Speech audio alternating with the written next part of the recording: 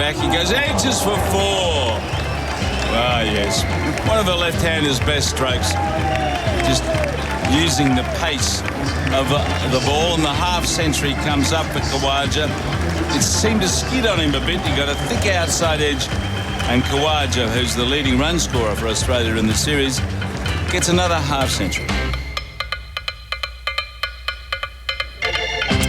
Well, good morning, everyone, and welcome to the Oval for the final day of the 2023 Ashes. I can hardly believe I'm saying that. It all began on June the 16th, and here we are just over 6 weeks later for the final episode of what's been a wonderfully entertaining series, and with nobody daring to predict how it will end today.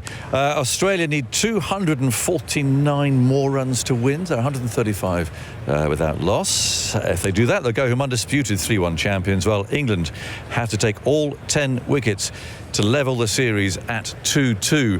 The weather, well, I don't know. It looks a bit threatening. We've had one shower this morning. There's lots of low cloud around.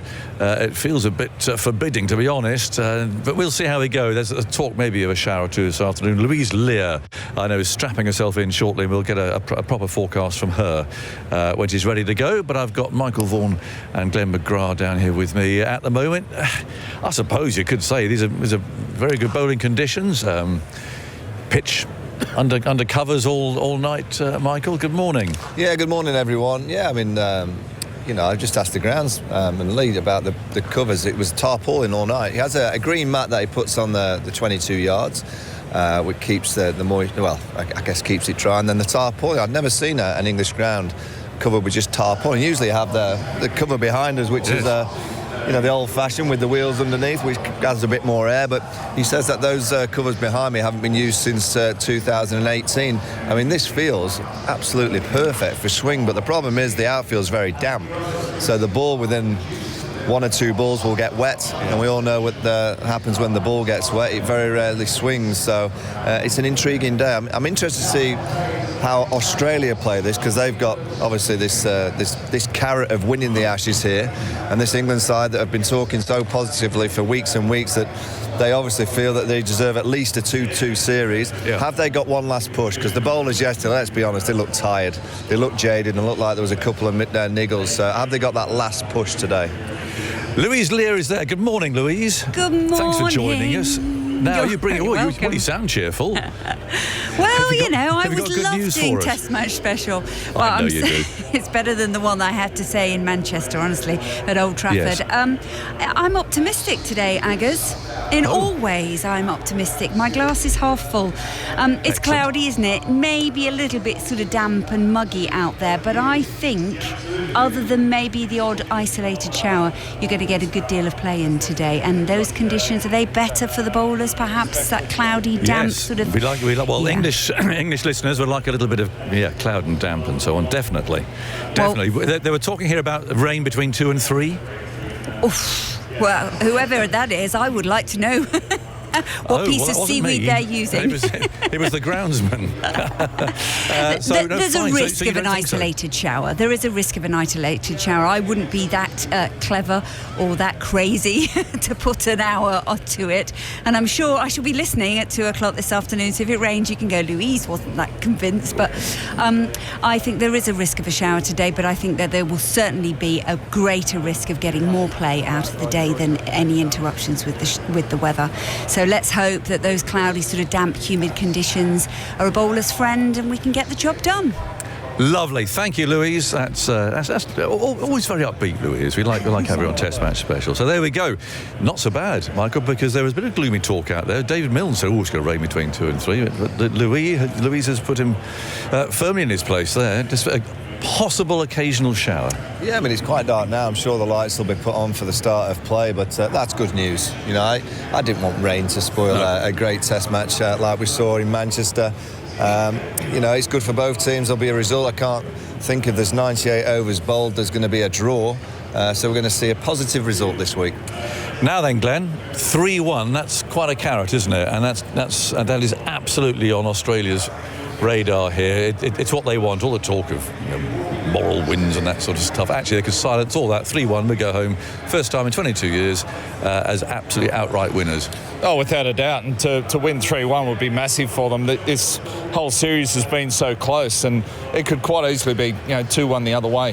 To go 3-1 would be sensational. They'd be absolutely loving it. There was a lot of critics saying that England would have won except for the rain at Manchester. They were dominating that Test match, but the moral victories and that might all go out the window if they win. But 250 runs is still a long way.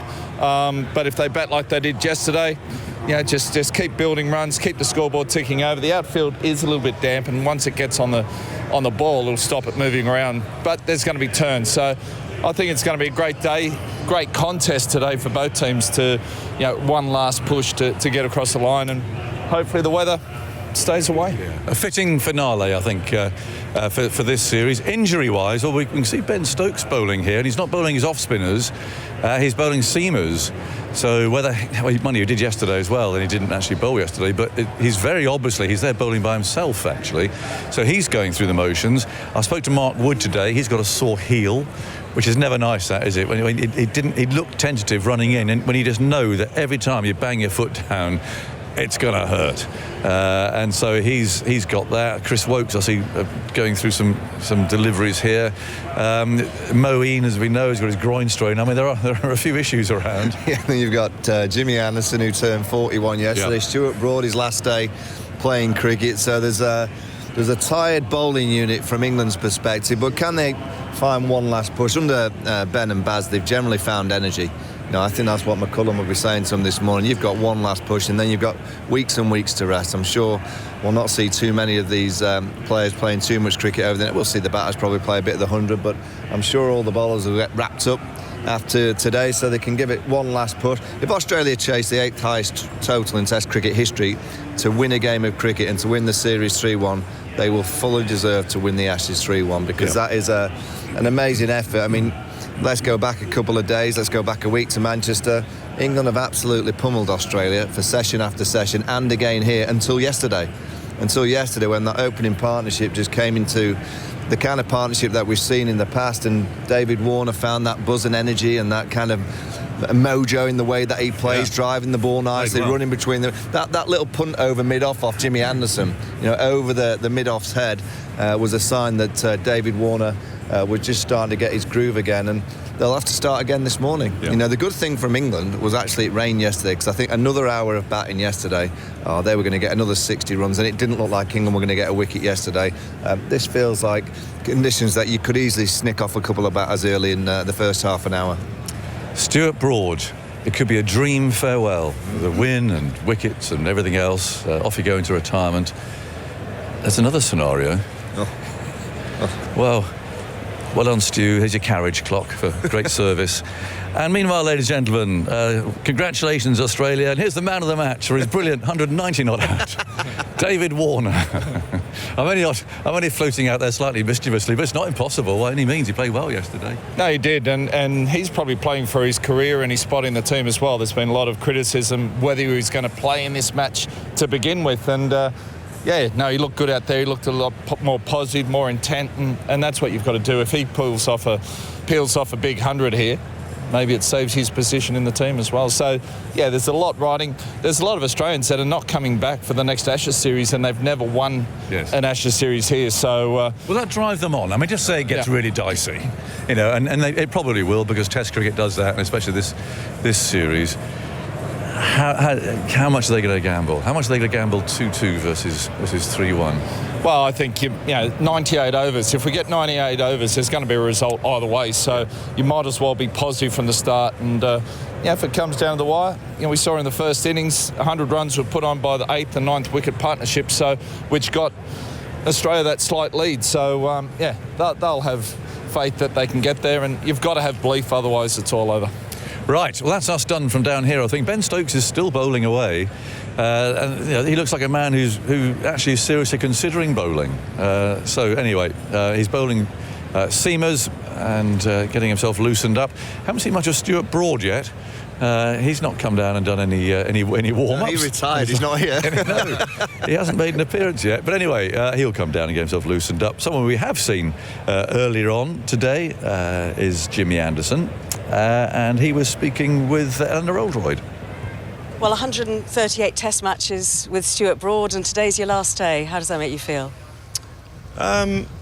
I'm not sure really. I think I'll get emotional later, definitely. But I feel proud to have been on the field with him as often as I have and achieved the things we have together. And I think yesterday morning was probably the perfect moment for both of us as we walked out on the field to bat. It felt really special. And to see the ovation that he got as well, I just felt really lucky to be out there. Felt very much as if you were saying, this is about him, this is not about me. Steve Smith said, do you want to walk out with him? And you hung back. I'm not retiring, so I didn't want to go through the Guard of Honour. I'm not done yet, so I'll wait for my moment whenever that might be. But yeah, yesterday was about Stuart. Today's going to be about Stuart as well, and hopefully the team putting in another good performance for him, giving him the send-off that he deserves. How is everybody in the bowling group? Yeah, okay, I think obviously Mo's got carrying that niggle. I think the hardest thing for Mo is actually in the field, actually turning and running after balls. So if we can sort of hide him a little bit, we might be able to get some more overs out of him today, because I thought he bowled okay yesterday. Yeah, and we've seen it spinning as well, so it'll be useful if he can bowl a little bit more today. And the rest of the guys, yes, there's a bit of soreness as you get in, after 5 test matches. The bodies are going to be sore of the bowlers. But, we've got one last push, we've got one day, and then we've got a few months off. Some of us have got, or Stuart's got a little bit longer than that off, so I think he'll be leaving everything out there today. Really cloudy up there, quite damp on the outfield potentially, though. What sort of challenges is that going to throw up, and could it help at all? Not especially. I think that the thing we wanted was a bit more heat or humidity. That's what makes the ball swing. There's a cold breeze going across the ground at the minute. As you said, the outfield's damp, so the chances of reverse swing is limited as well. But to be honest, we've bowled in worse conditions than this and got wickets. So I think we'll be just going out there trying to use as many skills as we can. And get some breakthroughs and try and put some pressure on Australia. Is there a plan, or is there a multitude of plans? Well, the plan is to get 10 wickets as quickly as possible. We'll be trying everything we can. Each bowler will have his own thoughts and ideas on how he wants to go about getting the best out of that pitch and creating those chances that we need. And along with the captain, we'll just try and work our way through the day and hopefully we can create those 10 chances. If you get those 10 wickets, you reach 700 test wickets. Is that? I mean, I'm not suggesting you need to do it today, but is that on the horizon still? On current form, it's looking very unlikely, isn't it? Like I said, I'll be going out there and giving it absolutely everything. Hopefully, I can make a contribution to the team. Feel a little bit gutted about not having sort of produced the form that I expect from myself throughout this series. So hopefully, I can do something today, help the team get those 10 wickets that we desperately need. But you are going to get those 10 wickets somewhere, somehow, at some point, you think? Well, I hope so, yeah. Go well today. Cheers, thank you. Eleanor Oldroyd with star of tail-enders as well as England's premier fast bowler, James Anderson, who sounds bullish, slightly equivocating. Perhaps he's acknowledged that it's a tricky pitch to take wickets on, that the outfield's a bit damp, so reverse swings hard, that it's a bit cool as well, so he's not getting a great deal of swing. It was hard going yesterday. Alistair Cook is alongside me, and the ball didn't do what we expect it to do in cloudy conditions. It's not as simple, is it, as cloud equals wickets? Unfortunately not. And also we had the floodlights on for quite a lot of the time yesterday, so it felt like a really good time to bowl, but the wicket and the ball didn't do anything. They did change the ball in the last over, didn't they, with Mark Wood, and it seemed to carry a little bit more when they get a bit more shape. But a different day, conditions can change very quickly for no apparent reason, and a lot of moisture was around, like yesterday. Whether that will just create green up the wicket a little bit and just create just a little bit more movement. Who knows? For the spinners as well, though, we've seen the ball starting to misbehave a little. There was the 4 byes that Root induced with a sharply turning off break to the left-handers. We've seen a bit of dust. How important is Moeen Ali going to be today? Well, I think him and Joe Root together, it's so hard to bowl with a groin injury. Just the impact that has on creating energy and that drive through the crease. But I'm sounding like I know I'm talking about that bowling, but it must be a limiting factor. So Joe Root could be key. It'd be interesting the tactics Ben Stokes uses, because the runs, 250 that they need. You can change the tempo quite quickly in Test cricket in terms of stalling runs, and you can go a 7-2, you could go an 8-1, you could go bounce of warfare. Like if you don't get the early breakthrough, I think the first half an hour has got to be traditional line and length in England, pitch the ball up, trying to create the genuine nicks or the LBWs. Nothing, you go to plan A, but it's just as a one-day game, it's a very different feel, isn't it? You're limited of what you can do with the structure of field, but actually you can go for half an hour if you want to, really wide outside or stump full, make Australia do something different, or the batsmen if they're in, and if they create 1 wicket or 2 wickets, the change when you're in a big chase in a 4-day game or a 5-day game is very different. And we've got to remember the Ashes are on the line for Australia, doing something very special. That brings itself other pressure. So England have got to keep believing, even now when you look at the scoreboard, 135 for naught, and without really creating a chance. It's amazing how quickly things can change in Test cricket. We've seen it so many times before. Also, it is the last day, and the facts are there presented in front of us. Australia need 249 runs, England need 10 wickets, or Australia need to bat out the day for a draw to secure the series. So I often think at least about this England side, that they play the situations really well, especially Stokes. Now, throughout a 5-day game, the situation isn't always clear, is it? On that first day, you're sort of trying to create the narrative, and that's where we sort of perhaps see what pundits will interpret as more overly bold, audacious cricket. But as everything narrows down and the possibilities become reduced, then suddenly I think it focuses this team's minds, doesn't it? As Stuart Broad has just walked out onto the field, that's what the more than a ripple of applause is for the last time. He's just going to go through his warm-up exercises, and that's why the crowd are on their feet. I can also see a couple of umbrellas, which is a little bit irksome, but it's a sort of slightly miserly scene, but there's a big cover waiting to be put on if need be. But at the moment the pitch is uncovered, I say that, and now I see the tarpaulin being rolled, this kind of green mat really that's being rolled out over the wicket.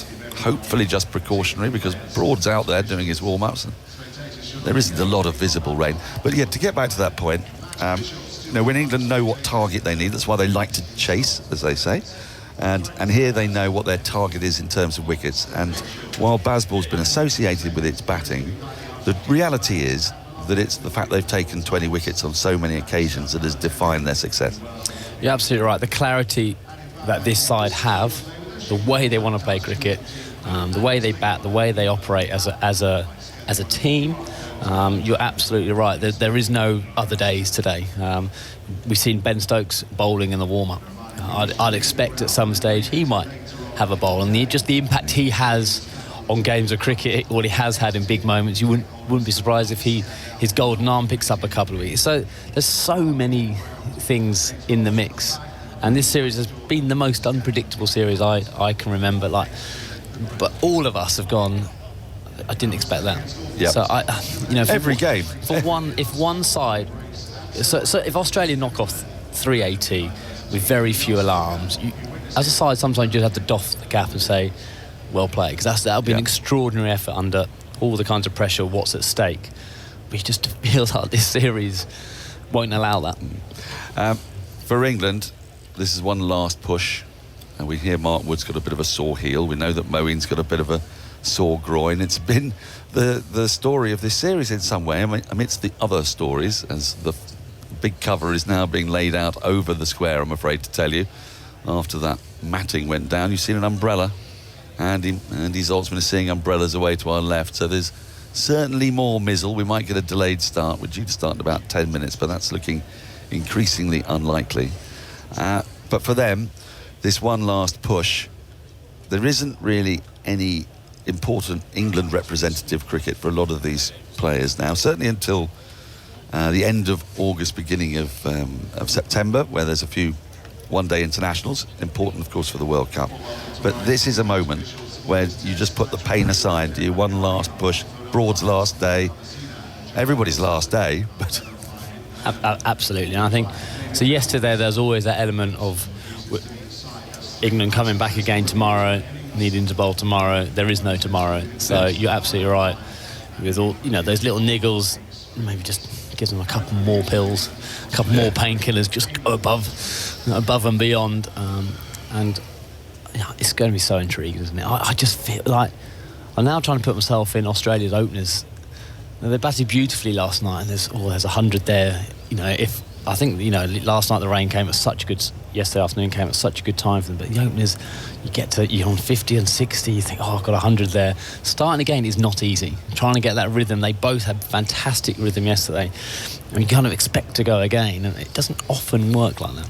Jim Maxwell has joined us.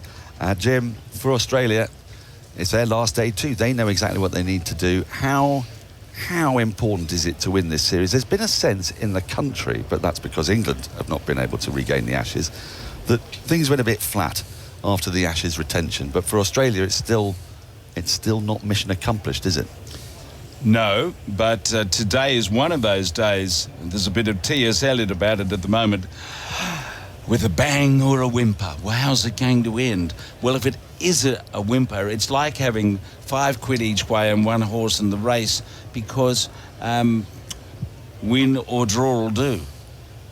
A win's obviously more preferable, but if it happens to be the second prize, it's a pretty good accomplishment, isn't it, given that all of Andy's statistics have told us that England should be winning.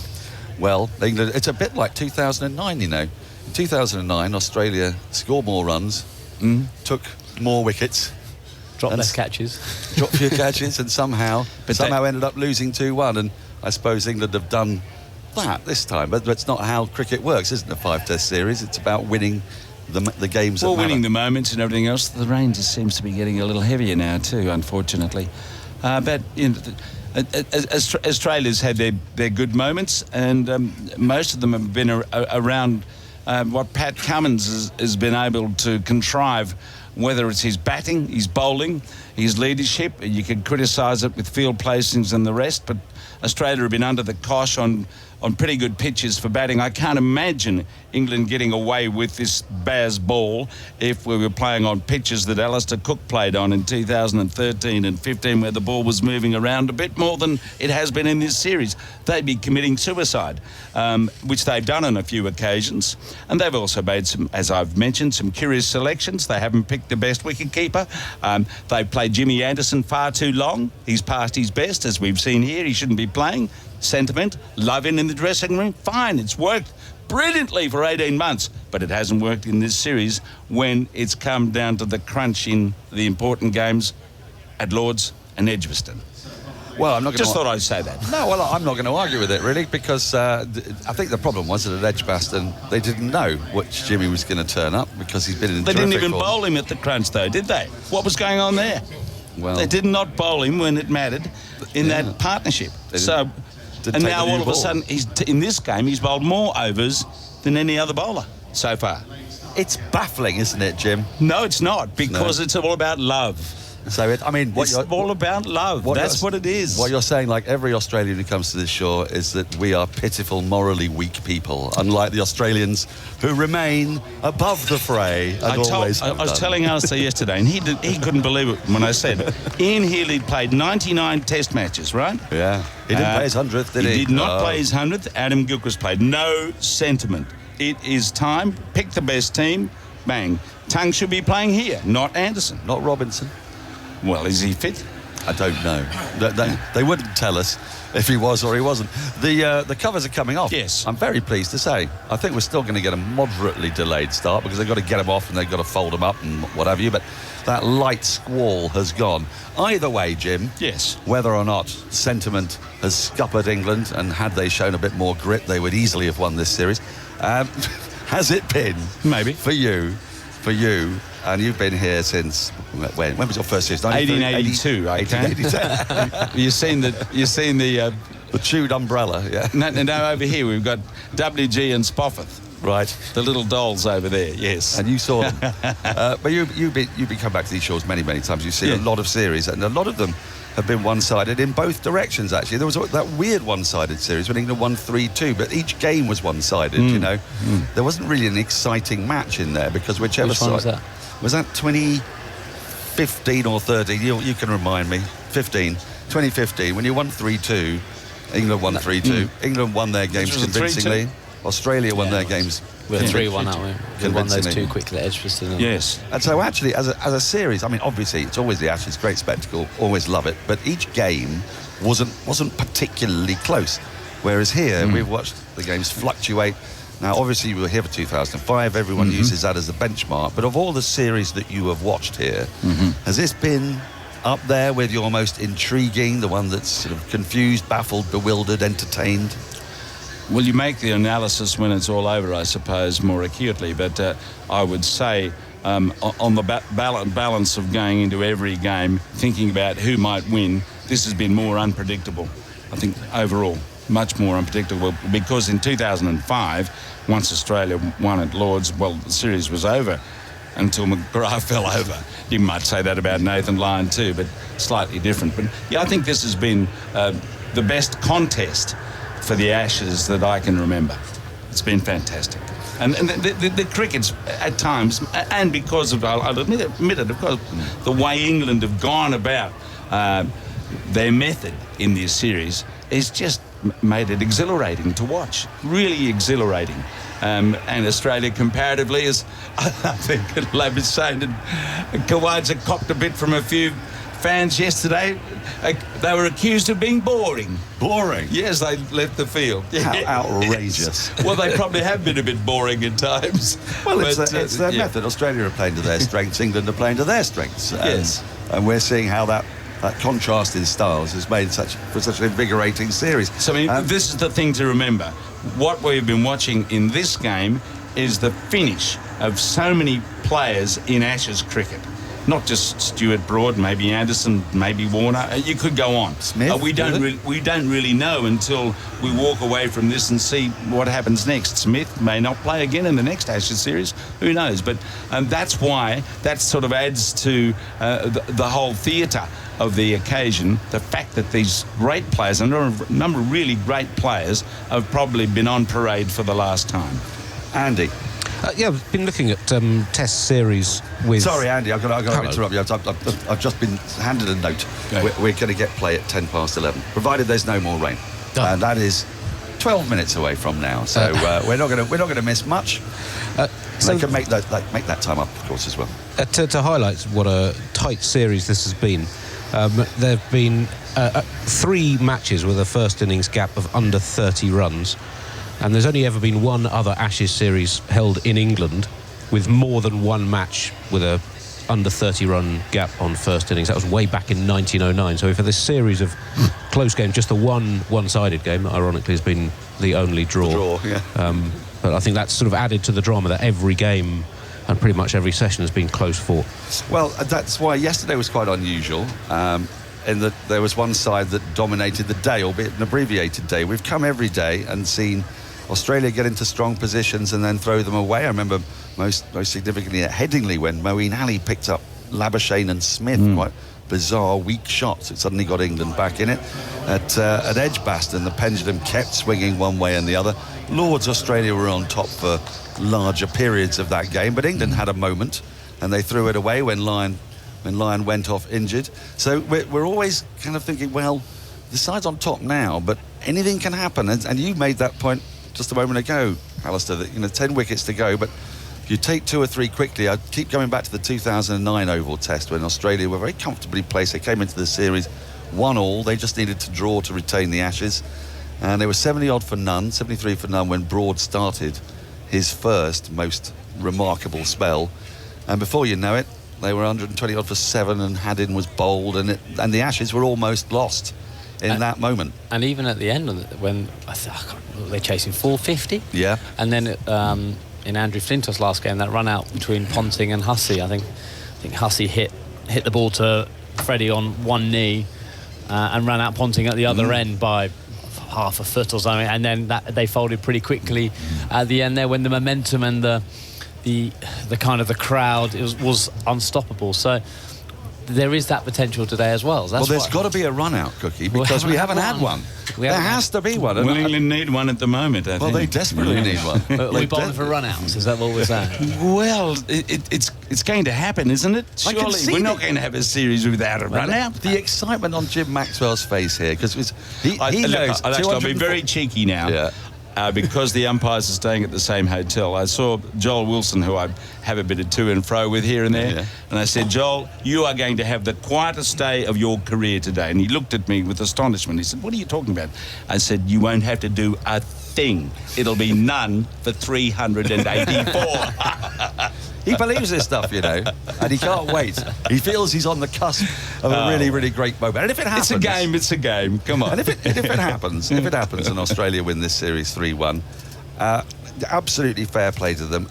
When people look back at the score in the book, 3-1, they'll think that was a series dominated by Australia. But we all know that we've had this most fantastic 6.5 weeks together. It's been brilliant travelling around the country. Cricket suffers terrible existential angst all the time, Jim, in this country, possibly more than Australia, because in Australia it's a national sport, and here it isn't. And yet, we have been in front of full houses day after day. Test cricket is actually, I would argue, the gateway drug to one-day cricket in this country. And had this been a deciding match, do you know, I think we might have seen bigger attendances in the forthcoming competitions that are going to arise. And strangely enough, in England, we've framed it the other way round, haven't we? We've said we need to get people involved in cricket, so we're going to show them short-form cricket to get them into Test cricket. But, you know, has this series, Cookie, not shown us that maybe it's working the other way round? Well, it's shown us how good Test cricket can be. When you've got sides who are as evenly matched and with the high quality of play, what can be. And I think for Test cricket as a whole, we need as many countries, if this is at all possible, capable of being able to match, you know, the top 3 like financial powerhouses. And we're getting a bit deep in it, but no, I think you're right. But that's what I mean. It's a fact that we're at day 5 and everything's still on the line, and the crowds are piling in. Just sums out how lucky we are as English people, English cricketers or whatnot, to have this game played like him. I couldn't agree with you more. It's been absolutely scintillating stuff. It's been a privilege to be involved in all of it. We have got one more day to go. Let's hope we get a grandstand finish. And Australia win by 1 wicket and England win by 1 run. Something like that. Is it too much to ask for? Probably, because we have been spoilt for the last 6 weeks. Andy Zaltzman's got something for us, and then I'm going to hand over to Jonathan Agnew, who's going to take you through I mentioned start of play. I mentioned yesterday, this is the longest partnership of the series, the first partnership of this series to go past the 200 ball mark. 38 overs now for 135, which is level with Burns and Hamid's 135 against India at Leeds 2 years ago. It was the highest opening stand in a test in England since 2015, when Alistair and Adam Lyth added 177 against New Zealand, and the highest in a 4th innings in England since 2001, when Trescothick and Atherton put on 146 at Manchester against Pakistan before England collapsed to defeat. Is that auspicious, Aggers? I don't know. I missed the first part of it, if I'm honest. I'm sorry, it's jolly interesting. But, good morning, Andy. Morning, everybody. Floodlights on, and the rope being run around the ground here as they just knock the effects of that last shower from the blades of grass. They're going round at some high speed. Lee the groundsman there is weighing anchor with one end of the rope, and they're just getting everything ready, and hopefully the umpires will be out shortly, because we really are ready to go. And Louise Lear has promised us a more or less dry day. There might be a passing shower or two, but time can be added on. We've already had 10 minutes to add on from what we've lost so far today, and half an hour from yesterday. So we're already up to 98 overs. We can just add up to another half hour today, discounting those 10 minutes. So there's lots of time that we can make up. 135 for no wicket. It means that Australia need 249 more runs to win. We've got a slightly amended sort of session patterns here. 11:10 to 25 past 1 is the morning session. Then they resume after lunch at 5 past 2. Tea is at 20 past 4. And then, well, the evening session is due to end at 18:40, but they've got to get 98 overs. They've got to bowl them today, unless, of course, the result happens before that. So, good morning, Phil Tufnell. Morning, Angus. Morning, everyone. Summery like in your T-shirt. Well, no, but there you go. Yeah. What a day. Woke up this morning, walked in here, very excited. It all comes down to this, doesn't it? It does. It does. As you said, we've been getting up and down the country. We've been watching a feast of cricket every day, every ball, it seems. And it all comes down to South London. You didn't miss you see my faux pas out there, did you? Your little trip? Well, I was scuttling quickly across the field. You do scuttle now as well. Well, I had to. You've got to these days. And the groundsman, just at the wrong moment, you know how they use a piece of string to mark the crease line? Yes. Well, he's raised it at the wrong moment. I've got the whitening paint all over my shoes. Were you a faller? Didn't quite fall. I mean, there were a lot of people in, and it was potentially very embarrassing. Unseated his rider. But fortunately managed to stand up. But looking at the Broads balcony up there, they're all in today, up there at the far end, which is rather nice, all standing up, and little baby Annabella's down there as well. But in a way... Is she standing up? Well, no, she's being held. In a way, the sentimentality was yesterday. Don't you think today he's got to win the game? Absolutely. I mean, you know, all very nice for Stewart to bowl the first over and good old Davey Warner and all that, and lots of cheers, but no, you know, they've got to win this game now. Absolutely. It comes down to this. All that hard work and all those sort of, we've been dominant in these test matches and everything. If Australia get on that plane 3-1, that all goes out the window. Yeah, I agree with that. Yeah, absolutely. And I must admit, I think rain might have saved England a bit yesterday, because they were looking, well done a bit, weren't they? They were looking cooked. No swing, no seam. And they went about it beautifully, the two Aussie openers. And the one thing that I'm just slightly concerned about, John, is that this Australian batting lineup, it's spluttered, hasn't it? It hasn't really fired. You know, there's been 100 by Smith and a good knock by Labuschagne and what have you, but they haven't really fired as a unit. And it bats deep as well. So if they do that today, I think they knock them off. England, on the other hand, get a couple of quick wickets, put the pressure on, and they're back in it. So it's beautifully poised. I can't wait. And here they come. Here they come indeed to the final strains of Jerusalem for this Ashes summer. Stuart Broad's running out there with a sun hat on. No guard of honour for him today. That was yesterday, and he's got business to finish today. There's lots of spectators here with bandanas on and so on to mark his final appearance, well, as a professional cricketer today. And I mentioned his family's up there. I can see his dad, Chris, who very kindly came on the radio yesterday, and the rest too. But I think in a way that's kind of done now, and he's got to roll his sleeves up and get some wickets today. And I think you're spot on. I think that yes, they might have just put the guys off a bit of kilter a little bit, you know, because I've played in a few games where people have retired, absolute, you know, legends of the game have retired, and there is that sort of strange weirdness about the day. So I think that now that's been put to bed, I think that might do England a favour. Well, he's going to bowl the first over, but you'd expect that anyway up there at the far end. There's some sawdust that's been laid out for his front foot. Injury-wise, Moeen, if you know, has got a groin. I saw Mark Wood today. He's a bit downcast. He's got a sore left heel, and that's nasty. I mean, running in and bowling fast, and you could watch him yesterday, and just halfway through his run, he would start that usual sprint, but then he just it was like when you're on your horse, you just pull the reins back a touch to say no, you're not going to give it the full gallop. Agger's right. I'm going to ask you now, before a ball's been bowled, who'd you fancy? Come on. I think they're going to nip a couple out here in these conditions. Well, they're going to have to bowl better than they did yesterday. Yeah, they must. They've got a different ball. Yes, and after again so many attempts to try and break poor old umpire Wilson's spirit. They finally... Well, they did it because it clogged Khawaja's helmet, yes. wasn't it?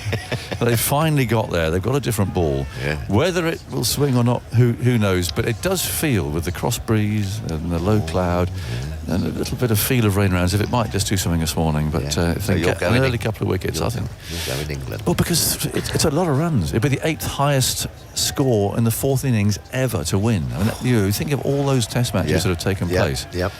You know, there's a reason why it would be such an achievement. It's going to be a cracker, whatever. Crowd not fully in yet, but they're people scuttling for their seats as Stuart Broad's ready to bowl the first ball of the final day of this Ashes series, and there's silence. Now it builds as he comes in, bowls to David Warner, who comes forward to the first delivery, plays it neatly up to mid-off, and there's no run, and we've got Brooke going for a little stretching, exercising run down here to our left. Jimmy Anderson's loosening up there at cover, and in the slips they're polishing the ball hard, and trying to make sure it doesn't get too damp. I noticed that Joe Root is wearing a black armband today. It's not the whole team, but there's Root there at first slip is wearing a black armband. 135 for no wicket. In comes Broad, and he bowls outside the off stump. He lets it go. Now his dad actually messaged me this morning. It's for Richard Ibbotson. He died this weekend at 67. He was chairman of Sheffield Collegiate Cricket Club for many years, and played with Matt Root and Michael Vaughan. So that's why Joe Root is wearing that black armband today as a mark of respect for Richard Ibbotson. 135 for no wicket. Root looks around over his shoulder, actually down towards the crowd down here, and maybe up towards where the families are at the top level of this standing. Goes Broad, bowls. Warner walks across his crease. Peel flag before wicket. Umpire Damascena says no. Well, they all went up, including Broad, but it can't have been that close because Broad's not even indulging in a conversation about a possible review. It was given not out. Just on the reviews front, both teams have 3 left, so they've got a quiver full, as it were, of reviews. Yep. It looked pretty close, just a little shuffle down at him, didn't they? They've looked a lot more proactive, these two batsmen, haven't they? I mean, they've been on their bite, they've looked to put the balls away, they've been up and down the pitch to the seamers as well. They've looked to hit the ball, first in 4.5 hours Khawaja batted for 47. He's looked a lot more positive and to get on with it, which I think can only be a good thing for the Aussies. 135 for no wicket. Here's the next one, and he's squared up here.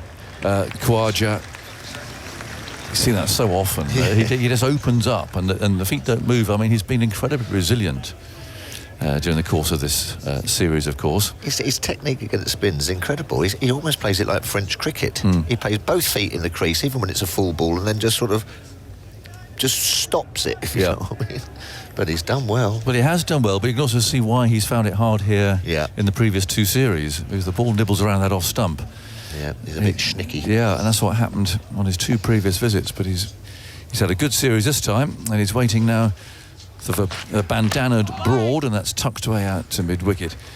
And Mark Woodfield's there, and there's no run. So it is quite dark and gloomy, and the floodlights are on. And it's a sort of a patchy crowd, really.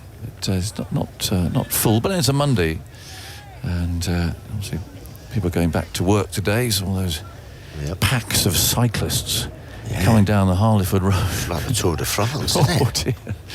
Yeah, you've got to keep your eyes peeled. For visitors to London, it's all a bit bewildering, really. 135 for no wicket, and Broad. Arms pumping, comes in again, bowls, and Khawaja plays, and he misses. What's the one? A very good delivery, just moving away outside the off stump. He gets a little low 5 tap of the hand there from Ben Stokes, who runs past him. And Stuart Broad has bowled a good over there. His opening over of the day. Little baby, that's it. The little baby was being rocked on the knee there. As they're all clapping. Contented? Yeah. Oh, well done. Well done. Well, I have seen Stuart he gets stuck in with the nappy changing and so on. I've witnessed this. Oh, yeah, he's a very modern parent. Is he? Oh, yeah, quite right too. Yeah, absolutely. Yeah. But, yes. Do your fair share. They are all here. Yeah, I can remember the first one. Ooh. Strange. First nappy change. Oh, yeah. Yeah. It's something practice takes you- first. Did you do a bit of? Did you have a net beforehand? Well, Oh dear. I know. But that was a good ball. There again, that's just that shape. Perhaps this ball has just helped a bit because that just stood up on Khawaja, and that's what England needed. They did nothing yesterday, Agus. No. Gun barrel No, straight. it was. Now, Chris Woakes, for me, is bowling at the right end. I don't think he started off at the wrong end yesterday, up at the pavilion end. Look at the breeze and what Woakes likes to do with the ball. He likes to swing it into the left-hander. It just feels strange when the wind is actually against you, as it were. So in he goes now, and he bowls the first ball. Warner's forward, a bit of a punch, and the ball runs out to cover. It's fielded by Jimmy Anderson. So Woakes preferred to Anderson. Well, he looks the only one who's looks fit, really, doesn't he? Yeah. I mean, well, Stewart looks fit. But I mean, he's sort of running a little bit on empty. This will be his fifth Test match on the spin. Jimmy Anderson looks a little bit creaky. Mark Wood looks a little bit creaky. Interesting you say that, Jim. Stewart had a bad heel, didn't he? He described it as standing on a plug. And I've done that. It's really sore. Yeah. 136 for no wicket. Woakes on his way with 3 slips bowled, and Warner drives. He's going to beat mid-off, and shouldn't do, and he doesn't. Stokes manages to cut that off as he runs to his right and immediately starts polishing the jumper on his sweater. Did you see him bowling this morning? No, I didn't. Well, he's bowling properly this morning. Right, well, there you go. It might be needed. Yeah. Absolutely, because the boys do look a little bit cooked, a little bit weary. And if, as you say, if you don't get those couple of wickets early, which just gives you that little bit of extra in the tank, doesn't it, and makes you sharpen up, I think it might be needed. Yeah. 137 for no wicket. Well, it's all on now, John, isn't it? It's all on. This is it. Yeah. This is it. It is. No more saving it in the tank. No, and from England, you're losers or you're drawers. Absolutely. Whatever it may be. The correct word is in goes Woakes. Bowls, and that gets a thick edge again. Khawaja going nowhere there in the crease. A bit of bounce. He took his bottom hand off the bat handle. Just a bit happening. Fielded in the gully. Just a little bit. I mean, I wouldn't put it any more dramatic than that, but... Well, more than yesterday. I mean, we didn't get past the bat. That just seemed... It did, and bounced. Yeah. Nothing happened yesterday. I think 2 balls got past the bat. One of those was from Joe Root. 137 for no wicket. Woakes looks at the ball, gives it a rub. There's a pile of sawdust that's sitting there, quietly redundant at the moment as Woakes bowls. Oh, that's fronted him up there, squared him round. Umpire Wilson says not out. Oh, swing. Now, where did that pitch? I think that might have pitched just outside leg, but that's my view from here. They're having a conversation about it. Again, it's not a necessarily animated one. No. And Ben Stokes looks as if he's in need of persuasion there, and it hasn't happened. Didn't quite look right to me. I mean, he does get in some funny positions, and he was squared up once more. But he was on the back foot, so a bit of height maybe, but I'm interested to see where this one pitches too. I think it might have just swung on him. Oh, no. Yeah, I think it pitched outside leg and then climbed and hit him up on the thigh. Yeah, good ball again, though. He's just getting a bit of seam movement. That's 2. That's back-to-back seamers to Khawaja. 137 for no wicket. Crowd urging Woakes on. In he goes, past umpire Wilson, bowls, and Khawaja again plays French cricket. Squared right round and plays the ball up to mid-off. Wow. He's on 69, Warner 60. Well, you're spot on, Eggers, old boy. Pitched outside leg. Good ball. Well, I think for a left-hander to be LBW, the ball's got to come back at him. Well, absolutely, got to swing a bit. To be yeah. Nip, It's very rare you get one that goes the other way to be LBW because it's probably either pitched outside leg or missing off. 137 for no wicket. Woakes moves in again, bowls. Khawaja tucks him away off his pads. A chase for Broad into the leg side. They've taken 1. Broad slides across the damp turf, does well there. Keeps them down to 1. That's that, well, not new way, but the new generation way of fielding, that slide. Get the ball in the hand, and that stops them from running, whereas back in the day they might well have got 2 there. Yeah, well, as soon as you see you go down in the slide, you then have to sort of stop, you know. I used to be all right at that, actually. Did you do the slide? No, I used to do the slide. But intentionally? Didn't just trip over? A bit like you walking off the field today. What gets groundsman's paint off shoes? Do you know? Well, we'll send it out. I should imagine white spirit might be a good I'm one. not going to find any of that, am I? Well, I bet go into that go round to that hut. I tried hand sanitizer, and I can tell you that doesn't work. Okay. It's made a nasty smear. 138 for no wicket. In comes Broad, moves in, bowls, and that's punched away down the ground. Down towards long on it goes, pursued by Stokes. I don't think it'll go for 4. It just dribbles towards the boundary. His throw's on the way. Fielded. And they've taken 2 runs. I know where to go. Go on. Isha's corner.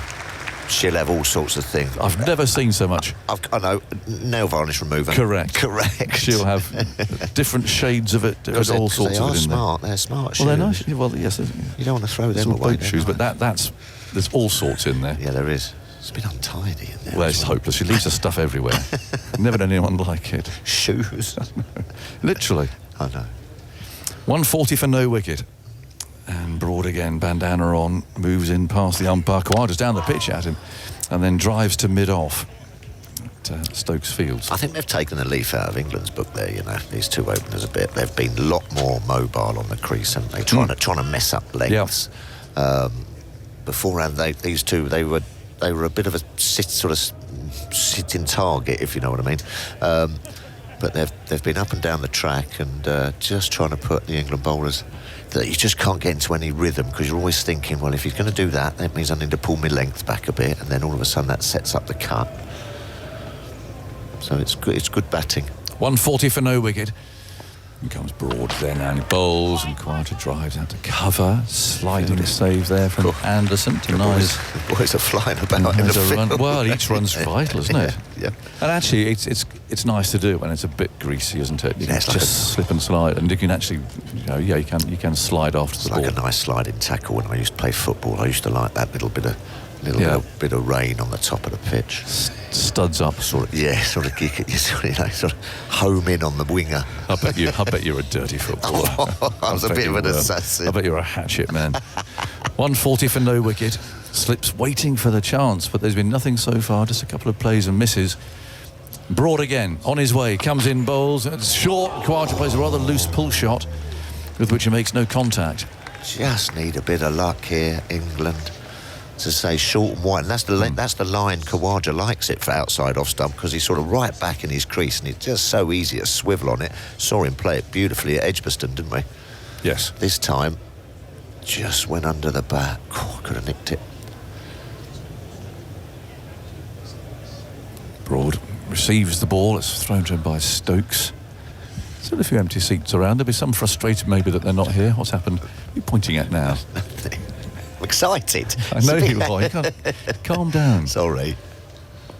Broad, round the wicket, comes in, he's down the pitch at him again. Just a walking motion, not a sort of a charge, if you like, but just a stroll up the pitch.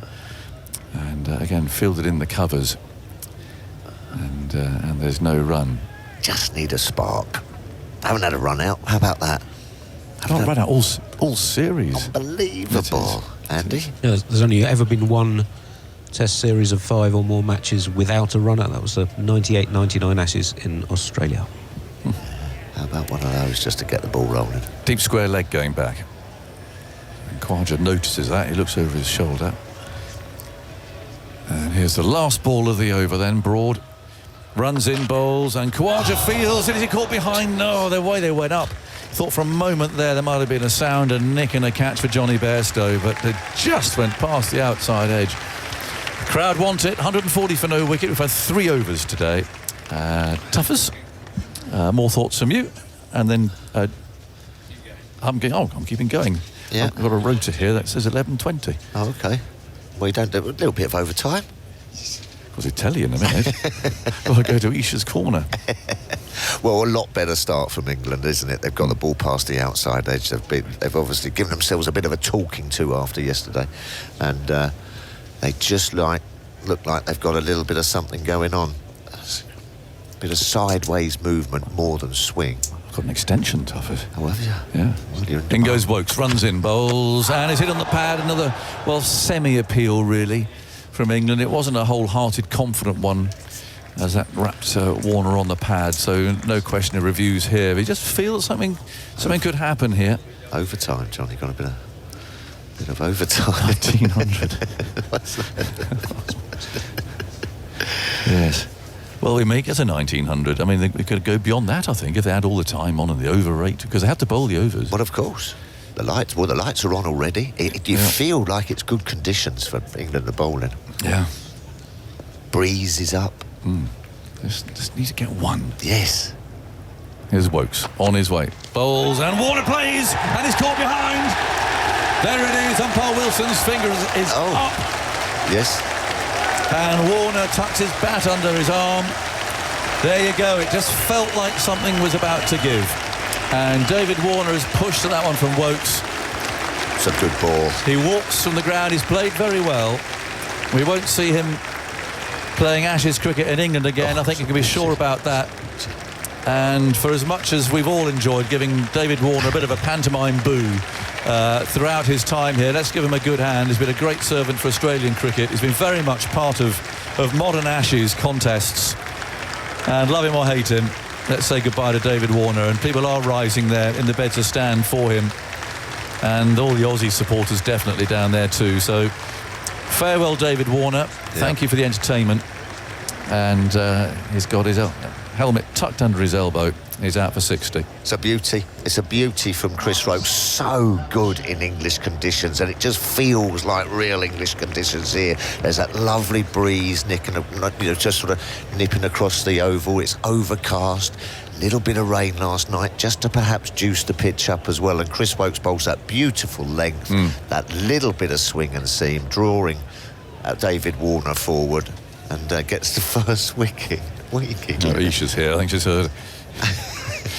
We're giving her a bit of tap. 140 for one. So, isn't it funny how you can just feel this sense? Yes. Something's about to happen. Yeah. Well, they just started off, as I say, Broad and Woakes just started off, and there was just a few little player misses, and it gathers that momentum, and you feel you're in the game with the ball. Yesterday it was like, oh crikey, it's absolutely hitting the middle of the bat here. Right, I am watching Labuschagne's bails here. Yes. Because of all that stuff in the first innings. I haven't quite fully understood what he's doing with them or what anyone else is doing with the bails. I've just never seen that happen before, and it's remarkable. But at the moment he hasn't touched the bails or done anything with them, and no one else has fiddled with them either. In goes Woakes on his way. Is there any bowls? Labuschagne plays across the pad, trying to get forward. It's a different game, isn't it? You get a wicket.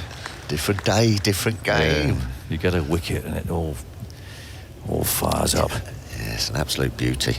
It was a good ball, Warner got there.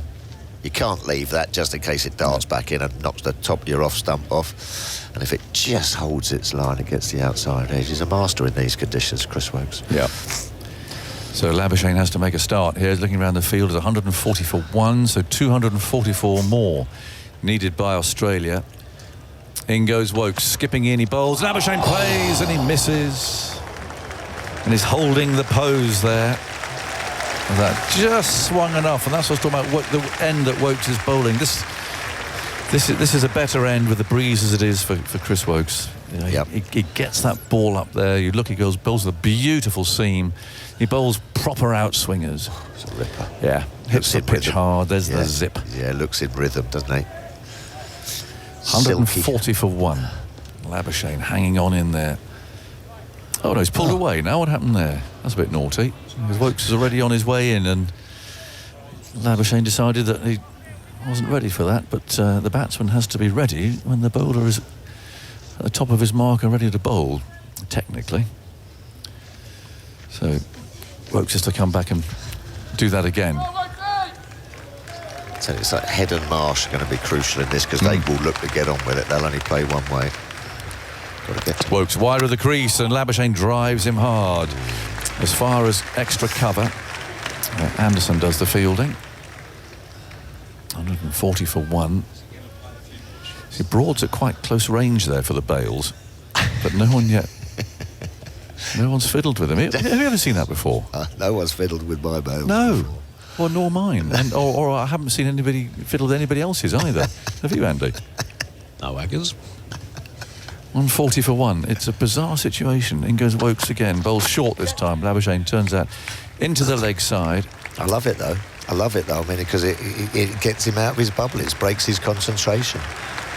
Many thanks to Nick in North Yorkshire. The paint is water-based, so you need to scrub it with a nail brush and water. I think he might need something with a little bit more oomph than water. What is the white paint? Is it just? It's not gloss, is it? No, it's quite strong stuff. I mean, you put that on your walls, it would last for years, I think. They used to use cream cheese back in the day, I guess, didn't they? Just looking at the ball tracking data so far, seam movement, England have got about 50% more than they got in the morning session yesterday. Yeah. About the same amount of swing, not too much swing, but that crucial element of movement once the ball bounces has been considerably up. Yeah, well, the conditions are absolutely perfect for this sort of bowling this morning. One more ball from me, and then Jim is going to come into my seat. Labuschagne looks around. And 3 slips and a leg slip set here as Broad pauses for a moment. Labuschagne on final twiddle of the bat now is ready, and Broad, arms pumping, looks like a man who means business. Bowls, Labuschagne plays and misses. Went through a little low, and certainly batting is an altogether more taxing experience than it was yesterday by the look of it. Tuffers, I'm going to go and visit Isha's corner. Yes. And Jim's coming in here. Well, yeah, no, another day, that's for sure. And that heavy rain, even though the pitch is covered and the square's covered and what have you, it's just damp and it gets into the ground and it gets into the pitch and everything and just juices it up a tad. Jimbo, morning. Morning, Tuffers. The crucial first hour. Here comes Broad, he's bowling, and Labuschagne leaves at the death outside the off stump. How things change. The cloud comes back. It's a bit damp and certainly underfoot, but they're up for it, Broad and Works. They're bowling superbly. It's a case for the decisive, because if you're indecisive, you'll nick off or get resolved. Yeah. No, absolutely. And it did absolutely chuck it down yesterday, didn't it? I mean, it was a monsoon-like, so there's just bound to have been a little bit of something knocking around in the pitch.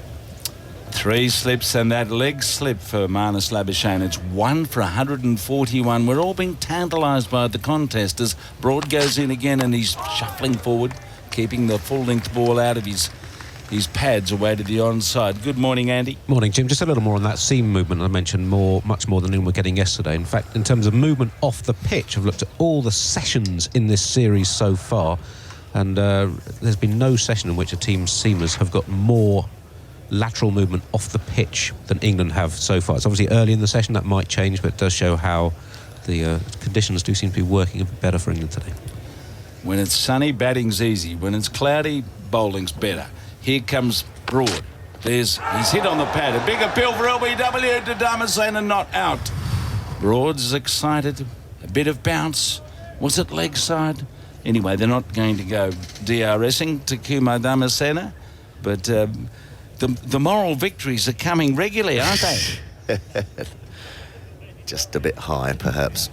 Hit him on that top of the flap of the pad. Yeah. In line, pretty much in line, though, and that one just darting back again as well.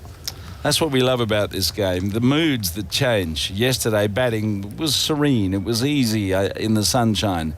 Now it's become just a little bit more difficult as Australia try to get themselves in again. Broad's running in and bowling, and Labuschagne's forward, just squared up a little bit by a ball on the stumps. So wicket to wicket bowling, a little bit of movement, chance of an LB, an edge, and Labuschagne is 1 and Khawaja 70 to David Warner. It may well it's certainly his last Ashes test, you would think. Whether or not it's his last test is another story. But we'll have to wait and see what happens beyond this game. But we've been saying throughout this match, this is the chance to see a lot of players for the last time in Ashes cricket, maybe Test cricket. Broad's one of them. He bowls now, pitching up, and he's hit on the pad, an appeal for LB, caught behind. Whatever's happened there. That, Stuart fancies that. What happened there? Has he pushed at that delivery? It's whether he got outside the line. Did it hit him too high as he pushed across? They're thinking about having a DRS, and they're going to. Here we go. First DRS of the day. Just didn't Third umpire to quite director. feel right. We have a player review for LBW. Original decision is not out. It's a fair delivery. Front on spin vision, please. Stuart Broad looks, maybe. He's not certain. He pushed forward, it cut back, it took him... ball is very close to the bat. Can we have maybe back leg outside the line. Where did it hit him? Gap between bat and ball. Keep it going. Good seed though, wasn't it? Darted back at it. Thank you. No bat involved. Ball tracking, Hit him please. high on the back leg. Question is, outside the line, going over, what was happening? Pitching outside there? off. Impact is outside. Thank you. I'll go back to Kumar on field. Yeah. Kumar, you can stay with your decision.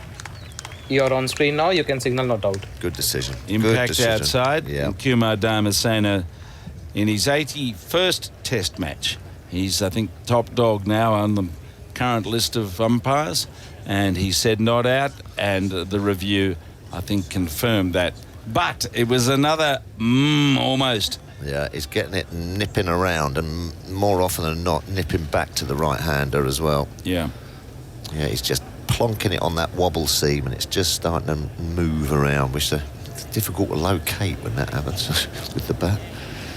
So Australia have lost a wicket, and they're on the precipice at the moment. They could easily lose one or two more against the quality of this bowling. So Woakes turns at the Vauxhall end to start a new over. He moves into Khawaja, who leaves the ball outside the line of the off stump. So it's all on the edge, isn't it? You're all on the edge of your seats, looking forward to this contest unfolding over the next few hours. The weather is supposed to be getting brighter here at the Oval as we go, although it's overcast, and the ball is doing a bit more than it did yesterday, and Woakes is vigorously rubbing it on his duds as he walks back. 3 slips are ready. Woakes comes up and bowls it, and it's hitting him on the pad. A big appeal for LBW. He's out. He's been given out, LBW. He was on the crease, and he's reviewing it immediately. Look good to me, unless he's hit it.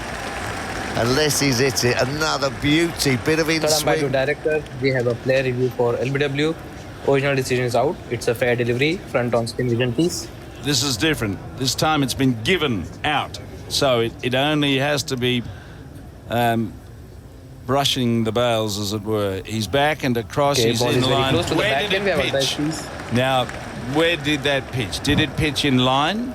Because he looks Keep to it be going, please. absolutely in Keep it front. going. It's Keep hit it him going. around Back the line as knee the ball roll. passes the bat. Keep it going to the pads, please. No bat involved. If he Ball tracking, please. hasn't pitched outside the line, he's gone, I'm sure. And we're just watching the replay here. It's pitched in line. It's Pitching hit in line. That will impact be in out. line. Wickets hitting. Thank you. I'll go back to Joel on field. Joel, you Khawaja, can stay with your LBW. decision. Both openers You're on gone screen now. You can signal out. in the first 40 minutes of play here. And England well and truly back where they want to be at 2 for 141. Khawaja dismissed LBW for 72.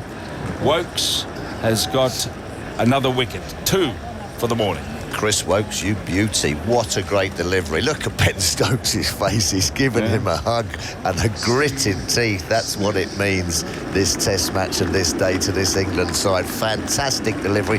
Just bowling that lovely trajectory and swing and seam. Khawaja, as he does, both feet inside that crease, just swung past the inside edge and smacked into the knee roll. Great piece of bowling. Chris Woakes is in rhythm here. Jimbo? Beautifully. Well, that's been the story of the series, hasn't it?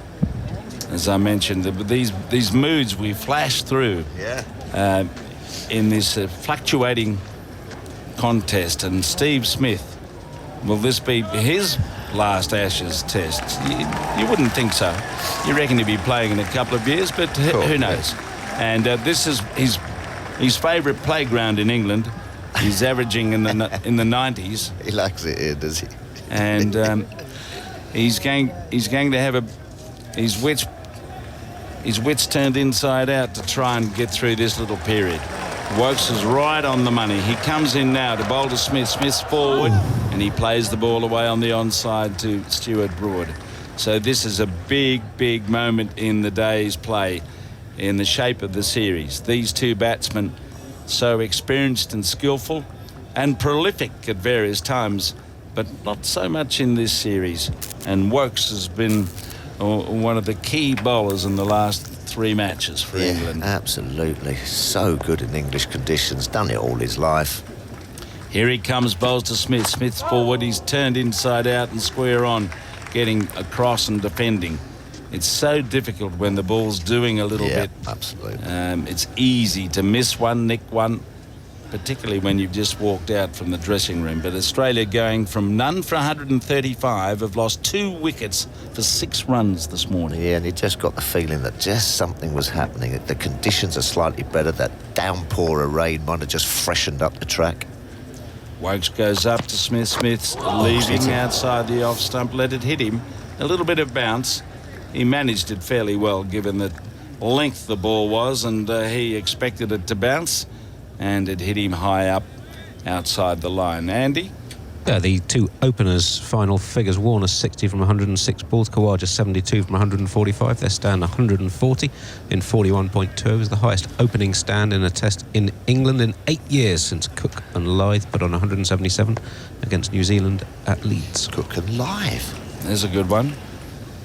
Woakes goes in, Smith forward, edges, and it's going to third man for 4. Streaky, not controlled. He wasn't aiming for that, but he got a thick edge along the ground between gully and point, and it went down to the boundary. So Smith's away. Another fine over from Woakes, 2 for 145, and Woakes figures now at the end of that over. 8 overs, 3 maidens, 2 for 12. Well, Chris Woakes getting a well-deserved round of applause. They're on the feet down there. Yeah, they're on the feet. They've woken up the oval. They've woksed up the oval. They've woksed up the oval. Great round of applause. And he's got England back into this test match. And you can watch the wickets that have fallen via the BBC Sport website and the app. Or today at the test is on BBC 2 and the BBC iPlayer from 7 o'clock. We might still be playing at 7 o'clock, who knows. But 3 slips and that leg slip where Ben Stokes is situated around the corner. Here's Broad, starts the over and defending. Labuschagne watchfully lays it down. Michael Vaughan's here. Good morning, Jim. The worm turns. Well, it's amazing, isn't it? A bit of rain overnight, the cover's on, and suddenly there's bit of action, a bit of movement. I think that ball change worked as well for us, England yesterday afternoon. What did they bowl? About 3 overs yesterday with it. It was a little bit fresher, a bit harder, a bit more prominent in terms of the seam. And it's doing plenty. Plenty.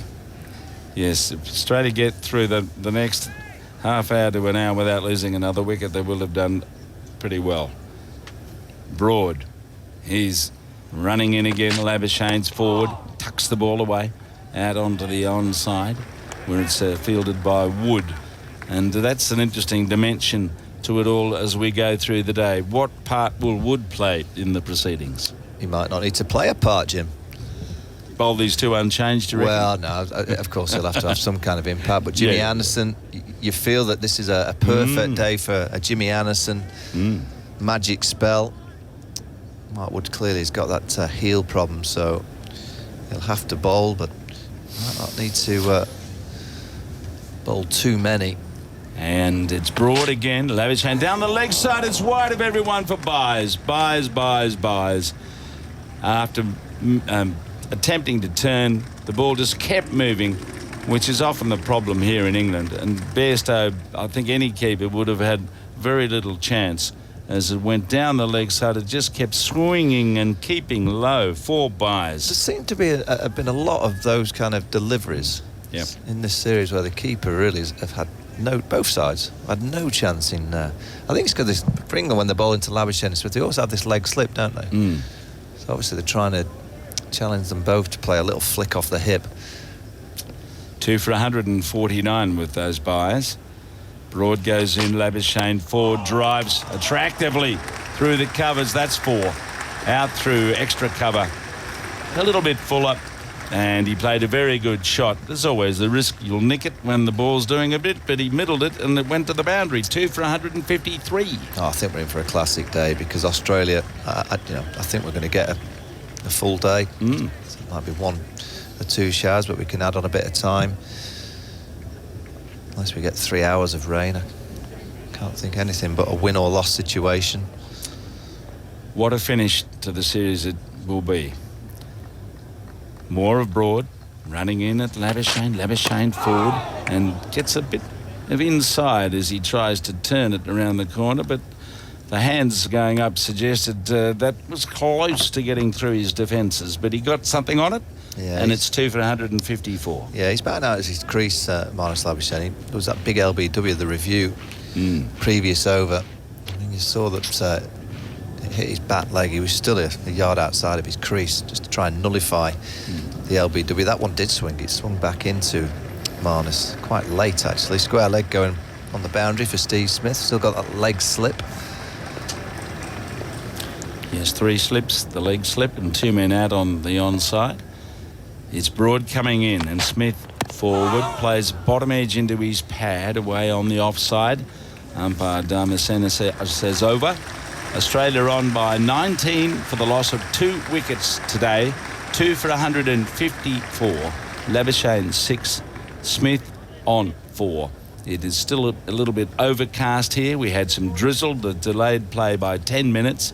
But 35 minutes into the day, there's so much expectation about the contest as we look at Woakes and Broad go so skillfully about their work. Yeah, it is skillful, but I think sometimes you get a bit fortunate, don't you, in cricket? This is one of those moments that England have to grab because they've got a little bit lucky with the conditions. From what we saw yesterday, with the ball change to now, the day after, just completely different. It's a different game to what we were seeing yesterday afternoon. And England have to capitalise. So Labuschagne scratches out his guard again. And it's Woakes who bowls, and he's forward, and he clips it beautifully through the onside, wide of mid-on for 4. That's a stroke as the previous one through cover was in the last over of a man in a bit of touch. Jim, he's gone past his 9 in the first innings inside. 15 balls? That was his 16th ball. 16 balls. 82 balls in the first innings to get 9. Do you think those spectators have made a mark on Khawaja and Labuschagne? They were going up the stairs yesterday and someone said, boring. Well, they'll be saying something back to them if they can get over the line here. Yeah. Beautifully timed. There's plenty in the crowd with the Stuart Broad headbands on. Woakes tries again. Labuschagne is back and watching and playing the ball down towards mid-on. It's 2 for 158. You don't want to miss a ball of this wherever you are, at the ground, in your car. I don't know. I was going to say at the beach, but I'm not sure which one. Oh yeah, there'll be a few at the beach. There's a few. Yeah, down in Devon. Not Whitby. But overseas as well. I think people are finding a way to listen. Yes. Around Portugal, Spain. I've had a few messages from some of my friends down there. It's the great global game after football, perhaps. Woakes goes in, pitches outside the off. There we go. He's got the lead going. That pitched around the line, and he saw the length and said, "No, that's going to bounce. I don't want to have anything to do with it." Well, it's just on the screen, the split screen of the old ball that England changed on the left of screen, and then the new one that they got. I'll be a little bit. I'd say the ball that they got doesn't look quite the same age as the ball that they swapped, Jim. They didn't show it to Labuschagne, you see. He wasn't out there at the time. I mean, that's incredible. Woakes runs in, Labuschagne goes back. Nope. Sends it straight to Wood. He's out there at mid-wicket. I think, what was the ball over when they changed it? 34, Andy? It was the 37th over, the penultimate over yesterday. So 37 overs old. I would say that the ball that I've seen that they've changed it for looks like a 15-over-old ball. Well, the skill of the bowlers and that ball has produced 2 wickets. Woakes bowls now and Labuschagne leaves outside the off stump, going away from him. He watched it carefully. He's 10, Smith's 4. Khawaja out for 72. and Warner for 60, both to the excellent bowling of Chris Woakes. Lights are on, clouds about, but it looks as though it's going to clear up as we go through the day. Yeah, I don't mind that field. Ben Stokes has just put third back on the boundary. I don't mind that because we've seen a ball go down there for 4 off the outside edge. 2 on the boundary on the onside. Woakes bowls again, pitching up, and he's trying to drive, and he gets an inside edge.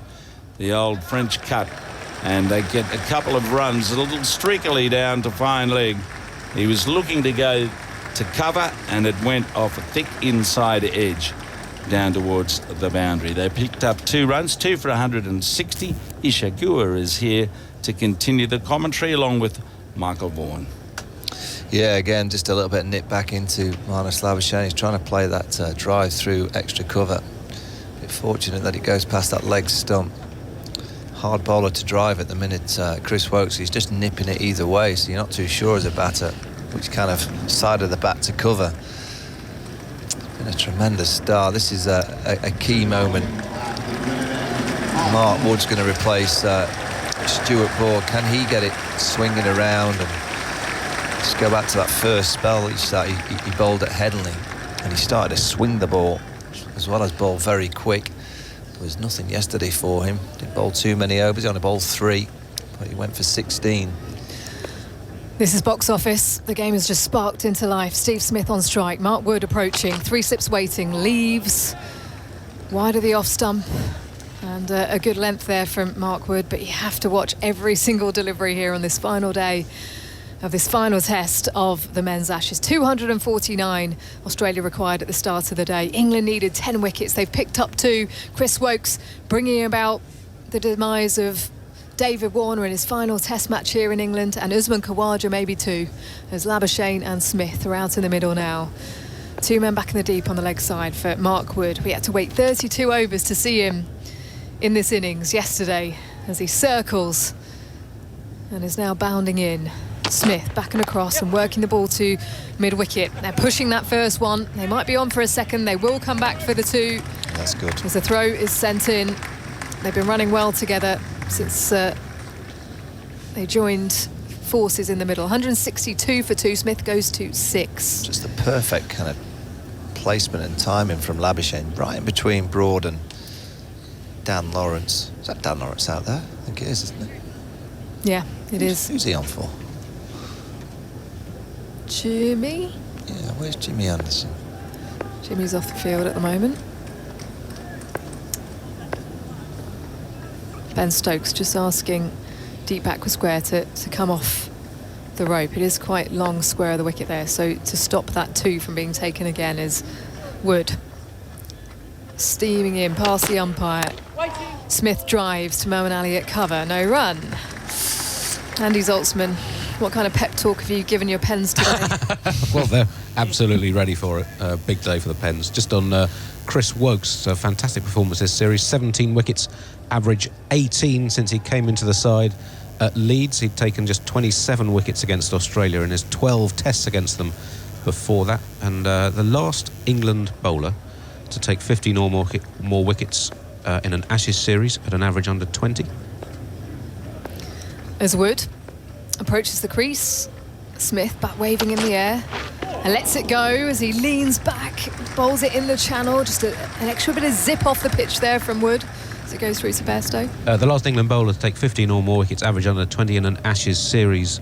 And obviously Woakes' average might, if he doesn't take any more, go above 20, but currently 17 wickets at 18. The last player to do that, Richard Ellison, back in 1985, came in for the final 2 tests, took 17 for 185 across the 2 games at an average of 10.8. I've got a challenge for you today, Zoltz.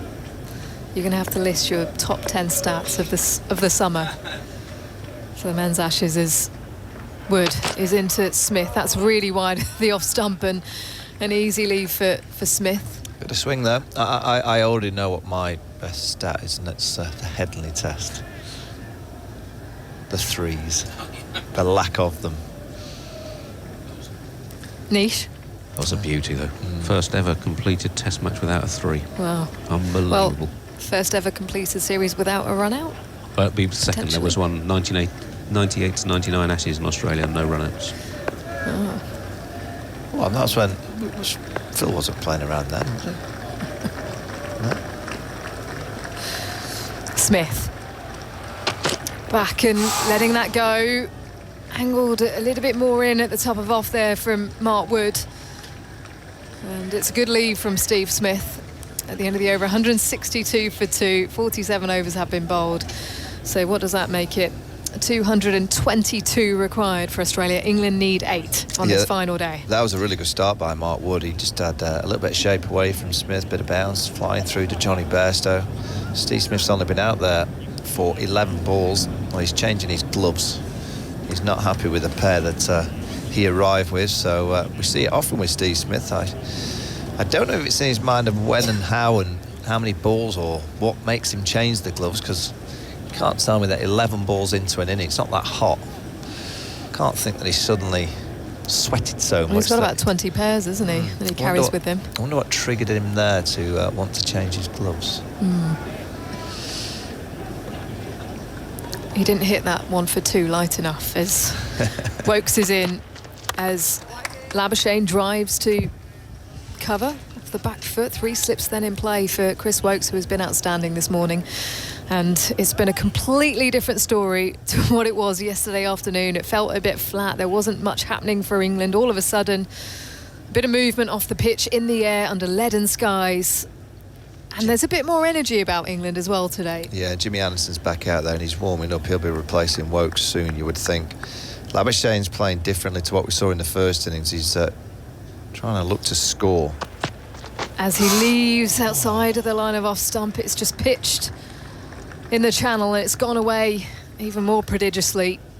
Significant pronounced seam movement here from Chris Woakes. Length wasn't quite where he'd like it to be. He wants that to be a little bit fuller, doesn't he? I'd like to have seen the box of balls when they were replacing, because they have a box and it has the overs, doesn't it? So 37 overs, they should have a 37 old ball to replace it with, or similar, 35, 40, whatever it is. And I'd like to have seen the box of balls. Well, I had to do a double take as Woakes is into Labuschagne defending on the stumps, no run.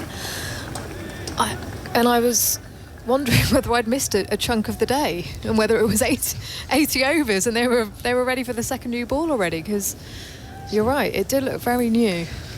No ball signalled for Chris Woakes. Needs to keep that foot behind the line. Well, it's been a dramatic series. Maybe the umpire just thought, come on, a bit more drama. Add to the entertainment. Woakes pushes away. Past the stumps. Labuschagne beats the edge. Through to Bairstow. Playing down the line of it. And again, that significant movement off the pitch. Away from the right-hander. Andy, what are Chris Woakes' numbers since he came into the side? It's 17 wickets at 18. Because all the talk, we've all talked Mark Wood because of the pace and what the pace has done, but Chris Woakes is just, he's produced, I don't remember him. I mean, yesterday, he bowled a good spell. He bowled 5 overs for 5. I don't remember him bowling a bad spell. I reckon it's time for a wobble. Wobble seam delivery. Those two seam upright. Now he goes seam upright again, and that's left by Labuschagne. An easy one for him, just that curve down the line. And Ben Stokes is asking his point to go out to the boundary. Of course, he does need to think about saving runs as well. Well, I think what this is, he's probably going to say to Woakes, I just want you to bowl a bit closer. So if you get it closer and straight, you've got protection on the leg side. If you bowl it a bit fuller and he plays a nice drive, it's only going to go for 1.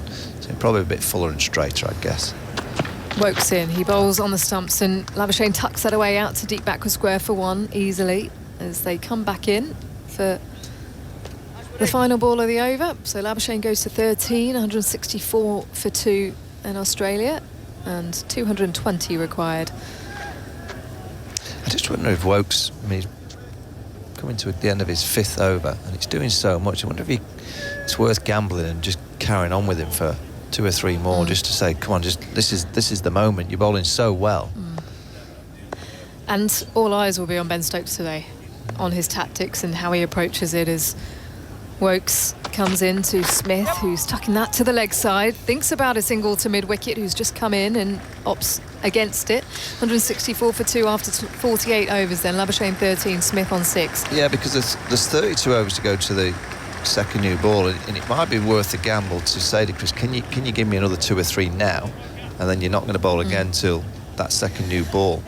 So you will get a decent time and a bit of rest, and you probably against the spirit, but you can go off for a little bit of a rub and a bit of a freshener. Well, yesterday the plan was to try and get that ball reversing, wasn't it? And so they were banging it in, they were holding Mark Wood back. The conditions favoured actually the conventional swing with the lights on in the overheads and the bit of moisture that was around. So they've resorted back to conventional cricket here with 3 slips in play and Mark Wood to bowl his second over of the day. That gentle breeze blowing across the ground. And sometimes it's not the captain that needs to make that decision, it's the bowler that needs to say to the captain, I'm staying on for you. Cheers go up around the grounds. Mark Wood setting off. Labuschagne on strike. Leaves. Nice wide one. I remember Fred actually in 05 here in the second innings. I can't remember what would have been the 4th morning, and he basically said, skip on bowling until we bowl them out. You know, we obviously lost Simon Jones. Collingwood would come in, he bowled a couple and got dispatched, and he just said, I'll bowl from this end. Bowled a mammoth spell. I can't remember how many overs he bowled, but it was exactly what I needed to hear and exactly what the team needed. He said, I think he ended up getting 5 for Fred. Yeah, it does. I guess it does make your job a bit easier when you have a bowler saying, yes, I'm bowling. I'm bowling, yeah. As Mark Wood is in to Labuschagne, covering the ball on the off stump and playing it to backward point, no run. And I wasn't quite big enough to argue with Fred. Well, England also have the option of Ben Stokes himself. He's been bowling in the nets. Yeah, there you go. There's that replacement ball on the screen again. Are you trying to take a picture? It's very shiny one side, that new ball. As Woakes collects the ball now. And as much as we talk about the bowlers being tired, you can also get tired as captain as well, can't you, Michael? As Wood is in to Labuschagne, who lets it go in the channel again. Yeah, you can. I mean, when I was captain, if someone came up to a particular bar and said, I'm going to do this, I'd be like, great. As long as it wasn't ridiculously silly and stupid, I'd say, yeah, you go with it. If you're fully committed to that plan and that idea, go for it.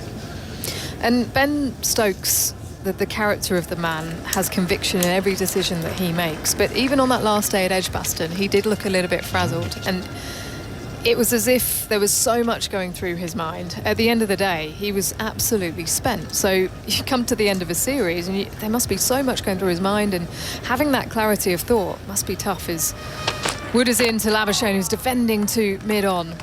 No run. Well, we might get into that kind of position again. Very slim to Edgbaston, where it's very, very tight and Australia's tail enders are around. England will hope for that because they're in with a great chance of winning, but let's see what the next few hours pans out. What will be important for him in that situation? Stay cool. Always look to put fielders in the positions where you think the ball's going to go in the air. Not necessarily all the time about the saving runs, but how you're going to get the batters out. Plus also have an idea of where the ball might go to the boundary. 3 slips waiting for Mark Wood, bowling from the pavilion end. A short one, that's gone right over Marnus Labuschagne and over Johnny Bairstow down to the boundary in front of us here. Well, that was like tennis ball bounce off the pitch. I've never seen a higher bouncer than that. He needed a ladder to reach that one, Marnus. Even Pat Cummins on the balcony have a bit of chuckle at this one. That's gone. Well, I reckon it's gone, what? A couple of metres higher than Johnny? It's a sheepish look from Mark Wood. He's looking at the pitch as if he's kind of it's done the wrong thing. Oh, it's gone miles. So 5 added to the score, 169 for 2. Wood goes again. Labuschagne lets it go. Been a few too many of those wide of the channel that he's been able to leave quite easily. And in conditions like this as a bowler, you have to make the batter play. Yeah, just have to. And he'll be frustrated, especially Mark Wood, who knows that he doesn't have a lot in him in his tank. So he has to be making him play.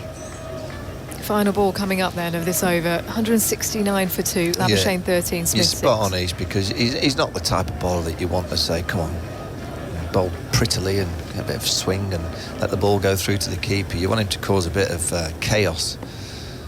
Get it straight. Wood comes wide and Labuschagne empties and it's taken. Second slip. He gets it right here. He gets it right. He makes him play. And Mark Wood strikes. Australia are 3 down.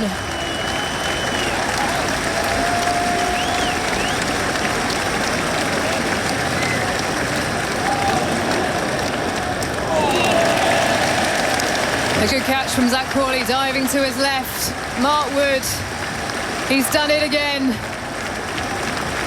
And it's a big wicket. Labuschagne departs for 13. Australia 169 for 3. And it's a slow walk back for Australia's number 3. He's taking his time to head off here. The last time we'll see him bat in this series. So England needs 7 wickets. And as it's just after midday, we can hand to Jim for an important announcement. Commentary continues on 5 Sports Extra, BBC Sounds and the ABC in Australia.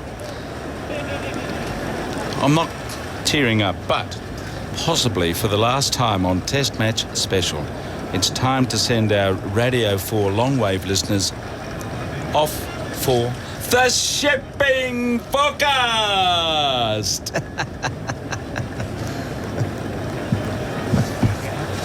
Lovely bit of lightness there from Jim Maxwell, who I'm sure would be pretty disappointed with that last dismissal. He said that Australia would get it done without losing any wickets today. They are 3 down now, Michael. Well, yeah, they're up against it because the ball's doing all sorts. That was a beauty. I mean, he squared Marnus Labuschagne up with a bit of movement away. He did bowl it that little bit straighter. Zach Crawley's caught really well in the last few games. He's got his position at number 2 and he's looking at a steady pair of hands, and this has been an incredible first hour. And the conditions are exactly the same. The lights are still on, the clouds are around, and the ball's still doing plenty. Smith still there though, on 6. He's got 3 slips in play. That was the end of the over, and Chris Woakes to continue from the Vauxhall end. Here he is. He bowls now, a bit of a way shape that Smith leaves. Another good length delivery, deep point in position and a deep square for Steve Smith. Travis Head at the non-striker's end. Me and Jim were talking about where people are listening. A mate of mine's just messaged saying he's listening in Ibiza.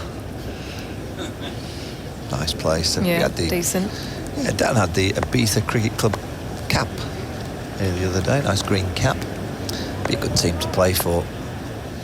Had some friends listening in Valencia the other day. As Chris Woakes is into Smith, who lunges at the ball but shoulders arms and lets it go past him. It's got gloomier. A bit dark. Yeah, there's a really ominous grey-looking cloud over to our right, but there is a gentle breeze blowing.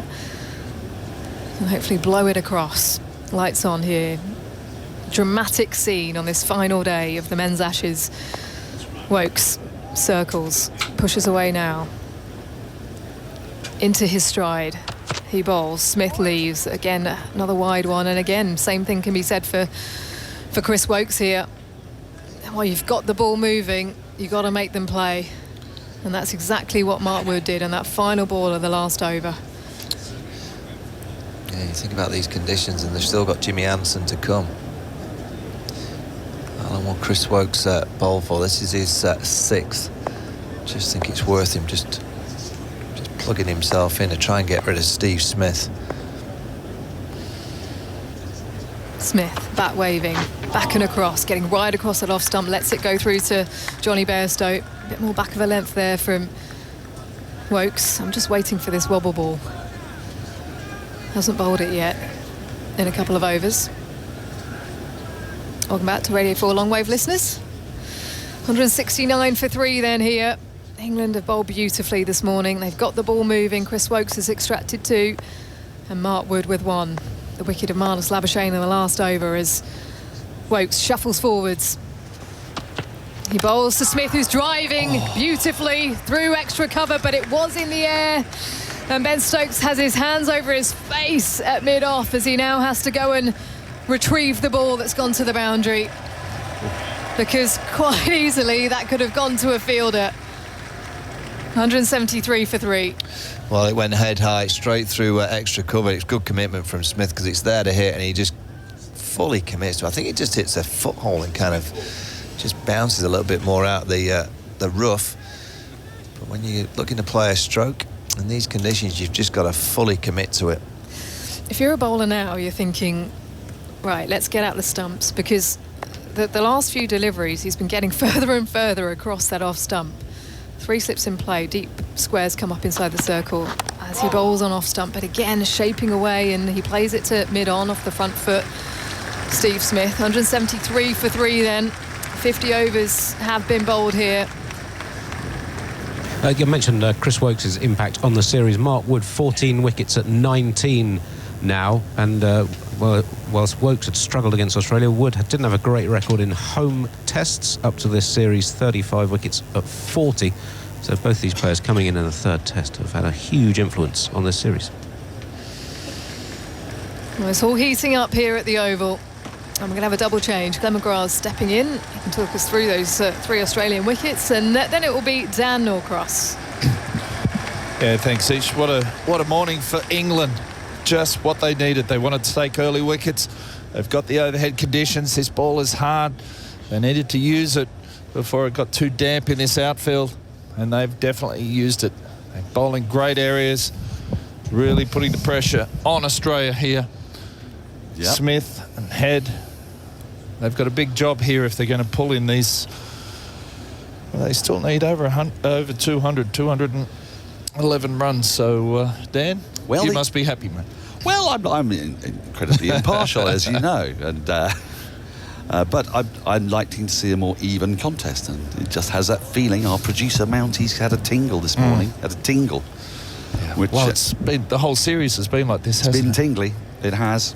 There'll be more twists and turns to come yet, there's no doubt. But Travis Head is on strike, so we've got slight change of field. A deep square leg is out and a forward short leg is in, and Ben Duckett is at leg slip. 2 slips in place, backward point. So short and full here from Wood, could be both. This is so full and into the pads and just goes out to the offside. There's no run. With this field, he's got the option of both. Just a reminder, for our Radio 4 long wave listeners, you will continue to be able to listen to Test Match Special on 5 Sports Extra, BBC Sounds, via the BBC Sport website and app, and via smart speaker by saying, play 5 Sports Extra. Just say that. I don't have a smart speaker. Maybe I need to get one. Well, I thought day 5 pitch here would be the hardest time for the fast bowlers to bowl. Yeah. It's the best. It's doing plenty. It's nipping around. It's swinging. It's bouncing. It's been like a day 2 wicket. Well, the ball is obviously has been changed, and that has made a difference. The balls are so important in cricket, and more so in the last couple of years, it seems, than even before that. As the batch of Dukes has been a little bit more unreliable. You're not quite sure what you're going to get from one ball to the other. As Woakes hurtles in from the pavilion end, he's into the left-handed Head, who gets a full ball, which he clips away fine. It's going to go down to Woakes on the fine leg boundary. He's bowled very well this morning, Woakes. And they pick up a single, 174 for 3. You can see those 3 wickets and probably that murderous extra cover drive from Steve Smith on the BBC Sport website and app. We have in-play clips. We have our team of writers scribbling away furiously, keeping you up to date with all the action on this, the last day of what has been an epic Ashes series. Steve Smith on probably his favourite ground in world cricket, judging by his stats. He's got a job to do here, but it's a 5th day, and we also know his second innings stats get a bit awkward. He doesn't tend to sleep during a test match. And facing Wood now with 3 slips in place. He gets in behind that and defends a shortish ball up to mid-off where Stokes fields. Yeah, he's not your normal cricketer, Steve Smith, is he? That's one of the great understatements of all time. He's box office to watch. He's an extraordinary... He leaves nothing to the imagination about what's in his mind. He lets you know everything. All of his feelings, all of his thoughts, all of his fidgets, they're all expressions of himself. And England would love to see the back of him for what could very well be the last time on English soil. I'm not sure I dare say it would be. Yeah. As Wood rushes into him, he flexes his knees and then just gets one on the pads and he gets a thick leading edge to, and it slides away down to deep backward point for a single. He got out in the first innings, didn't he, playing not a dissimilar shot, and it went high in the air down through a kind of fly slip area. And I suppose when you're more and more exhausted, Glenn, and you rely so much on your eye because he gets into such an unorthodox position. I mean, he's got that thick leading edge. If he misses that, and he's very close to missing it, he's absolutely plumb LBW because he's moved right across his stumps, and he knows that. But as you get to the end of a test match, if you don't sleep much, that gets a bit harder than when you're really fresh, doesn't it? Don't know. I slept okay. You slept okay last night? I slept really well last night, yeah. Wood in, and Travis Head works this foolish ball into the onside, straight to the fielder. There's no run. I mean, you never had problems like that. As a bowler, is it a bit different, though? Because batters are weird, aren't they? The main difference, and I always said the difference between a batsman or a bowler, it takes a long time for you to score runs and have a good day. For a bowler, it takes one ball. Yeah. Even if you're having a bad day, you can still, one ball can turn it around. Yeah, you can't come off with a good day with just 1, 4 or 6, can you? You've got to. Well, if you've gone in and hit the winning runs for 4, then it's probably not bad. Yeah, I guess. But yes, I agree. Normally. Wood into Head, who defends late. Full ball on off stump. It rolls up to Moeen Ali. End of the over. 175 for 3. Head 1. Smith 11. Drinks are coming onto the field. What a action-packed, furious morning we've had. An hour and 5 minutes of play. What are the raw numbers, Andy Zaltzman? I was going to give you some Steve Smith second innings stats. The morning so far, 40 runs for 3 wickets in 13 overs. For those who like to keep track of these things, the WinViz win predictor currently has England at 77%, Australia at 19%. It began the day 46-33 in England's favour. Steve Smith as the innings, the match progresses. First innings average 85, second innings 55, third innings 42, fourth innings 28, and in all second innings since the start of the last Ashes in Australia. This is his 17th innings. He's averaging 21 with a high score of 35. Thank you. Mark Wood's just stepped off the field during the drinks break. We know he's got a bit of a sore heel. We were asking you about this next door in the 5 Live box. Yeah. Because you've had a problem with your heel before. How did you solve it? Yeah, no, I had it when your foot lands down, the fat pad sort of pushes out to the side, and you can develop blisters along there and blood blisters, and it gets really sore, like you just cannot put your foot down. I'm not sure if that's the same as what Mark Wood has, but for me it just got worse and worse and worse. And to the extent where I could hardly walk on it, let alone bowl on it. It's your front foot, yeah? The front foot as you land and slam that front foot down. But I learned over time, because I always tape my ankle, just to give a little bit more support, that if you tape the fat pad, pulled it down underneath the heel, all of a sudden it stopped that sort of getting out and getting pinched and sort of strengthen that area up through there, and it was fine. Just instant relief straight away, and I can go out and play. So it's just experience but I know a lot of bowlers have had it, and it is quite painful. Well, if that's what you have got, Mark, and anybody's listening, that's what you need to do. I was going to go up to Woody after the game was finished and give him some advice, see if I could help him out. I've suckered you into it, you see, Glenn. I've suckered you into it. He seems to be going okay at the moment. It's coming through well, and he's running in hard. We just saw him go off quickly, whether he just popped off to grab something, do something, but he looks like he's just coming down the stairs now, heading back out in the field. If you're just joining us, the 3 wickets to fall. Remember, Australia started at 135 without a loss. Warner to an absolute beauty. A little snick behind to Bairstow. He had to play at the ball. It was a roundabout off stump. It just left him, took the edge. Fabulous delivery. That was the breakthrough. And then Khawaja was plumb LBW. And yet again, he's referred it. I believe that's the 4th time that he's tried to get away with his dismissal in a row using DRS. The 4th time he's been out. I think I was... Has anyone been dismissed early and not referred it? LBW There is aren't just, many. it's just like, Go straight away. And the third to go was Labuschagne, who played at one that just straightened from wood. It was well taken by Crawley. Diving low down, took it two hands. The live cricket continues this week. Tomorrow on 5 Sports Extra, you can hear commentary on both the first day of the Metro Bank One Day Cup and the 100. The 100 doubleheader is also on BBC Two from 2:45. Here at the Test match, the 3 wickets to fall have been Woakes and Wood. And since Woakes and Wood came into the side at Headingley, Andy, what's their combined total of wickets now? Their combined total of wickets is 31. Woakes averaging 18, Wood averaging 19. 18 wickets, 17 wickets to Woakes, 14 to Wood. It's quite the introduction, isn't it? And it has certainly coincided with the change of England's fortunes. It might even have caused it. Now then, Jimmy Anderson is in the attack for the first time today, because Woakes bowled so well from the Vauxhall end. And the spotlight's on Jimmy Anderson after his partner Stuart Broad announced his retirement a couple of days ago. He's not had the best series, but at the same time, he's not really been carted around or anything. He's been bowled perfectly economically. What's his economy rate this series? It feels like it's under 3 still. He just hasn't taken those wickets. He's got 3 slips in place now, though, and he's got a responsive pitch today. It's at first delivery is flashed at outside the off stump by Smith. A horrible loose shot. Back of a length ball that left him and went into the gloves of Bairstow, a whisker from the edge.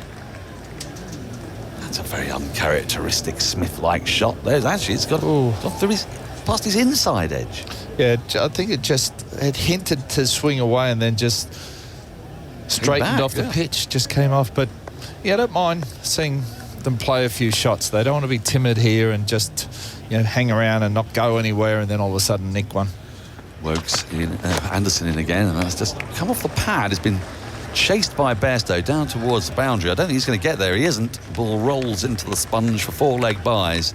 Wasn't much of a shot being played there, but Joel Wilson's just decided it's enough of a shot, even if the bat was absolutely nowhere near the same parish as the ball. 179 for 3. Anderson's economy rate this series, 2.7. He's the most economical of the bowlers who bowled a significant number of overs, excluding Steve Smith 1 over and Harry Brooks 6.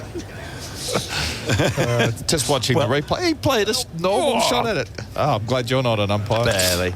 Outside the off stump, through to the keeper, left alone. I'm quite hot on shots that aren't played and then give it as leg byes, largely because I'm still smarting over one in the Women's T20 World Cup semi-final between South Africa and England. I haven't let it go. What happened there? Jackie Williams, I think is the name of the umpire, and I think it was Laura Wolfhart left the ball off Charlie Dean, who was an off-spinner. She literally shouldered arms and it bounced off her posterior. Just flicked or? No, proper bounce of it. As Anderson is in. And it's outside the off stump, left alone by Smith through to the keeper. There's no run. And she gave a leg bye, at which point the entire tenor of the match changed. 16 were taken off the next 3 balls, I think, or 14. Just because of one leg bye? Well, it all happened like that. And when asked afterwards, she said, well, I felt that the batter was taking evasive action. Yeah, fair enough. Take evasive action off a spinner seems a little bit well, there could have been some vicious bounce there. Spinning cobra, we got just jumps at you off the length. It was Cape Town and it was around about thigh height, but yeah. Well, at least she had a legitimate reason. Anderson in, left alone by Smith. Again, that ball just floating away from him into the gloves of Bairstow. She concocted a reason, certainly. 179 for 3. That target, 384. We could be in for a really tight, close game again in this Ashes series. You sense that. Yeah, it'd be nice to see a bit of sunlight come out and just brighten up the day so that the crowd could enjoy it. Do you think? I think they're I think they're enjoying this blanket of cloud, Glenn. The overhead conditions. Well, that's playing cricket in England, isn't it? Anderson into Smith, who drives really well down the ground, the onside of straight. Super shot. A little full, but perfectly executed. A tough shot to play, and he finishes over with a boundary. Moves to 15 from 26. 183 for 3. 52 overs have been bowled. I thought that it just goes to show how pundits have been made to look fools. I sort of thought after watching yesterday, spin's going to be so important because the pitch was cracking up. And of course, what's happened is we've seen swing and seam. today. Yeah, with the pitch yesterday, the fast bowlers looked like they were ineffective, like it was going to get harder to bowl on it and going to have to rely on spin. Turn up here today, different pitch, different conditions, balls doing plenty. Different balls, as Jim Maxwell says. I know the Aussies in the boxes across here are all incandescent at that ball change. They're not happy. Apparently there was no ball old enough in there, so they just picked basically a new one again. It's the only explanation for how an Englishman can get an Australian out. There must be some kind of subterfuge going on. Not again, Dan, not again. Now then, Stuart Broad. Stuart Broad back at the attack, replacing Wood from the pavilion end. This is the last day of Test cricket. The two wicket-taking spells, Wood 1 for 9 from 3. Chris Wokes 1 over yesterday. That was a maiden. And then today he took 2 for 19 from 6. Thank you. Pretty good bowling. Right, Broad's at the top of his mark. You might have the conditions and the ball, but you still have to bowl well, don't you? Still got to bowl well, absolutely. Broad hunting wickets. He's in to Travis Head. 3 slips in place. Waiting Head, pushing away at a ball outside the off stump. His head, and I thought he got a little tickle on that. It moved almost as if we're at Lord's. He's going down the slope from the pavilion end. And some quite exaggerated movement, a bit floaty, but Head was drawn to the ball. Head can be so destructive. That's why they've tended to have a short ball attack to him, but on a day like today, with the ball doing what it's doing, they're going to try and get him out first with conventional means. 3 in the ring on the offside, on backward point to wide mid-off. 3 slips mid-on, mid-wicket and a long leg. Here's Broad into Head, who pushes at this with an angled bat, waits for it, and it glides down straight to Harry Brook at backward point. 183 for 3.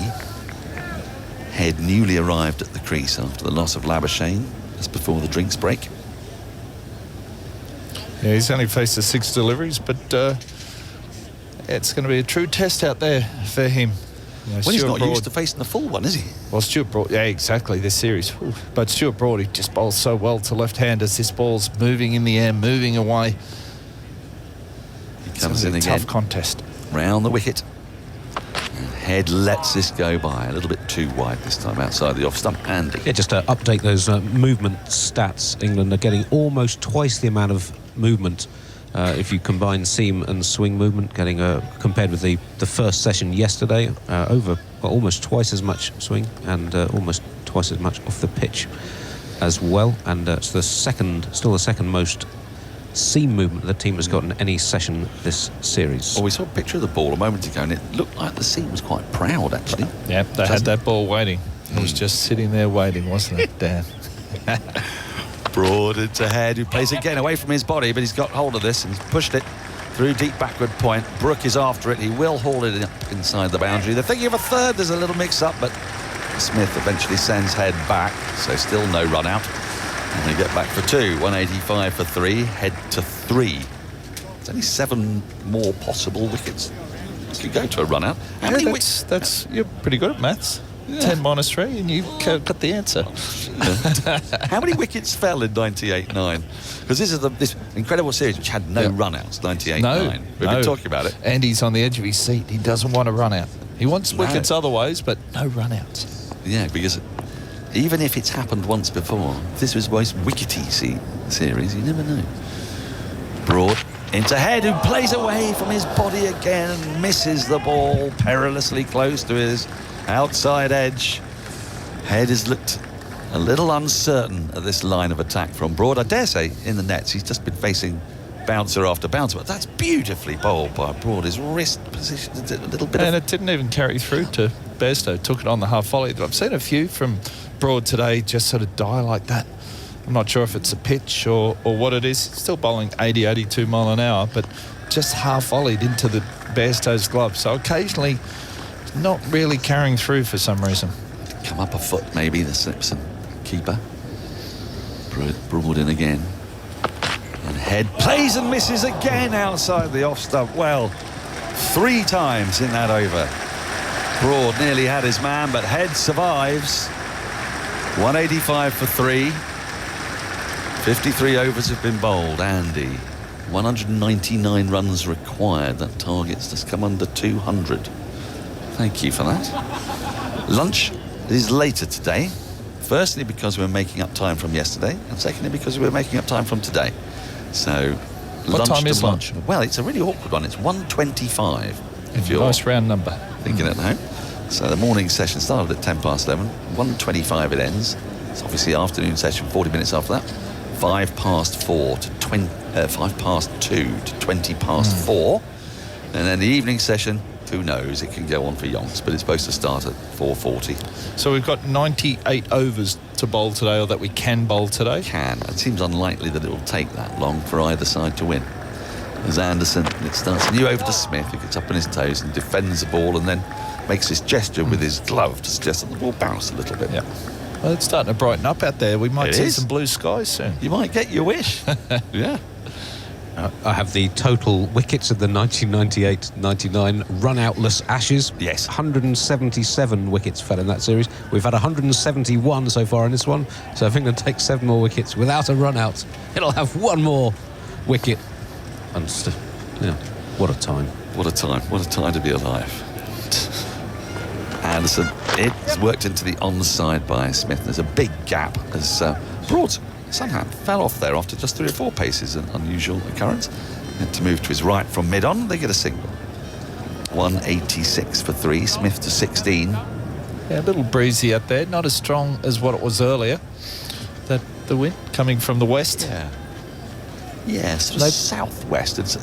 We can actually, now we can see above Archbishop Tennyson School. We can see clearly through to the houses beyond. That tells us that there's not certainly going to be any rain for a while from that direction. There's a sort of clump of grey cloud, but it doesn't look threatening. Just looks gloomy, really. Grey, but not rain-bearing. Anderson changes his line of attack, comes round the wicket to the left-handed head, drives well into the offside square of the wicket. It's going to run away to the boundary. It's a very fast outfield, fine shot. Slightly sliced it, perhaps, but got more than enough of it to pick up 4. 190 for 3, head to 7. Yeah, the good thing for Australia this morning, even though they've lost 3 wickets, the scoreboard's ticking over. If you think back to day 2, that was just going nowhere. Yeah, they've already put on 55 runs this morning. Do you think they'd have talked about that? Was that? I'm sure they would have. Labuschagne was a bit more proactive, wasn't he, I think? Yeah, it's just the mindset. They went out to bat time and got in a bit of a hole, and England bowled well. You have to give them credit, but they didn't look to have the right intent. Anderson in outside the off stump, goes through low again, as Glenn's been mentioning, goes through very low to Bairstow, left alone. It's not really Anderson's bag, this sort of round the wicket business to the left-hander, but it's the plan they've got for head. I wonder how long it'll be before we see some spin, because these quicker bowlers have all been used today.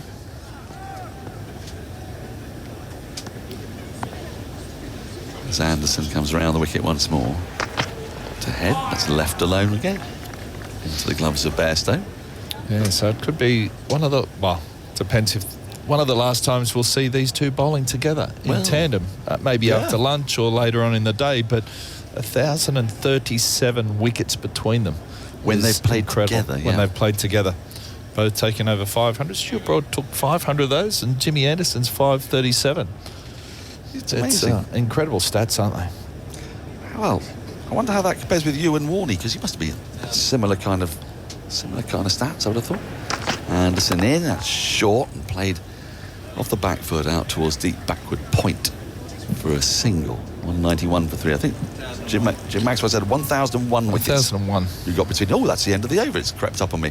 191 for 3. Head has 8. Smith has 16. More from you, Glenn. And then it's going to be Jonathan Agnew. Yeah, no, Stuart Broad to continue here. Last over was nearly unplayable. Jimmy Anderson just lacking a little bit of zip off the wicket with a little bit of rhythm. He's had a tough series, Jimmy Anderson, and now his partner in crime is hanging up his boots. I wonder what Jimmy really thinks about it, and whether that's going to change his future. But the fans get to see them both in action here today for the last time. Agus. Yeah, and they're enjoying it. There's lots of bandanas out there amongst the crowd. You've seen those white bandanas strapped on. And I'm looking at one strapped onto Stuart Broad's head now as he runs towards us. He's there and he bowls to Head, who drives out towards a wide mid-off, well stopped by the scrambling Stokes. I think he's okay. He's just holding a back of his leg there, but he gets up okay. 192 for 3. Fascinating morning again. It's been that sort of series, hasn't it? You simply can't take anything for granted in any of these test matches so far. 192, the target's 384, so another 192 needed by Australia. Halfway. Yeah, and they've got the manpower. Certainly got the resources. For Smith, there's a deep square leg, a long leg. Certainly setting in his mind that he's going to get some rib ticklers here, with a leg slip going in as well. He tugs at his pad and really slams the bat down into the ground, as some just do it gently and quietly, but Smith really hits it hard into the ground there at this pitch as Broad comes in, bowls to him. He tucks it off his pads, gets it away to fine leg. Wood comes round quickly, tosses the ball back for Bairstow. One more to Smith. Now goes to 17, 193 for 3. Mark Wood's got a bit more of a spring in his step now. He got that wicket. He was clearly uncomfortable with this injured heel, which is very sore. And you know as you're running in and you get yourself in your bowling action, you know it's going to hurt. Every time you slam your foot into the hard pitch. But a wicket cheers you up. Now we've got the sun trying to come out. I don't think it'll be with us for very long, but suddenly a burst of warmth. Slips lined up, Broad's on the way, bowls to Head, who stands up, plays that away into the offside of Stokesville Field. Well, it looks quite bright out there now, doesn't it? Sitting up here in the commentary box at nearly to my sunnies. Good thing Joel Wilson is prepared. He's got his sunglasses on, though he has them on all the time. Do you think he goes to bed in his? Maybe. Did he wear the breakfast, Jim? I know you've been sharing the buffet with him. No, he's a lovely chap, isn't he? He's very talkative, yeah. Great conversation. 193 for 3. He's got his hands in his pockets at the moment at square leg. Broad runs in, bowls, and Head plays and misses. Broad looks really disappointed with that. He's produced lots of false shots, but at the moment it's just not happening for him. His last day as a professional cricketer. He just wants to get one out. That's gone miles looking at the replay of that. I mean, no one's going to nick that. You've got to be in good form to nick that one. He only missed it by about 7 or 8 inches, but it just swung away and then seamed away as well. Yeah, no one's going to nick that. From round the wicket. Deep square leg retreats, and so too now does deep third man, quite square. Come on, Broad, here's the shout. It's a bit like being at Wimbledon when you hear fans shouting out there. Come on, so-and-so. Come on, Roger. Here comes Broad. Bowls tucked away into the leg side. Moeen, I think, will probably let that go for the fielder coming round the boundary edge. Doesn't want to stretch his groin too much, and it's gone for 4. 197 for 3. Head is dangerous. He'll play and miss happily, and then hit boundaries at the same time. Is an awkward customer. Yeah, I think Stuart Broad tried to overcompensate a little bit there, get that one at the stumps and got a little bit straighter and drifted on leg stump. One thing Travis Head does, he does score quickly. He's quite an aggressive batsman. He'll play his shots. Yeah. Broad pauses. Now he's on his way again. Up he comes, bowls to Head, who flicks that away into the leg side. Flicked that in the deep. And they take one more. So the end of Broad's over. Luck not quite going his way at the moment. 198 for 3. 55 overs gone, to give a clue about where we are with the ball. 25 overs to go before a new one. Looking at the replay of that one that beat Head. Wow, you could be trying to play that with the barn door, you wouldn't hit it. Not from that angle. Yeah, Travis Head's probably thinking, why am I playing in that delivery? I shouldn't be playing at it to start with, but the amount it moved, I did not get anywhere near it. Dusting down our journo panel. Selection process taking place at the moment behind me.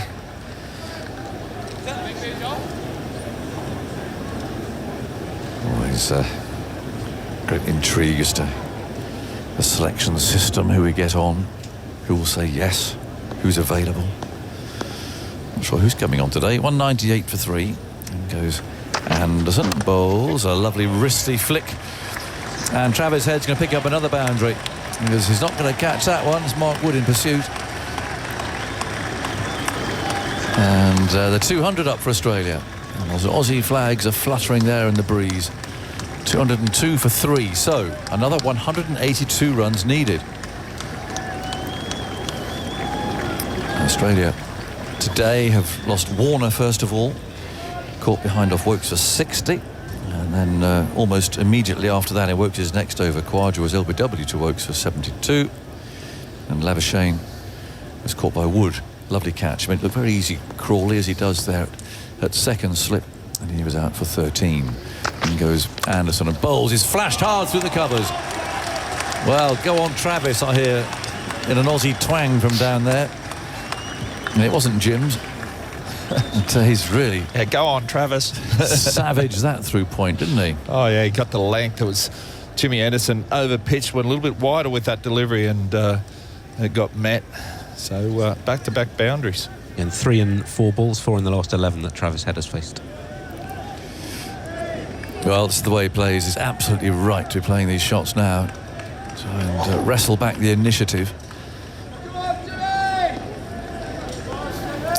Anderson pauses for a moment, gives the ball a rub, sets off again, bowls to Head. Some width there. He might have gone for that. Just tempting him again there. Yeah. It's probably a little bit too wide. Certainly full, saying go on, have a drive at it. But Head this time restraining himself. He'll wait for the next opportunity. 3 slips and then 3 in the offside. Saving runs, one of which is Stokes, who's coming up for a conversation with Anderson here, and Broad from mid-off is coming in to join it as well. Talking about field placing. Do they have a gully, or do they have a third man? Someone out on the boundary maybe on that offside? Maybe that's the conversation there, but it's going on at the moment. 3 bowlers. It's quite a long conversation, this. Certainly not in any rush. Now, what's happened? Let's see. What was that all about? Well, the result of all that conversation is Moeen's got about 5 yards to his right. And Duckett's come out of slip and is going to sort of a sliced catching position at point. Then goes Anderson, bowls wide of the off stump. And Head ignores it. So there's a ring of 4 there now. Moeen's just gone a few yards to his right-hand side. Duckett is definitely in a catching position there for that drive that Head played, but one that he might just lean back ever so slightly and hit in the air rather than along the ground. That's why that man's there. Stokes is at extra cover and Broad at mid-off. Anderson mops his brow. He's got a white sweatband on his left wrist. Breeze tugging at his shirt. Sets off again. Past umpire Wilson is there and he bowls short of a length this time. He's punched off the back foot, but only as far as Wood at mid-on. 206 for 3. The floodlights are still on, beaming down. Not that they're really needed at the moment, I don't think. There's some brightness over to our right. It's always a sign here. You can see the aeroplanes circling around Heathrow. And the cloud is low, of course. You hear a rumble, but you don't actually see them. But you can see one over there coming in our direction. In goes Anderson, bowls. Oh, there's another tempter, which Head ignores. And it's collected by Johnny Bairstow. So Jimmy Anderson, well, 13 overs now for 52 runs, including 4 maidens. Stuart Broad, the other old veteran campaigner, in his last day, also wicketless. And you've got to be honest and say that Wokes has looked comfortably the most penetrating bowler. Yeah, he just bowls such great areas, doesn't he? Just gets a little bit of movement in the air and then off the pitch, and he bowls never really going to bounce over the stumps, just skids on nicely, so he's definitely been the pick of the bowlers. He's changing field positions now. Actually, he's moving from mid-wicket out to cover point. So 3 in the offside, there's 2 slips, and there's quite a wide leg slip, and then 2 out on the leg side boundary for Smith. Can they tempt him into playing a full shot here, or can Broad have him edge one into the slips? Here he comes, he's on his way, bowls to Smith, who drives. Nice shot that. Past Moeen, rather circles round that. I think he's still worried about his leg. And that's another boundary, and since Head has come in, the scoring rate is picking up. Yeah, the partnership now 41 from 7.1 overs, so 43 balls. And Head responsible really for changing the tempo. It's 22, Smith has 21. Alistair Cook's alongside me. Ebbs and flows. There isn't. I just feel England just try to go searching, haven't they? The last 4 or 5 overs, it is doing stuff.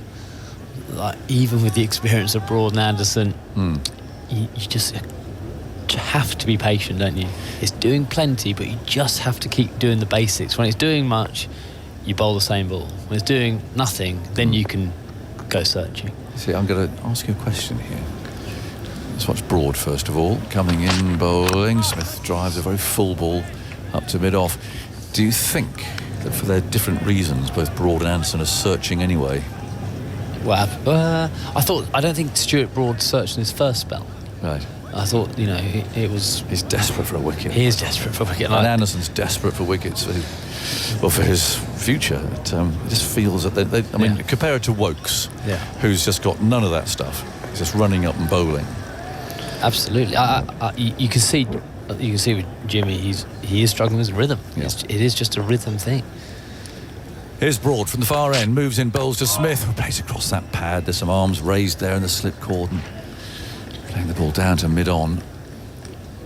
210 for 3. While Broad hasn't got a rhythm issue, you're absolutely right. He just wants to make an impact in his last game, and therefore we see more fuller balls from James Anderson, in particular the last 3 overs, and getting driven through half volleys than we have done for the last 4 or 5 years almost. It's been very strange. And it is a length thing, isn't it? When you're searching for wickets, you do go that little bit fuller, which of course Hedges particularly has driven for 4. 210 for 3. Comes Broad. Over the wicket, comes in, bowls, and that's a good length ball on middle stump, which Smith plays quite comfortably down the ground to mid-on. Well, I mean, it was a little bit telling, wasn't it, at the beginning of today, when it's just a Broad and Anderson start as a captain. Broad and Anderson start, don't they? It's going to nip, it's going to swing. It's all about hitting the top of off stump as many times as you can. And Chris Wokes was the one who was given the, rightly so, on form, the privilege of opening, and he was superb. Whether England can go back to him quickly. There's 7 wickets to win. In comes Broad, bowls, and Smith again just moves carefully into line. Let's fielded at mid-off. No run, 210 for 3. The runs required just ticking down, 174 for Australia. We were discussing whether Moeen or Ruti while Travis heads in to bowl, and maybe this end in the other commentary box. What do you think? Yeah, let's have a look. So when the runs are still 170 yards, you can risk a little bit for a wicket. In comes Broad, goes wide of the crease this time. A change of angle. Smith lets it go through. It's collected by Bairstow. Applause from the crowd, but I just feel they could do with a wicket or two again. Up lots of people get and head this way and that, carrying drinks or off in search of drinks or whatever it may be. Getting near to food time, but it's not the normal lunch break today. Lunch is at 1:25 because of the restructured day, thanks to yesterday's rain and that 10-minute delay before play began this morning. So a bit of a strange look to the timetable in front of us, but trying to get as much cricket in as they can, of course. Well, they're continuing with Anderson for now. Up here at the Vauxhall end. Mop of the brow is in conversation now with Mark Wood. They haven't gone short to head, which I think most people think is probably a good thing, with the ball just seaming round as it has been. But they might go there if they can't dislodge him too soon. 210 for 3.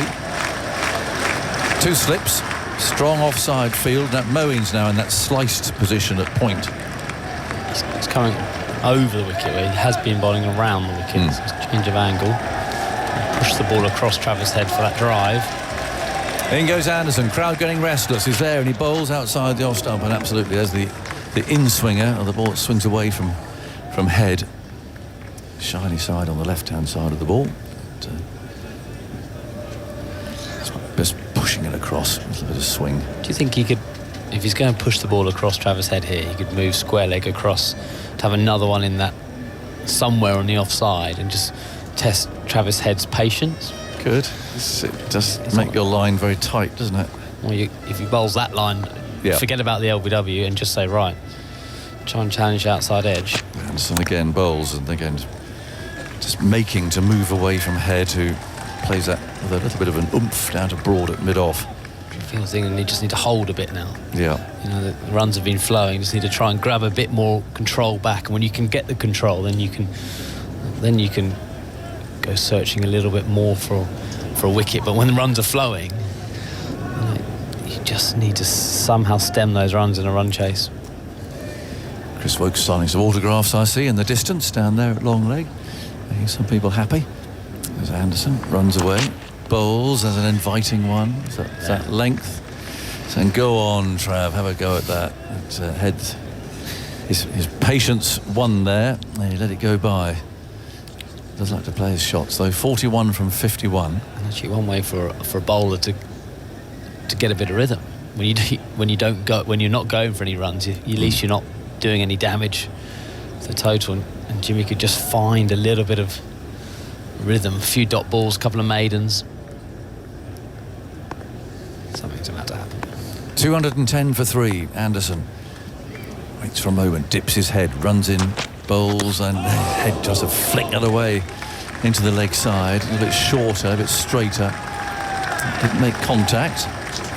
Striking him somewhere on the thigh. Crowd like that. Lots of come on Jimmys. He got inside edge into that, didn't he? Into his right thigh. Stewards looking on at the crowd. They're looking pensive, making sure everyone's behaving themselves, which they certainly seem to be at the moment. We had one invader on the first day. Nothing since, pleased to say. And then goes Anderson again. Past the umpire. There's the other one. The swing into him, and he's played it really well. That's well stopped by Wood at mid-on. Swinging into Travis Head. It did swing too, but it was a little too full again. He could just play it as a half volley hard down the ground to mid-on. It's a good stop. I think giving the ball a swing like that to Smith, a dangerous ball. It did come in, but it's nicely played by Head. That's the searching ball, isn't it? That's the magic ball he's gone for. Well, I'm not saying something's to happen as a batsman when you want to play your shots and all the ball going across the left-hander, encouraging the outside edge, then you search for the in-swinger. You love it as a batsman because you just get your one. You're happy then. The runs, you still feel as if you're scoring. See him bowl that outswinger to Smith. In he goes. Bowls to him. Oh, well, they've gone inside edge. A little bit of bounce there, or at least more bounce than Smith expected.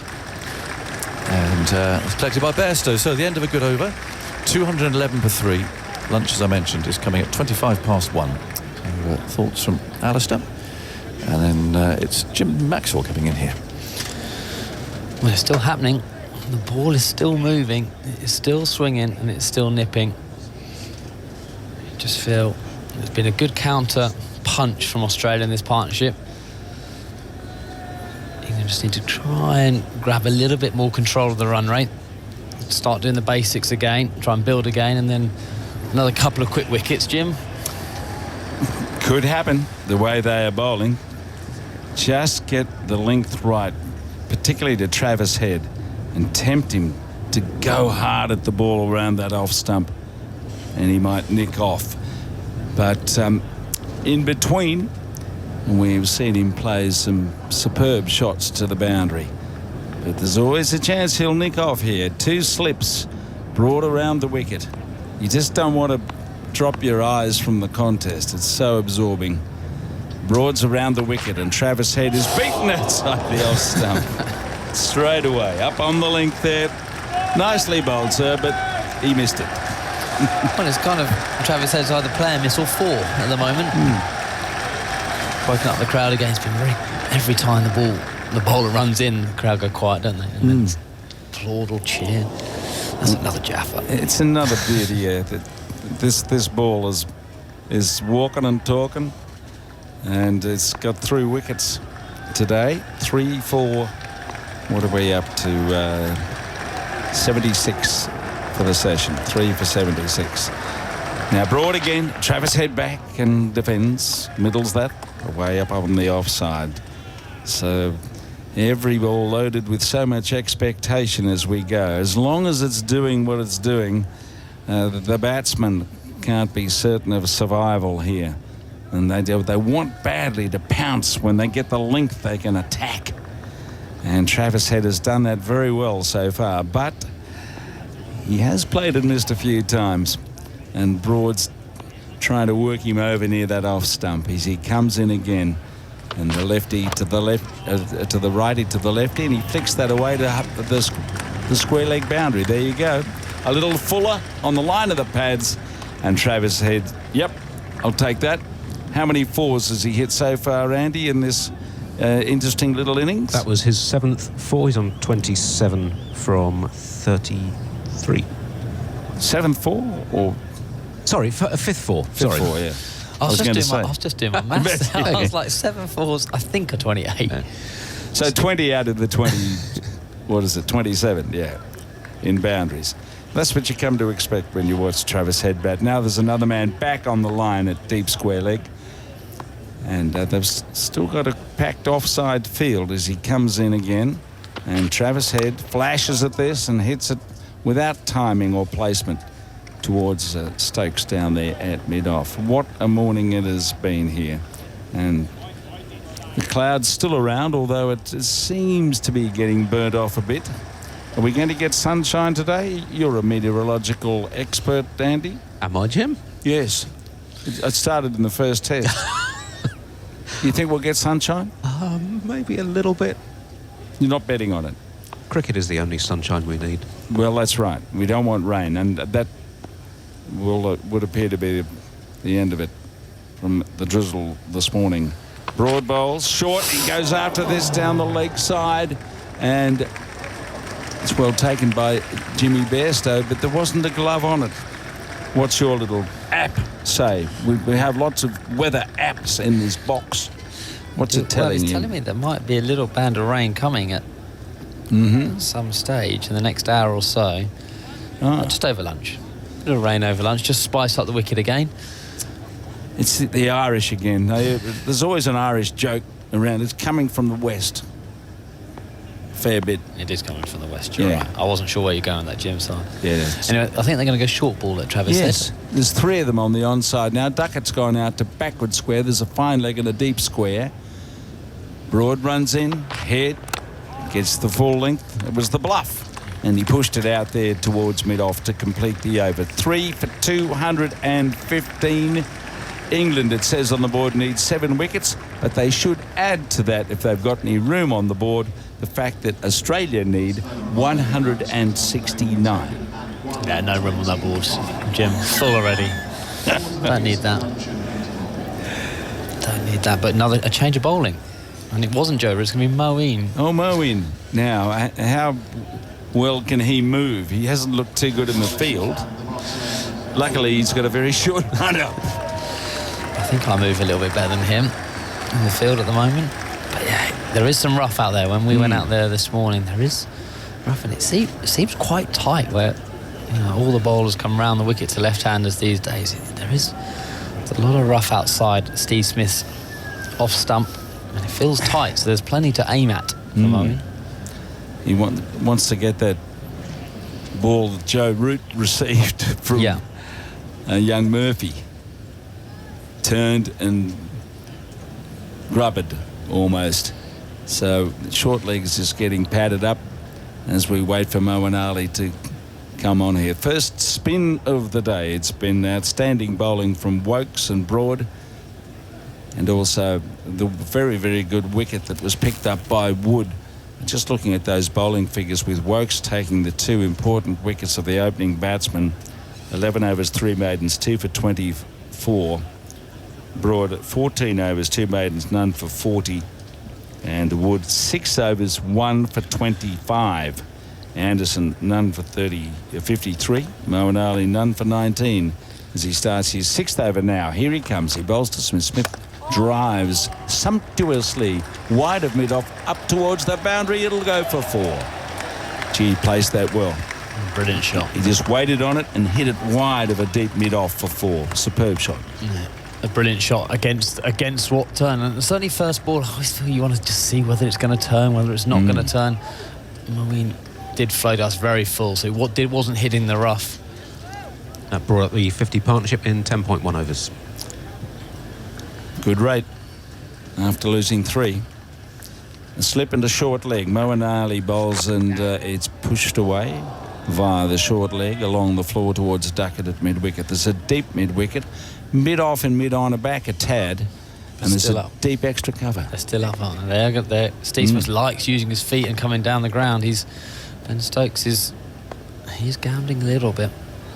Moeen Ali bowls. Back he goes. He gets an inside edge around the corner. That turned. And he was lucky enough to get a bit of inside edge. Otherwise, there would have been a roar for LBW. 3 for 220 with that fortunate single. Yeah, better line for Moeen. That has clipped the rough. Inside edge. You would have been just outside the line. Steve Smith tends to bat right on or outside off stump for that reason, but the inside edge just past leg stump. So there's a bit there if you get the right spot on the pitch, and the lefty may be even more vulnerable if he does that. So Crawley stands at slip. There's a short leg, a deep mid-wicket and a deep square cover. Australia up to 220. Now Travis Head watches as Moeen Ali bowls full, and he hits it off the bottom of the bat straight back down the pitch. Head's 27, Smith's 26. Lunch will be in another 25 minutes, so keep hanging in there. The game is rolling along. Moeen Ali bowls back, goes Travis Head. That's 1 with deep cover in place, and he cruises to the other end and moves to 28. It's just the odd delivery can do something and get a wicket, and that's the tease and the test for the batsman. So Smith needs to be certain with his judgment and his footwork. Moeen Ali bowls to him. It's quicker and down the leg side, and it's not taken by Jimmy Bairstow. What did it come off, him or Smith? It's gone down towards the boundary. It's no runs because he didn't play a shot. It hit his body, and Joel Wilson gives the indication because there was no shot played, he can't score any leg byes. 3 for 221 at the end of the over. Yeah, I thought it was strange that Smith was steaming down the wicket for 2. Just looking in real time, because I thought he just left it, just caught that spin, gone through the. If he hadn't lifted his hands, he did play a leg glance, and he lifted his hands just as the ball went past him to leave it, but he was attempting to play it, but as it turned quite a lot. 50-50 call that one? He did that earlier in the day and got leg byes when it looked to be a bit in between. Was he playing and leaving? But because it was a pace bowler, he got away with it. Yeah. I think Steve Smith, the camera's on him, and he's thinking he should have got 2 leg byes there. Well, he would. That's the nature of him. So we're going to have a change of bowling with Wood back into the attack. A good little burst before he got rid of Labuschagne in that 3-over spell when he had him caught by Crawley for 13. He has apparently got a bit of a wounded heel, an Achilles heel, if you like. But he's bowled a couple of rockets.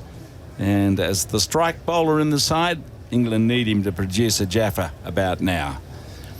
He's going to be bowling to Head, who is, yes, they're going for this funky field. They're going to have the fly slip third man, no slip Moeen Ali in the gully, I think, and a short leg. And deep square, deep backward square, and fine leg.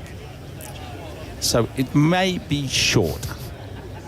Wood it is. Runs in and head, goes back and plays it around the corner. Down to fine leg. Not all that certainly. He got up at the bounce, but he could have gloved it to the keeper, popped it up to short leg, but he managed to run it down to fine leg. 3 for 2-2-2. Straight away to the short ball. And he's just trying. He gets in such an awkward position, doesn't he, Travis Head, every time. But more often than not, he gets away with it. His hands are well above his eyes. So the ball could get. He's not under control of that shot at all. I wonder if they might go the same for Steve Smith as well. He got him out of Lords, just helping it around the corner. It's worth a crack. Yep, 3 deep on the onside. There's a gully, no slip, short leg. Mirror fooled. As Wood charges up and bowls a bouncer, which Smith ignores. And that was a bit more harmless, underpowered, and Smith easily got out of the way. But Head's got this habit. He follows the ball all the time, doesn't he? And there's always a chance of gloving it to someone. He doesn't get either inside the line. You know, you're half told as a youngster to, if they're bowling short, you can get across to off stump and try and leave it. His natural instinct is to raise his hands, as you said. So therefore, you kind of get yourself stuck in a kind of a defensive position where you can't go anywhere. So it's Wood again. He's bowling to Smith. Smith short ball. He swivels and pulls it away down to backward square where Joe Root is fielding on the boundary, and he had control of that as he tugged it into the turf. 3 for 2-2-3. Smith 27, Head 29. Australia need another 161, and England 7 wickets. Get it right, balance.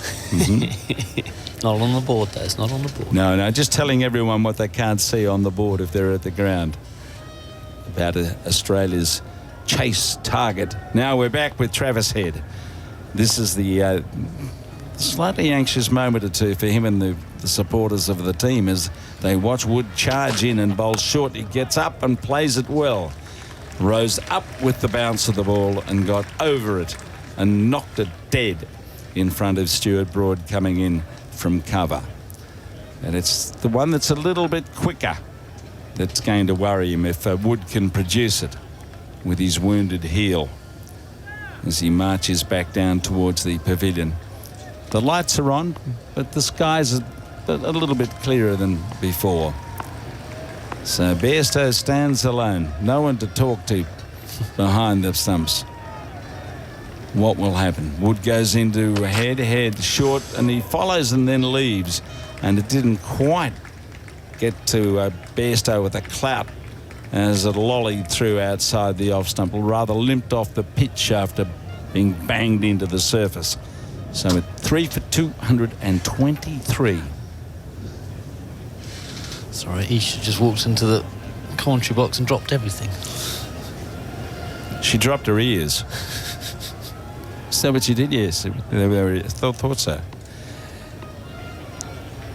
And you want to have your ear on the cricket wherever you are, in a car, down to the beach, in the office, standing on your toes. Around the wicket now, Wood bowls a ball that's short and he gets caught up with that. He came back and bounced and he played it very uncomfortably. He was looking to punch, but it wasn't there to do that. And that is the end of the over. So 3 for 223. And remember, lunch will be at 25 past. Lots of changes to the day. So basically, just stick with TMS throughout the day. We'll be here until the end, whenever that might be. I find it amazing how the different ways Travis Head kind of get the positions he gets into on the short ball. And yet he still managed to score runs. But this is a good little battle here. Moeen Ali and Smith. He turned one sharply that hit the inside edge. And that was after Smith played a beautiful drive, off drive for 4. So the battle's joined again with Moeen Ali over the wicket, and Smith is back and playing the ball watchfully, carefully, back down the pitch. It's how brave Moeen can be, isn't it? That line's quite straight. How much he dares bowling into that rough. And Graham Swan's great in it, challenging both sides by throwing it out that very attacking line. He throws it up. They get a single this time with Stokes back a tad at mid-on, and there's an easy run for Smith. He moves to 28, 3 for 224, and Travis Head is back on strike. There's a silence of appreciation in the crowd because they're sustained by the quality of this contest, and they're watching, waiting, wondering, will this be a four, a nick? What will happen? There's just so much going on at the moment in this game, with the enticing total of 384, the illusory total at the start, but not now. Now there's a short mid-off and a short cover, and Crawley at slip. Around the wicket, back goes Travis Head. That stayed down, skidded a bit, and almost got into his off pole there, but he poked it out into the covers. The danger is the left hand. You see it slightly short, you want to cut it, play it with a horizontal bat, but he played it with a straighter bat, so as it skidded on, he's still in be able to adjust. If you go horizontal, get yourself in trouble. He bowls again, pitching up. He doesn't take the single. There probably was one there had he gone straight away. He just bumped the ball down towards Jimmy Anderson. He's back a bit at mid-on, as is Stokes at mid-off. Moeen Ali bowls in, he sweeps at this and he gets a piece of it, but there's someone down on the boundary behind square, so it's only a single. And Travis Head moves along to 30. 3 for 225. 15 minutes from lunch on the final day of the series. So much to play for here. Now Smith goes through his Inspector Gadget routine with a pull and a knock on the ground with his bat, a shimmy with his legs. He waits, he watches, he pushes forward. How's that, says Moeen Ali, as it hit the front pad, probably outside the line. But yep, keep listening for Moeen Ali. He might produce a wicket. We're going to go with the Isha Guha and Alistair Cook with the end of the over, 3 for 225. I think Steve Smith has got his fourth innings average of 28, so that's plenty for him today. He can now depart, hopefully. Feels as if England just need a wicket before lunch. Australia just edged ahead, it feels, at the moment. Good afternoon, Ish. Yeah, England haven't had a wicket for just over an hour.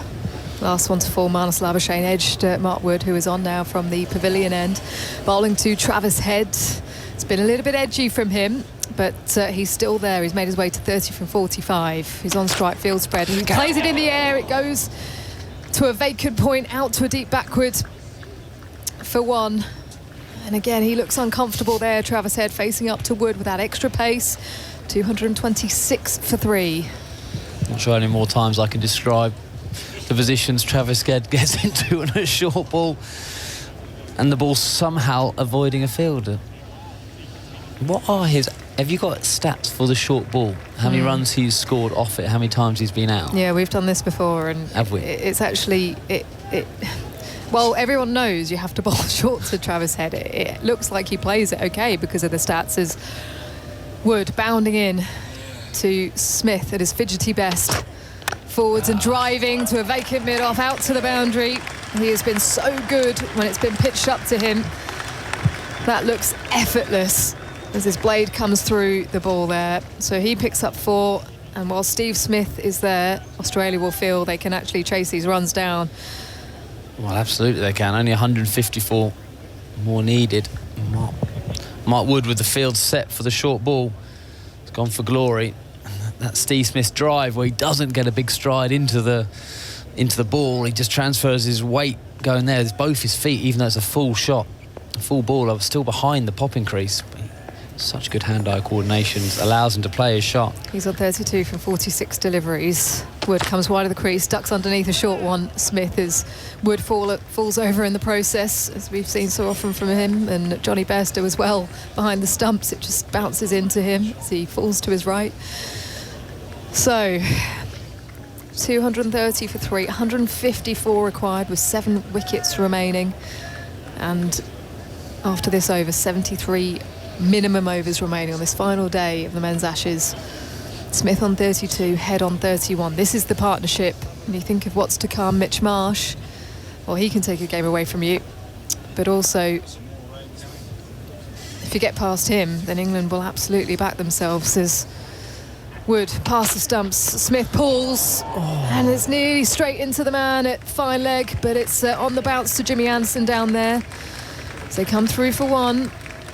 Smith goes to 33, 231 for 3. He got out of Lords, didn't he? Trying to ride the ball, just gently tapping the ball on the head, and at Lords it flew to deep backward square leg. There was it, 2 bounces to James Anderson. So 3 men back on the leg side for Travis Head too, the left-hander who's been wafting outside off stump.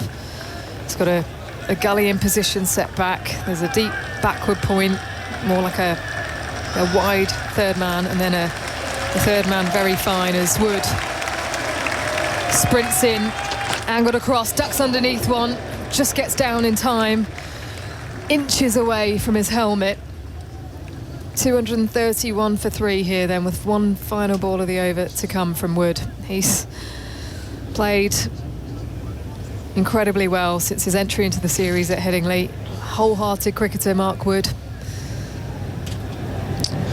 Yeah, he's running through the pain barrier here. His speeds aren't quite what they were at Headingley when he was up at 94 or 95 mile an hour, but he's still quick at 87, 88. Can he get that breakthrough before lunch? He turns to face us, running towards us from the Mickey Stewart Pavilion. He bowls, and it's nearly onto the bat through to Bairstow.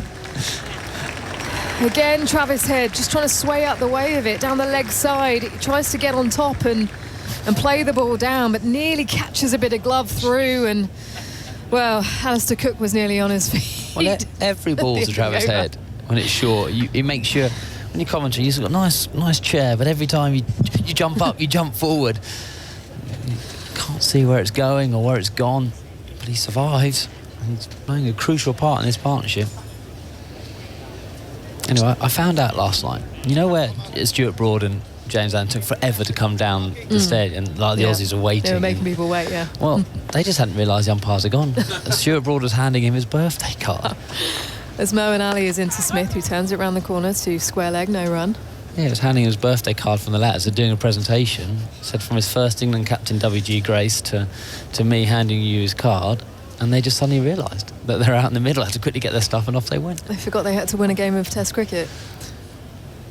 Smith forward pressing and defending the ball to the leg side, no run. Well, just no one had told him it was 5 to 11, and they needed to get out there.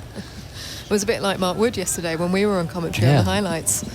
And it took him, we were wondering whether he was injured, and then an over later he appeared, and we just thought maybe he got stuck somewhere. Smith forwards and then working the ball round the corner, down to fine leg. It's racing away, it's the shortest part of the ground. There's a chase on for Mark Wood, but the ball will win. So hands on hips for Ben Stokes. 235 for 3 as Smith goes to 37, and this is becoming very frustrating indeed. I think Moeen's got to be braver. Set what field you like, but throw it a bit wider into that rough. Every ball's kind of hitting the good part of the wicket at the moment, angling in to Steve Smith, but he needs to throw it wider. All the momentum back with Australia as they go underneath. 150 required, 149 needed now as Smith forwards and then on the back foot defending. This is now Steve Smith's highest score in a second innings since January of 2021. This is 17th second innings since then. Spins the bat in his hands. He's having a quick look over to the leg side, scanning the field.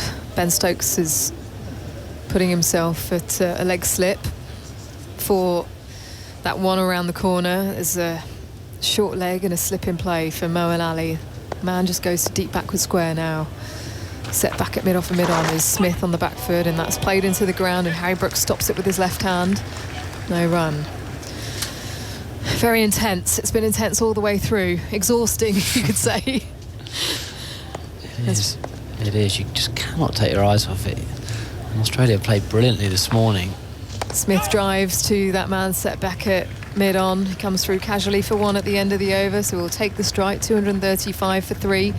Smith 237, head on 31. Live cricket continues on the BBC this week. No rest for the wicket, Sir Alistair. The wicket or the wicked. Who are you calling wicked here? Moeen Ali is part of the BBC TV commentary team at Trent Bridge tomorrow. We'll be heading up there for the 100. Yeah, I won't be heading up there. I'm back. But you are joining us, aren't you? At some stage, yeah. I'm back on the farm tomorrow.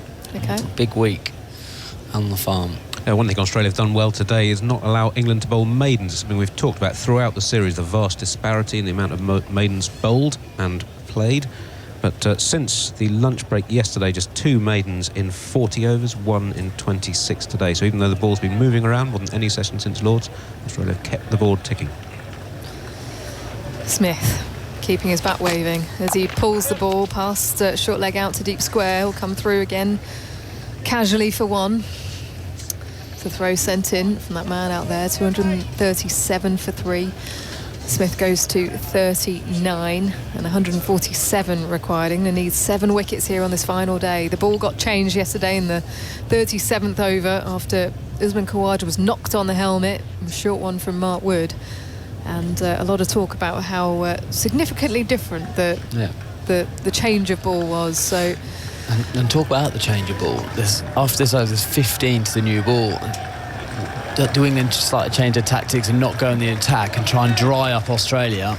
Round the wicket to Travis Head, ducks underneath, another short one from Wood. From the 15 overs after, say, it will be 14 maybe after lunch, to say, right, we're going to try and go absolutely nowhere, so we've got more runs to play with the second new ball. Because how much the ball did today with that harder ball, it's... it did a lot, and there's a few more runs to play with, and there's a new ball nipping all over. That is another tactic England have up their sleeve. If you're just tuning in and you're not sure which way this is heading, I've just had a look at the WinBiz. 53% in favour of England as Wood is in to Head on the back foot. He didn't know where that was as he plays it into the ground, thankfully for him. But that really could have gone anywhere. That followed him. Bowling round the wicket, short into his body. I mean, every time he gets in this position, takes his eye off the ball, he keeps rising with the bounce, with his hands, going up there. And it could go anywhere, and it has gone anywhere, except where an England fielder has been. Well, this could be the jammiest innings he's played. But he won't mind, he's still there as Stokes comes across. There's 2 men back in the deep on the leg side, and now he has another catch in gully as that's played into the ground to extra cover off the back foot. Up on his toes again, looking to bowl short, Mark Wood. I'm not having that. 53 no. No. I just think this period now, over an hour since the last wicket, it's definitely headed in favour of Australia. I agree. You'd say that they are at least 60-40, at least. But we all know it does change with a couple of wickets very quickly. So I don't know what the computer's working out. Maybe he's telling us a wicket is coming. Stokes is hoping for one to pop in the air, straight to him at a backward point. Wood in short, misses that one completely. He did think about playing it, but it kept on rising through to Bairstow, angled across, and he just dropped his hands. Travis Head, dark skies, lights are on, and there's a big strong breeze blowing above the old pavilion on the far side of the ground, with the ornate clock firmly positioned on the rooftop. And fans are watching intently. Lots of headbands in tow today. So they should be. Paying homage to Stuart Broad one final time. Standing at extra cover there with his white brimmed hat. Stuart Broad. Wood pushes forwards. Sprinting in now. Past the umpire to Head, who lets it go across him. And Bairstow takes it on the dive to his left. So end of the over, he's been able to successfully navigate that one. Travis Head, 237 for 3 and 147 required by Australia. England need 7 wickets. Yeah, this will be the last over before lunch. It's got dark, isn't it? The shadows of those 4 shadows of the blares of the floodlights becoming more visible. I think Australia will be happy with this morning session in terms of just losing 3 wickets, sorry. Has done a lot. I've already had my lunch, Sir Alistair. Well, I did see what you're just looking at there. Half of it I left on my jacket. So I dropped my AirPods a little bit earlier. It's been a calamitous hour or so for me. It's a brave choice, isn't it, with the food option, the beige option. Yeah, beige. The white. The Richie Benaud. Some green stains on my jacket as Moeen Ali comes in. Final over before lunch is Smith. It's taken and leg slip is it. Has he got some bat on it? He leant forwards to play the ball. Ben Stokes took it with his right hand. It's given, not out. It popped up in the air. And England are dispersing. They don't think he got any bat on it. But they have decided to review in any case. Everyone was convinced except Ben Stokes, who took the catch. And he straight away said no, didn't he? He took a great one-handed, timed his jump nicely to lean back, and as it looped over him. And everyone in front of the bat was Third umpire to convinced. director, we have a play review for catch. Original decision is not out. It's a fair delivery. Front on spin vision, please. Well, he's blindsided there because he's round the corner at leg slip. Definitely a lot of turn there. Oh, yeah. He has got Straight some up the glove. glove. He has got some glove. Can we have ultra edge, please? Yeah, He's got it. The clear strike when the ball is next to the glove. Can I see the catch? I want to see the completion of the catch, please. What a moment. What a moment. Okay, keep it going, please. And what a catch as well. Catch has been taken completely. Oh, no. Okay. Oh, no. Hold on. Go back, please. Oh, go no. back. Yes, please. I want to see the completion of the catch. Yeah, no. He has dropped the ball. Well. He is trying to celebrate. He has dropped the ball. Not complete control of the catch. He's taken the catch. Okay, I'll go back to Joel on field. Jumping up, and I'll go back as to Joel on field. he looks to celebrate, he loses Joel, the ball. you can stay with your decision. You're on screen now. You can signal not out. The catch was not completed. But it's such a difficult one to call because, well, Ben Stokes knew, obviously. That's why he wasn't keen on reviewing it. But he's got it under control. It's just when he's looking to celebrate and toss the ball up that he throws it away. And he's conceded that he's lost control of the ball there, as has the umpire. So I thought they were going for I didn't see that at all. I just thought they were saying he hadn't hit it. It came off the glove where Moeen needs to bowl, that wider line. But absolutely the right decision from the umpires. He didn't have it under control to complete the catch. It's very like Herschel Gibbs and Steve Waugh in that 1999 semi-final where he went to celebrate it and he threw it on the ground. I think they're just asking whether that is a review for England, because I think Joel Wilson gave it because he didn't hit it. But that's a moment. 237 for 3. What are we witnessing here? Of course we were going to have drama on this final day. Smith has a reprieve on 39. He's forwards again and working the ball to mid-wicket comfortably. And Ben Stokes sheepishly standing at leg slip. Well, it was great captaincy to get him in there. You know, he moved himself into leg slip.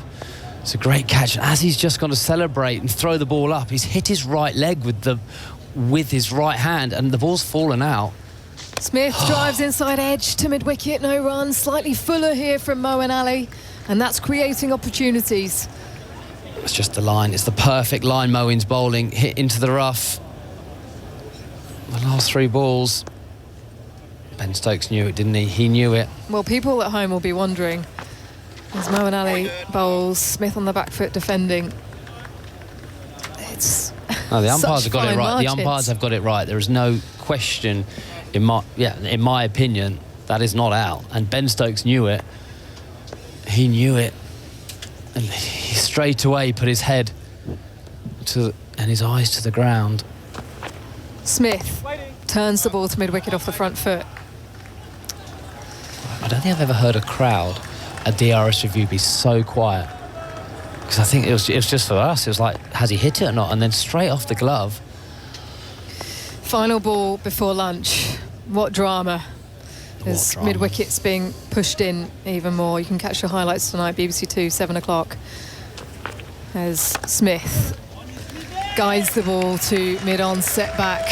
And a fairly flat feeling here at the Oval as Australia will head into the lunch break with Smith on 40 and Australia 238 for 3, requiring 146. Head on 31. And now Ben Stokes is having a chat to the umpires. And he's not happy about something. I wonder whether it's about the review. Like whether they lose a review for it. Because I don't think they're questioning whether it was a catch or it wasn't a catch. I think they're just saying, why have we lost a review? But we can't hear it. You can't quite hear it on the microphone. And Joel's very animated. Very animated. Stuart Broad, guess what? He's in the middle of it. Well, they're all heading off together. The batters, Travis Head, Steve Smith, they looked interested in that conversation, but now they're just pushing forwards, and Smith has removed his helmet. He's done his job for the moment. 40 from 61 deliveries. Travis Head has survived, 31 from 53. And what an important partnership here for Australia, because England had the momentum this morning, 3 wickets falling inside the first hour. But this partnership punching back 69 from 17 overs. We've seen it all. 238 for 3. And I'll just get from Andy, it's been a rotation of bowlers this morning. Chris Woakes brought about those early wickets. 2 wickets for him. And then Mark Wood prizing through as well. Marnus Labuschagne gone for 13. But talk us through the spells, Andy, and then we'll hear from Alistair Cook, and then you'll hear the voice of Jonathan Agnew. Woakes' opening spell today was 2 for 19 from 6. Broad's bowled a couple of 4-over spells, 0 for 8, 0 for 17. Anderson, 0 for 19 from his 4. Moeen Ali, 3 overs for 15 today. And Mark Wood, 2 spells. He took 1 for 9 in 3 in the first, none for 8 since then. Overall in the session, 103 for 3 from 28 overs.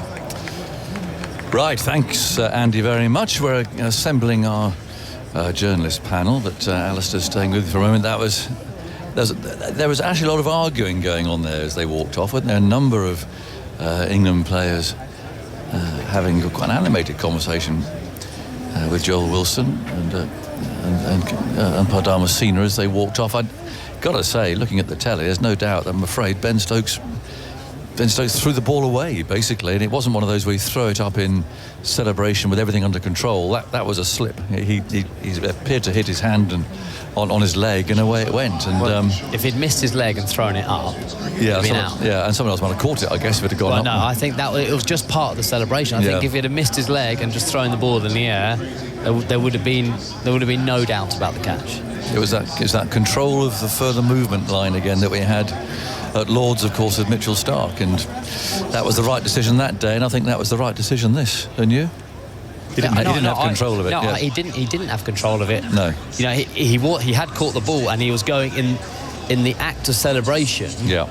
As his arm came down, because he took the catch very high above his head. Fine catch. Great catch. Yeah. Like time just jumped. And as he came kind of like the windmill down, clipped his right leg, as fielders do when you catch the ball and go to celebrate and throw it up. If he'd missed his leg and thrown it up, out, not a problem. Yeah. But because it clipped his leg and it fell out, it wasn't out. No. I think the argument was with Joel Wilson, who gave it not out because he didn't think Steve Smith hit it. Yes. And I reckon England reviewed it, and now they're saying you've lost your review, which could come crucial. They've already burnt 1, so they only had 2, so whether they've gone to 3, they went down to 3, they're now going to 1. But Joel Wilson, I don't think, is given it for the incomplete catch. I think of the fact he didn't think he hit it. Yeah, I think you're probably right. It's just a little feathered edge off the glove. It'll be replayed and replayed.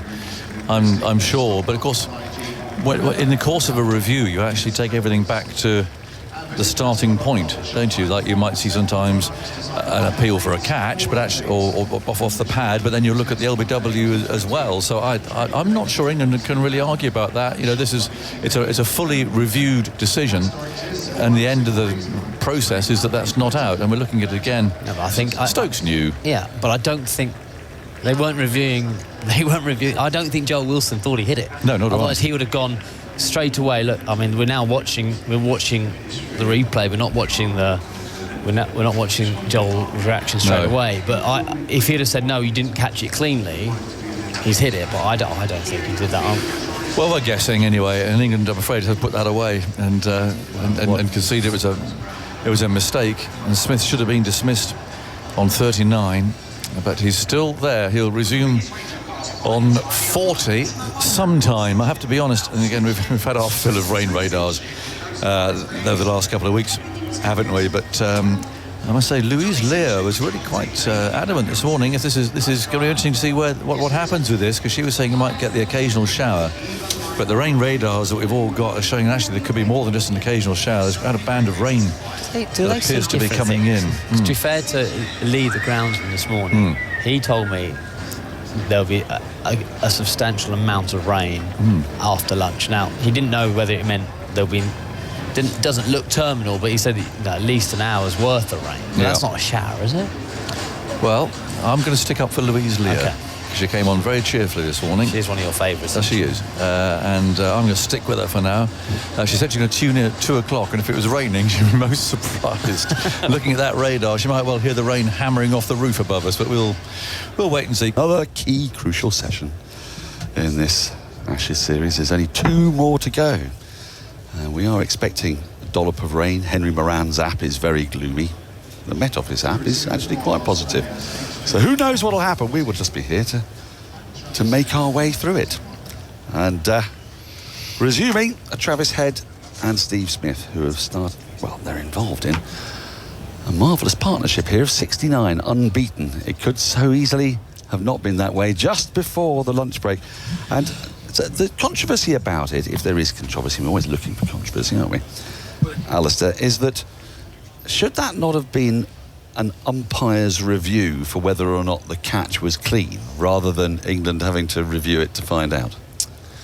Well, I'm convinced that Joel Wilson gave it not out because he didn't think Steve Smith hit it. Probably the only person on the ground who thought it, but otherwise he would have said straight away. And I think, sorry, I want to interrupt you. You better do this bit, Dan, because I think we're going off for rain. Oh, they've just walked all the way out, and they might be about to walk all the way off again without a single ball having been bowled. Off they go. Yes, the rain, as predicted. Louise, you weren't far off. Well, she said 2 o'clock. 2 o'clock there'll be play. She said there'd be play. She said there'd be play at 2. Oh, sorry, Louise. She said she was tuning in. Well, at 2, there would have been play if it hadn't been for the hours of play. 6 minutes past. Yeah, 8. We'll give her a bit of leeway. Yeah, 8 minutes past, Louise. It's all stopped, I'm afraid. But the rain is not heavy. It is of the miserly variety. It's no fun whatsoever. We've seen so much of that in this rather gloomy July. But there we have it. That's cricket. Sorry, Alistair. So what we were talking about there, hang on, we'll come to it in a minute. I've got my radar. Henry's going to show me the doom. Right, so what I'm looking at is rain that extends all the way from Peterborough in the north, all the way down to the south coast of England. And as time passes, 3:10, 3:30, 3:45, 3:50. We can get out there at 3:50. Well, we can't get out there at 3:50. We'll have to be doing the clear up then. This is what's really wrong. The clouds have rolled in and are now depositing their rain on us. The sheets are out over the square. The bowlers' run-ups have been done. The pitch has been done. More will come out. It's not heavy rain, but it's persistent. Just on the rain. Yes. Does this play into England's favour or Australia's favour? Does now the draw become an option for Australia? Become a different option? Does it muddy their waters? Because I've full credit to the way Australia batted today. The conditions were tough, weren't they? Yeah. Just to lose 3 wickets. It's this partnership, isn't it? Yeah. It's been really good. Yeah, it's been brilliant. And That still amazes me every time they bounce Travis Head. He gets into the most awkward positions and still somehow survives. Isn't it weird? And yeah, I mean, he's often both feet off the ground. Hands. Pushing, you're doing everything you shouldn't do. Feet off the hands, so you've got no control of your head and your hand. And his impact, his initial reaction is to push his hands to level with his eyes. So he can't. So, but it's somehow effective. I'm not sure how. It's perplexing, and it's also a measure of how much the ball was moving around a bit. To speak to your point about how well Australia have played to get to this point, that when Head came out, Stokes didn't do the clap clap Harold, here we go into the leg theory. Instead, they stuck with conventional, trying to get him nicking off, because the ball was doing a fair bit. He played and missed at some, and Aggers was on commentary for one where the ball beat the outside edge by an absolute mile. You couldn't even have hit it. Well, he went through a stage so of either play and miss or four, didn't he? Yeah, pretty much. He was either play and miss on the offside or clipped through mid-wicket for four. Clap, clap, Harold. The clap, clap. Yes, Harold, body line. I thought so. Did you ever see the mini-series in the 1980s? Or you're a bit young for that? No. I'll lend you. I've got it on DVD. I'll lend it to you. And it's DVD, not VHS. No, I know it's amazing, isn't it? Someone taped it off the VHS onto a DVD for me. That's probably not acceptable, but it was many years ago. Even DVDs, are they still alive? DVD. Have you got a laptop? Might go on a laptop. It's something to do on a long train journey. I don't have a laptop. Okay. Don't know what you'd do with it then, really. But either way, it was a series made in the 1980s by the Australians, so it's therefore enormously biased about how Jardine was a mountebank and a cur who did this dreadful thing against the spirit of cricket, and it's got some of the great and good of Australian acting all over it. Right. Hugo Weaving was in it, yep, and it was quite the thing at the time, rather good fun. And so the legend goes, when Douglas Jardine was going to go to the leg theory, the body line theory, he'd clap his hands, go, Harold! and then all the fielders would move to this marvellous semicircle on the leg sides, terrifically menacing. Did they bowl... Sorry, we're going real. Yeah. Did they bowl it to all the Aussie batsmen or just the Don? No, they bowled it to many of them. They bowled it to Woodfull, Oldfield. I don't think anyone was exempt. Oldfield broke his jaw doing it, but in fairness, he got a top edge to a ball about waist height, and he always claimed that it wasn't Bodyline's fault. Woodfull, because they were bowling round the wicket at him, and they were just going in around the sternum and heart area. I mean, it is maddening, because if you do that around the wicket and you could have as many men as you wanted on the leg side, there is nowhere to go. Nowhere to go. Unless you did the old ramp over the old... I think Stan McCabe actually stood up to it, got inside the line and went to just whack it over deep backward square. And he's 187, I think he got in that series, which Donald Bradman apparently, he called all the players onto the balcony. He said, you need to watch this, the greatest innings of all time. But then these are all probably myths. Because that series was truly mythologised, as this series may very well be in the future. Now, we've got some news here from the Oval. First, it stopped raining. Second, the covers are gone. Third, we are going to start at 4:20. So if you're trying to work that out in Australia, it's 15 minutes, effectively, from now. So that's really good. They're running a rope round. Lee, the groundsman, there is a weighing anchor at one end with it. And there's a lawnmower, actually, buzzing round the edge of the boundary over there to our left. So that's really good news, and we're all set up, of course. We haven't actually had the definitive number of overs yet, as I understand it, but we know that Australia need 146 more to win, and England's still looking for 7 wickets. Before I bring in Michael and Jim, I need to offer a full unreserved apology to people sitting in the stand down there to my right, between the Bedser stand and the OCS. I just walked around the boundary edge about 20 minutes ago, and it was all going very nicely, waving and a few selfies and things, photographs with kids. And it was only when I got just below us here that a very kindly steward came up and said, "Hello, Jonathan." He said, "Your flies are undone." So to anybody who I've offended over there in the course of what actually was quite a happy little transit, I apologise unreservedly. These things happen. And so there we go. Jim, your Brian Johnson moment. Well, it wasn't very good. There were a lot of people, a lot of photographs. 52 overs remaining in the day. Ooh. The last hour will begin after 37 or 6 p.m, whichever is later. Later? Yeah. So, well, there's lots of cricket left. Let's see what's going to happen. Aussies need 146. England needs 7 wickets. So there's plenty of time for both things to happen there. Michael? Well, I would have you had a suggest bad moment like that or not? Well, I don't think I have, Jonathan. I always check, to be honest, and Don't know why I obviously didn't. check. Don't know why I didn't. I think the draw's out of the equation, isn't it? If there's 52 hours to be bowled, whether the light plays a part later, we'll have to wait and see. But with spin that Ben Stokes can turn to, I think the draw's gone. Well, Jim, I'm still laughing at that. Very good. What a performance you've put on for the crowd. Well, you've got to keep people entertained. That's true. In rain breaks. And the sun's come out. I know. now. It's a ridiculous day, really. It's been really strange this weather, hasn't it? Yeah. But it is. It's fully out for the first time today, and the floodlights are on. And if the internet were working, I'll be able to have a look at the rain radar to see if that's it. But It's had a poor day, the internet. The other thing we've got to look at some point is another new ball for England. They've already had 2, and they're about to get a third in another 18 overs if they want. Well, they are, and that could be a key moment actually in this, because the ball has definitely nipped around more today. They wouldn't necessarily want to see this sunlight, I don't suppose, but they just need to get out there and start bowling. And I've just actually popped that with the reason for my transit round the grounds. I just nipped up to go and see the Broad family up there in a box. And Stuart was in there, and he reckons Moeen, he says he wants to get a wicket, he's going to get some turn and bounce, he reckons. So Moeen's talking himself up. He's got to get into the footmarks a bit more outside the right-hander's off stump. There's plenty there for Moeen Ali. Yeah. There really is a lot. And, Australia, the right-handers in particular, we saw that ball to Steve Smith that Ben Stokes caught, and then he hit it on his thigh, and it was a non-catch. But that spun sharply and bounced. Yeah. I don't know one Australian right-hander that sweeps. Most of them just try and play the conventional way down the ground and wait for a drive. But you got a left-hander who sweeps. Well, really, what you need to do is you need to sweep, because as a right-hander, you want that leg slip out of the game. If leg slip's just there and he's spitting and bouncing, he comes into the equation. Whereas if you sweep a couple, he's going to have to go back.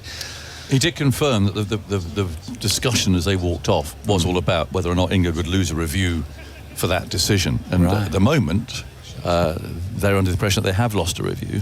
Yeah. Although the review that they called wasn't for that aspect of it. The review they called was for whether it hit the glove or not. So I think there's still a bit of conversation about that, whether it should have been the umpire's review that decided that the catch wasn't taken properly. In other words, it wasn't under control, rather than the players using a review available to them. They would say, well, look, we reviewed it correctly. It came off the glove. Whereas whether or not the catch was taken cleanly, it may go back to Stark again, Lords, is an actual umpire's review. And whether because that was why it was given not out, and rightly so, which was nothing actually to do, well, they would say, nothing to do with England, unless of course, umpire Wilson says, well, I know it came off the glove. And you chose to review it, and therefore you've lost the review. On the other foot, when you say that Ben Stokes would have known that he didn't catch it, you would think so. Why did they review it if you knew that he had it caught? Must have taken a chance. Like you see batsmen stand there sometimes and they've nicked it. But you've lost that ball. So it's a big moment, huge moment in the game, because I do feel if Moeen can get one, he could easily go bang, bang, bang. It's not going to be easy for particularly a right-hander going out there. Mitchell Marsh in next. Will Australia think of a tactic of putting Mitchell Stark in next, a left-hander? Or Carey? Yeah, left-handed. Looks like it's a little bit easy for the left-handers out there. There's not as much rough. It's spinning away. The footholds to the left-hander are quite wide of the off-stump. So I think I'd still be sending Marsh in next, because he's in such good form. But you might burn off a couple of shot players, mightn't you? You might get Stark up after that, perhaps. And you've got some at the end if necessary. I'm just trying to nullify that rough. I mean, they'll keep the same pattern on it. We're just having a chat about what could happen. But you're making the assumption that there will be another batsman. Well, yes, I bet there will be. This is the 2023 Ashes. There'll be a dramatic moment or two. Yeah, there'll be a bit of controversy, no doubt. Something's going to happen. It's been good. With all the nonsense with the ball, it's been outstanding cricket today. Woakes was superb, wasn't he, at the start of the day? I'll go back to that ball, and when England got the change yesterday, that ball was 37 overs old, and I have to say, I mean, the pictures are doing the rounds on social media of the ball that it was replaced to. They got a good one. That is nowhere in a million years that is a 37 old ball. No way. It's interesting because the fourth umpire comes out with his silver attaché case, doesn't he? And it's just what's in there. I mean, it's not the umpire's fault. I mean, I don't know who loads them up. I suppose the ECB, do they? The home board loads up the replacements. I think Stuart Broad might have his last game. Perhaps he did. But it's just what is in what's in the box, isn't it? And that's what it is. And if a ball goes out of shape after 3 overs, there's not going to be a 3 overs old ball. They're going to have to almost go for a new one, aren't they? I mean, you did sometimes see, I don't think you see these days, but you would see umpires rub a ball in the dust. Just looking at here, that you got Ben Stokes bowling off spin, Joe Root bowling off spin. Yeah. Bit of Chris Wokes will obviously start, I would think, from the pavilion end, Moeen from our end. And I just wonder whether Joe Root and Ben Stokes are bowling a few tweakers just in case the light comes in later. Yeah, could do. They have to carry on with just spin. I don't remember ever seeing Stokes bowling off spin in a test match, do you? No, but he's been practicing it the last couple of weeks with Jeetan Patel. He has, and it's a funny thing. You sort of think, well, if you can bowl like Ben Stokes can bowl quick, then he can land a few off spinners and so on. But it's just so different, isn't it? A completely different skill, and the up and over motion of the off spinner and the length and the latter day Tony Greig. Well, indeed, but I was going to say, I mean, the temptation for a seamer like Ben is obviously to bowl a bit too flat, and it's because that's just what you're used to doing. But Tony Greig bowled to great effect, actually, didn't he? Yeah. With his rather quirky run up and action. I will state this now, that Ben Stokes' off spinners are not going to win England the Test match today. I've seen enough of his offers. Yeah. But he has been practicing them properly, hasn't he? Not just going through the motions. It looks actually now as if he's going to bowl. He's bowling a seamer now, I think. So he's leaving all his options open. It just shows he's desperate to be involved. That's really what it comes down to, doesn't it? And he's bowled. Yeah, that's more of a seamer. But if he's doing that, it suggests that maybe, for instance, that Wood isn't in great shape. That they're going to have to get some more resources. You see that Joe Root's having a bat from this end, and just looking at the footholes that he would land into bowling from the pavilion end. David Soker's just using his right boot to identify the areas. It doesn't look as rough this end, bowling off spin from the pavilion end, for Joe to have as much kind of success as bowling from this end with what we saw from down Moeen. there, didn't he? Yeah. Stark's kind of follow throughs at Moeen's land, and Stuart Broad round the wicket. Yeah. Looking up, we've got a rain radar up, and apart from one or two little rogue showers, we are essentially clear, looking out towards the West Country. So that's good. We've lost that. Louise Lear will report to my office tomorrow morning. She said it wasn't going to rain at all today. And she was very surprised that people suggested that it might. But people get things wrong. I mean, commentators walking around the ground. Who could have predicted that you would have been walking around with your fly undone? Well, that's very true. And I'm rather regretting telling you that now. But never mind. These things we're asking happen. for, if anyone has any pictures from the side of the ground. Well, there are a few taken, I'll be honest. So, it's also a bit of a disadvantage of being tall, I suppose. But anyway, we shall wait and see. Thank you for the chip as well that I stole from somebody sitting down there as well. Anyway, it was all very good. You're a seagull as well. Yeah, he had some very... pigeons are here, I guess, just on the left. Nice looking. Yes, well, because Spider-Cam's not up. That's the thing, isn't it? Spider-Cam is resting somewhere. It's gone. Yeah, well, it'll be back. Here he is, swooping up. And so those pigeons, I suspect, might be alarmed now. So Stokes is still bowling. And he's bowling his seamers, because again, to be from England's perspective, they do have a new ball in 14 overs actually, isn't it? And it is still cloudy and lights are on and so on. I mean, that is an opportunity, but they've got to get Smith out and indeed Head. If Head bats another 30 overs, I think Head's very damaging. I think he's. Smith's brilliant, but I think Head's almost a danger player because he scores so quickly. He's always looking to strike and hit the boundaries, and he's got it in him with the spinner on because there's not as much rough to hit a couple of sixes as well. One thing's for sure, England have just got to bowl so well and take every chance. Yep. Well, let's just hope it doesn't just sort of end in a damp squib fashion. Let's have a good game to finish this series. It's been such an entertaining series. Just if we start 20 past 4 and just say it goes to the 52nd over. Yes. The bowl in there was at about 12.5 an hour. We'll give them 13. we could be here at 8:20. Just throwing that out there, I guess. Well, it'll be dark by then. That is a possibility. They won't be playing in that light, surely.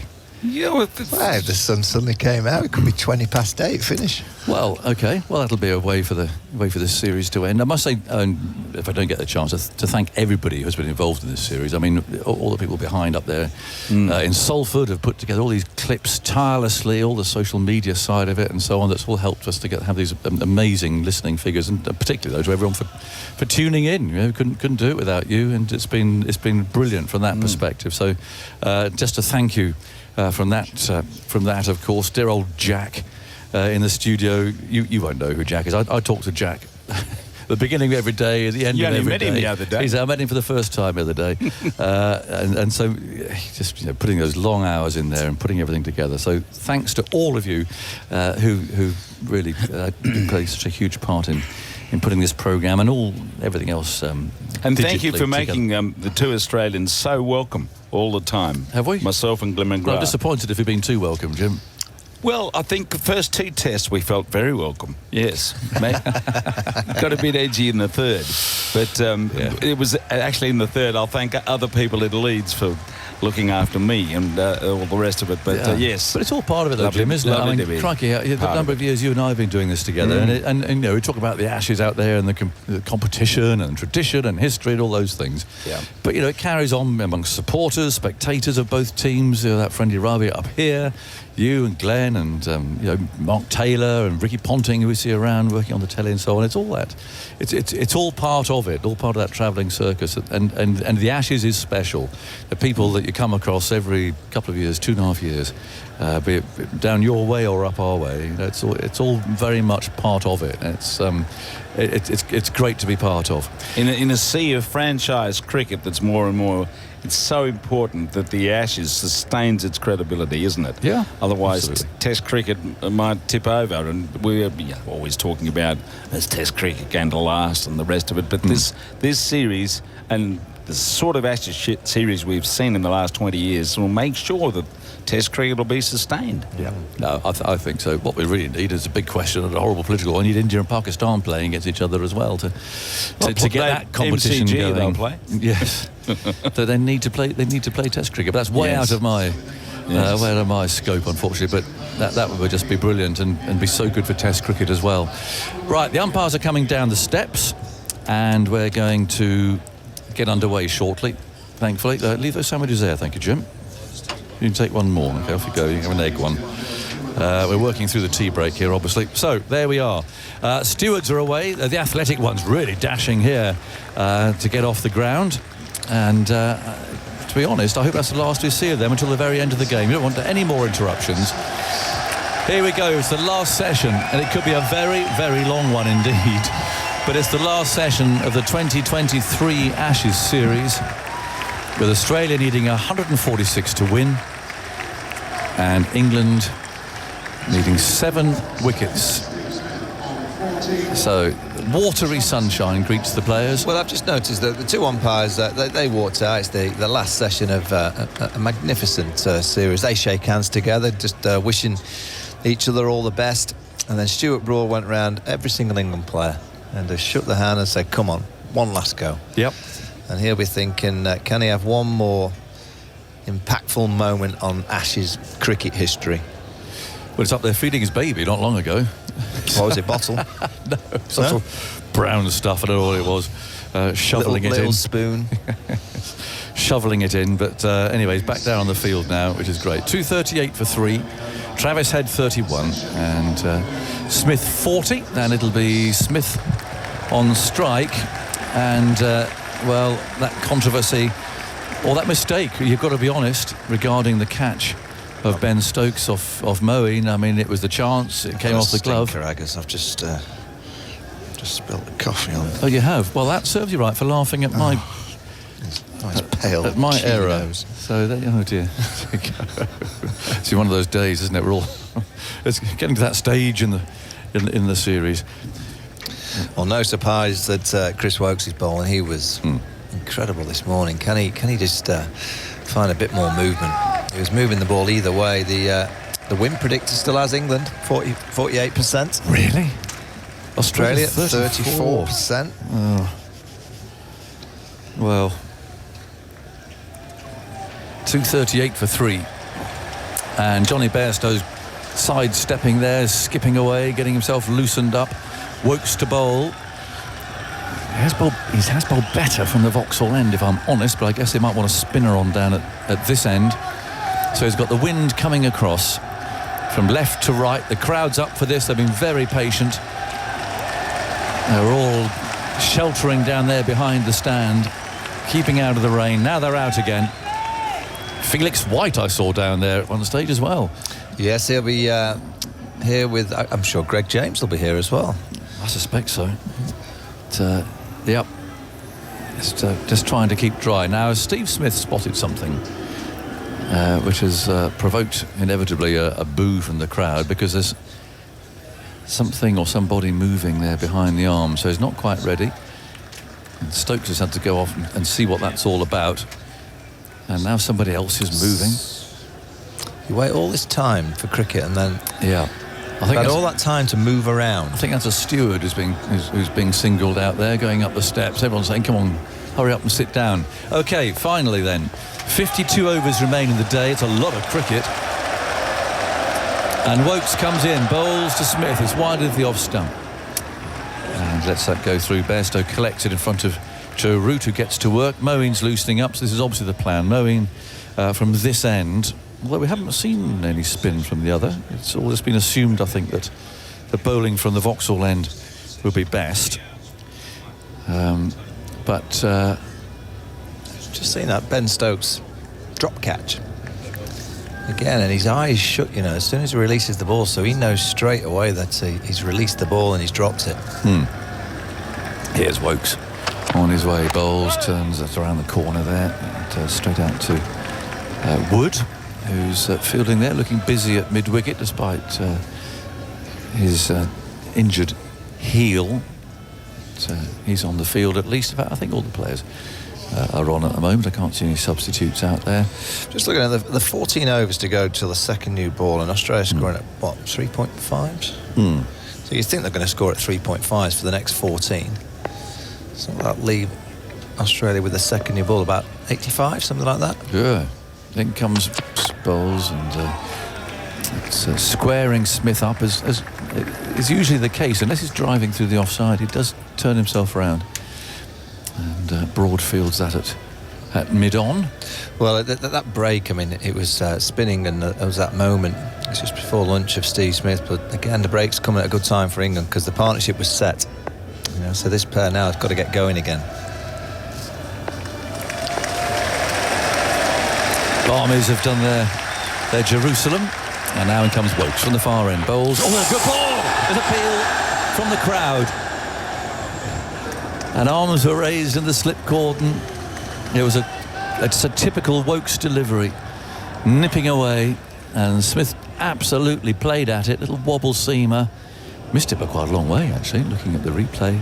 But there's the crowd that was up there mainly. Wokes didn't appeal, and there was just that sort of optimistic raising of arms in the slip cordon. That little green mat that they put on the pitch, it's the last of the covers to be taken off, wasn't it? Yep.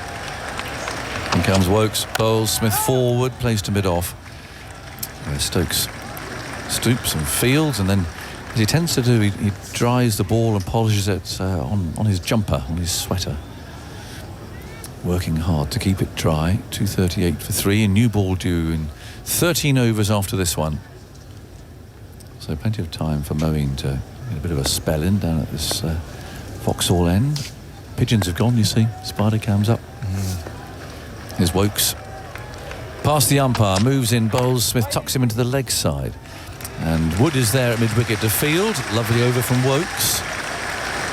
But no wickets. 2:38 for 3. The target is 384. Head has 31.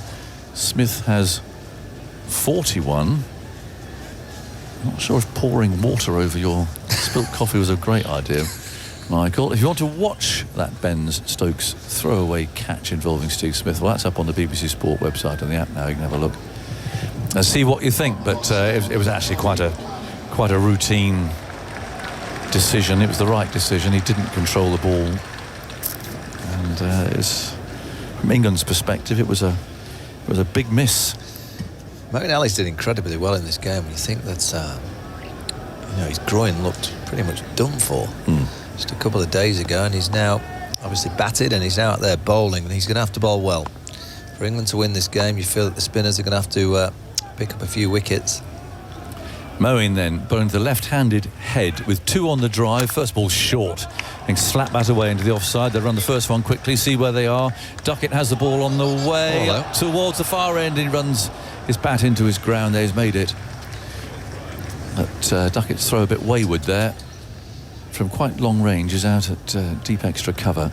Yeah, just needed to be a bit more of a fizzy thrower. One of those sharp one bouncers into Johnny Bairstow.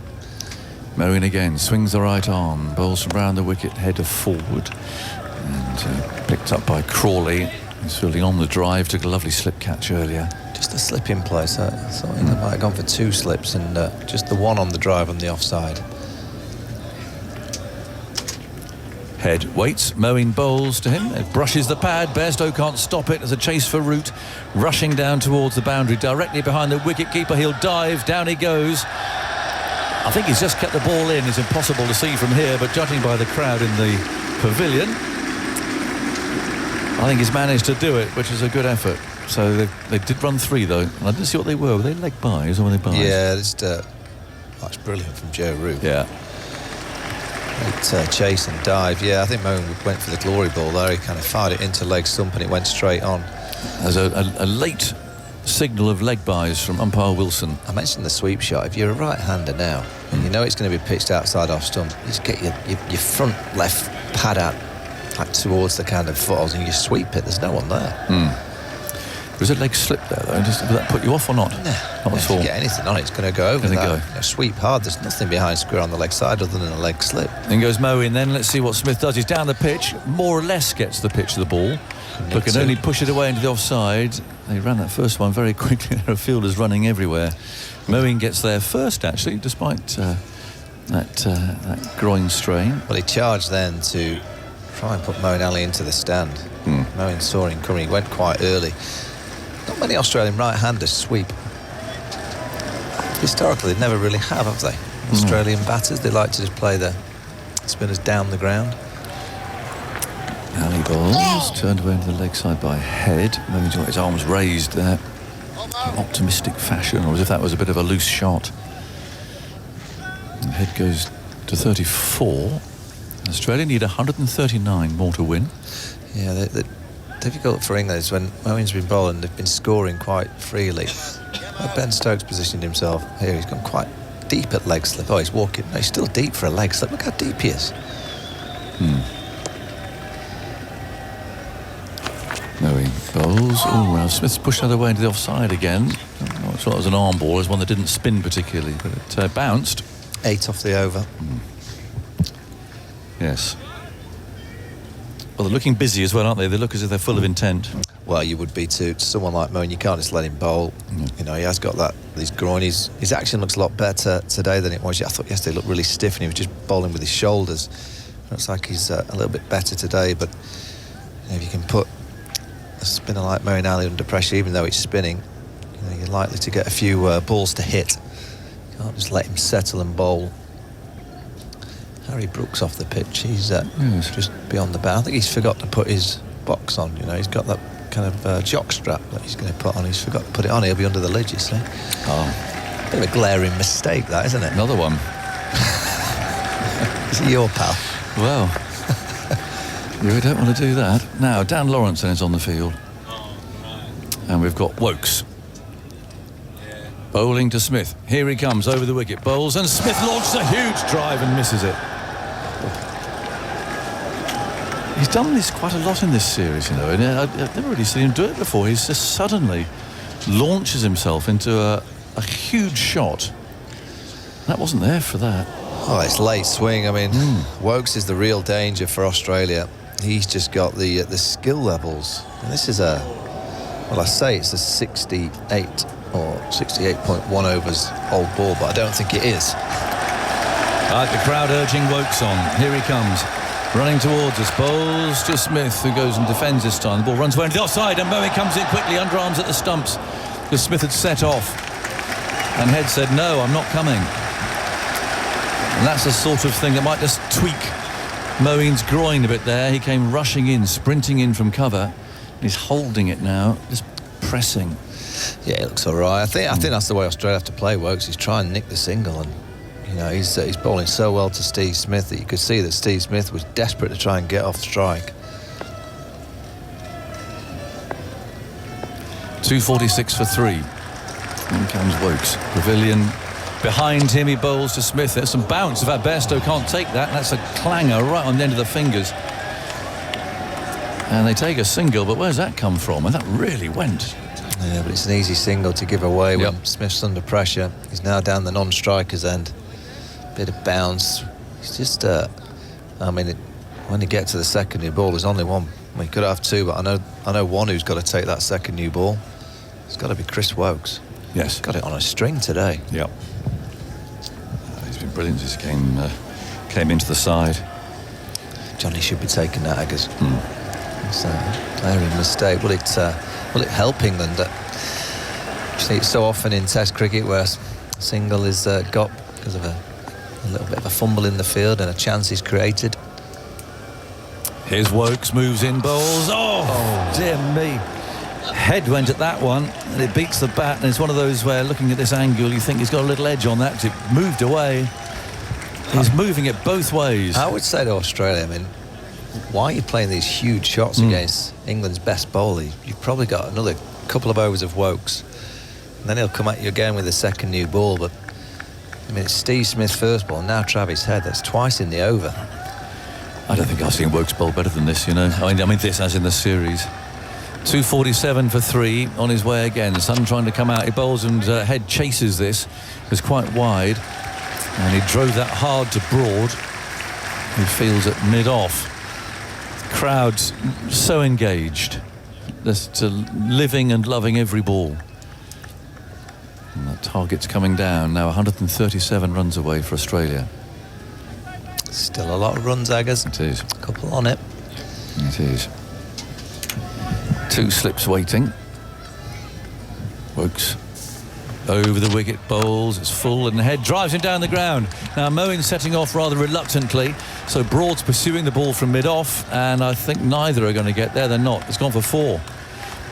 And this has been a positive start by Australia. There's been some playing and missing, but the runs also coming at a pretty decent lick now. 250 up, 251 for 3. Your mate Harry's back out there. Look, I can see he's just he's sorted his jock strap. Yes. Got his box in the right place. He's going to go under the lid. Yeah, you're right. That was a good over by Chris Wokes. 2 huge drives from one from Travis Head, one from Steve Smith. Australia are scoring. They're scoring freely. How many overs would it take them scoring at this rate, Andy, to chase the target? That's what I like to always look at. So they need... do you mean the rate of the innings or the rate of the partnership, which is just over 4? All right, let's go the rate of the partnership. So that's 133. It would take them 32 and a half overs. Oh, that would be a very comfortable win, wouldn't it? 20 overs left. Will he dance down again? What can Moeen do? In he goes, bowls to Smith, a little bit short, tucked away between those 2 fielders. Catching close in the leg side for a single. 252 for 3. And Smith moves on to 43, and the sun's out again, not entirely, but breaking through this thin cloud overhead. Moeen sets the man out in the deep there, precisely where he wants him, way over to our left. Duck it out there in that Head area where Head's fielded for so much time. He plays off the back foot though, finds Stokes. I reckon there was a single there. They missed out there, Australia. It's quite an easy one. Stokes is high class, but not that quick. Come on, Mo, they're shouting. Round the wicket he goes. Bowls, pitched up and driven. And as far as... what was that? Crawley there is... Come on the knee, I think. Is it, oh, no, it's your mate, Harry. It's Harry Brook. He's taking that on the knee, I think. Hobbling round. And In again, bowls, and played off the back foot comfortably enough for a single. You can always tell when the crowd's really engaged. It's the silence when the bowler is making his way in. Well, it's a full house early. I think quite a few of there's a lot here, but there's quite a few spare seats. Don't know what happens with that. I don't think it's like turn up and fill the seats at this stage, or Mowing bowls. Oh, that turned. There's a appeal for leg before wicket. Umpire Wilson shakes his head. I think Smith got outside the line. I don't think it's like Wimbledon where you can just pop the tickets in a box and people can queue up and come in. Perhaps they should do that sort of thing. Yeah, that's beautiful bowling. Just a nice bit of flight. Does land straight into that foothold. Sharp spin back, but he does get his pads outside the line of off stump. Mowing over the wicket. Bowls tucked away by Smith. Finds Woakes at mid-wicket. He'll keep hold of the ball at the end of that over. 70 bowled, so 10 to go until the new ball can be taken. I'd imagine that England will take it in these conditions. Cool. I'm just looking at the replay of that. Well, the only reason... That really spun. Yeah, it spun square. The only reason they wouldn't take it if Moeen Ali was having success. So if Moeen Ali's getting wickets, they back Moeen Ali to win the game for them.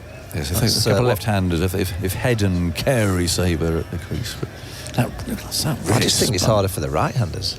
With that full hole outside the off-spinners, the right-handers off-stump. It's a huge patch. Mitchell Stark, Stuart Broad patch. So how long will Stokes bowl Woakes for here? Because he'll definitely have him for the new ball, surely. Woakes from the far end moves in, bowls outside the off stump, cut hard away down to Duckett, and here at third man, and they take one run. How is it for a bowler? So there's one session to go. How hard is it, Aggers, just to just keep bowling? Is it your legs just go, or your body? What is it? Yeah, you start to just get a bit tired in your action, don't you? And then you get a bit wayward. You bowl a few bad balls because your arm starts to drop a bit, your left arm. And you can tell when a bowler's tired, can't you? But they want him, I really think, really up for this new ball, because that is going to be key. Yeah, I think he's bowling well enough here to get Smith out. He's getting the ball to move around a bit. Here's Woakes comes in, bowls, and Smith squared up. Plays to mid-wicket, and that's the problem, isn't it? If he keeps going, another 5 overs. Well, he's going to need a combination of, the spinner, Woakes, Broad, Jimmy Anderson. I mean, Mark Wood looks a bit crook. That heel's obviously a problem. I say, I started this plate and I sat down with 5 sandwiches on it. Yeah, you got 2 left. Everyone's stealing them and cover them with the rotor. 254 for 3. In comes Woakes again, sun behind cloud once more, moves in, bowls Smith forward, thickish sort of an edge there. Moeen Fields coming in from point. Well, you look at what Woakes is doing with this old ball. What could he be doing with a brand new ball? Well, no. 10 overs, but I guess it'll just come down to what the state of the game is in 9.3 overs time, whether England take the second new ball. If Moeen's getting success, they'll probably not. If he's not, they'll go obviously to the likes of Woakes and Broad. I've got a cunning plan. 254 for 3. In comes Woakes. Bowls on the leg stump, tucked away down to long leg. They'll take a single. Anderson's down here. There's no run. If player X is going to bowl at all today, and he is the X factor, surely the time for Ben Stokes to have 3-4 overs will be up to the new ball. I just don't think he's fit enough to do that. Well, he's bowled a few out there. Why do you have to call him player X? Because I wasn't going to name him straight away. I was hoping they were going to guess. It was quite obvious when you said Ben Stokes. Well, I did straight away. I know. But I was trying to tantalise you a bit. So is that a silly plan? Is that a ball break? I just don't think he's fit enough. OK, here's Woakes, moves in, bowls, short, and pulled away on the first bounce out there to deep square leg. Hit it pretty hard. 256 for 3. He bowled a lot of balls out there. Only he'll know. I mean, yes, only if he's fit to bowl, obviously. But if he is going to bowl at all, I reckon now's the time. Before the new ball, get Woakes off. Just give him a breath. He only bowled 3 or 4 overs. just to see if he can do something. Yeah, if he's fit enough. The problem is, I know he's a superhuman, but he hasn't been bowling, and 2 really bad overs could be really costly. We saw Jimmy Anderson bowl 2 really bad overs earlier. Can't dispute that. And the momentum of the game completely changed. Then therefore you can't bowl him at all. In comes Woakes, bowls, and Smith walks into that defensive shot, plays back to the bowler, and there's no run. 9 overs to go to that new ball. There's 256 for 3, head 41, and Smith has 44. Lots of possibilities and things to chat about, no doubt. Michael, you're going to be joined by Jim, and I'm going to take what remains of my sandwiches. Yeah, enjoy your Sarni's eggers. Just a couple left. Umpires are just having a little bit of a chat together. I'm not too sure. Wind predictor, it's gone Australia's favour now. Australia 44%, England 37%. I'm not too sure what the umpires are talking about there. Calling Ben Stokes over. I'm not too sure what has gone on here. They've had a chat. Johnny Bairstow is involved slightly. Joel Wilson has gone to Ben Stokes now, and I don't know what the conversation's about. It all looks okay. Ben has got his arms in the air. He's can't be the light. The thumb went up, so it's clearly okay, whatever it is. What is it, you? I'm not too sure, actually. It's hard to lip read from here. And there you got Damasceno talking to Steve Smith at the non-strikers then. I'm not too sure what's going on there. Yeah. We'll find out in a minute. Something will happen on the telly to tell us. Well, the lights are on, but the natural light seems to be okay. And Australia they're keeping this game moving along. They've scored 18 from 5 overs since they resumed at 3 for 2, 3, 8. It's 3 for 2, 5, 6. Here's Moeen Ali around the wicket, short on the back foot. It's hit hard through the covers, but a good bit of anticipation and a late call from Travis Head in the end to go after it was knocked away by Brook in close at short cover. He took the pace off it and Stokes ran around to collect. He's got a great ability, Travis Head, to hit a hard shot off the back foot through extra cover off the spinner. Gets a real good hand speed through the ball. This is the chance for England with Smith on strike, and he's trying to counter it with footwork. What's he going to do now? He goes back. That's short enough to push to the onside. When it hits the pitch and not the rough, that's easy. It's just the odd doing a little bit, and what's Moeen Ali going to do to try and get that ball soon? Jim, why don't right-handed Australians sweep spin bowling? Well, some do, but yes. Not many.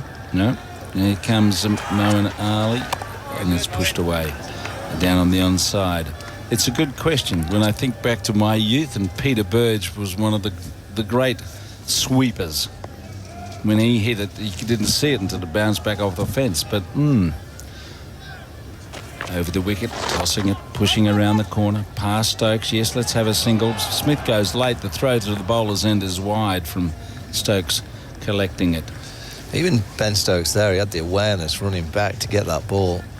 Steve Smith was going to be the end that he had to throw. He kind of picks it up in his right hand and in the air swivels and throws it to the bowler's end. Incredible athlete. Well, is it the pitches in Oz? You don't necessarily have to sweep on those pitches. Well, a bit of bounces. Is that the reason why? Top edgy on the shot as it's driven hard again by Travis Head to short cover where it's stopped by Brook. Yes, we see the shot and the reverse more in the white ball game, I suppose, as we watch Head forward. He's hit on the pad and appeal for LBW, and umpire Joel Wilson is unmoved. Well, they've got I've just got to wait with him. He's got the Steve Buckner sometimes. Yeah, they've got one left England, one review remaining. They're talking. Moeen Ali and Stokes, are they going to review it? Man, it might be a waste.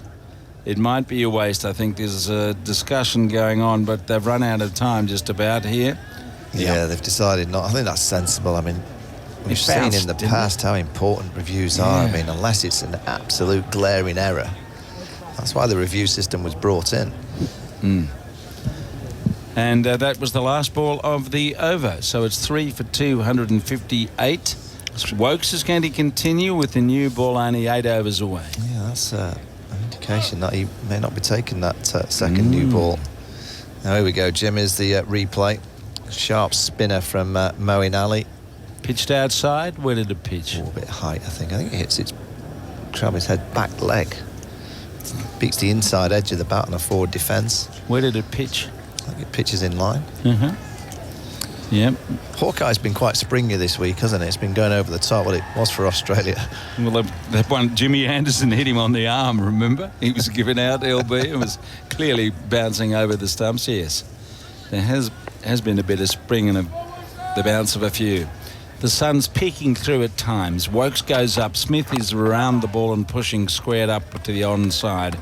Australia 3 for 2, 5, 8. Smith 45, Head 42. Big moment just before lunch when it looked like Ben Stokes had caught Smith at leg slip, but he didn't have control of the ball and lost it after taking it above his head on the way down.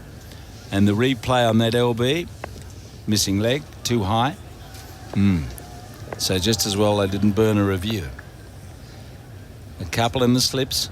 Wokes bowls, Smith goes back, leaves the ball alone outside the off stump. So it was a big moment, and then there was some confusion about whether or not did he glove it. The umpire, Joel Wilson, didn't seem to think so. It was reviewed, and then in the review process, England burnt one, maybe unkindly, but perhaps Stokes should have realised he'd not held the ball, not controlled, and, not revered.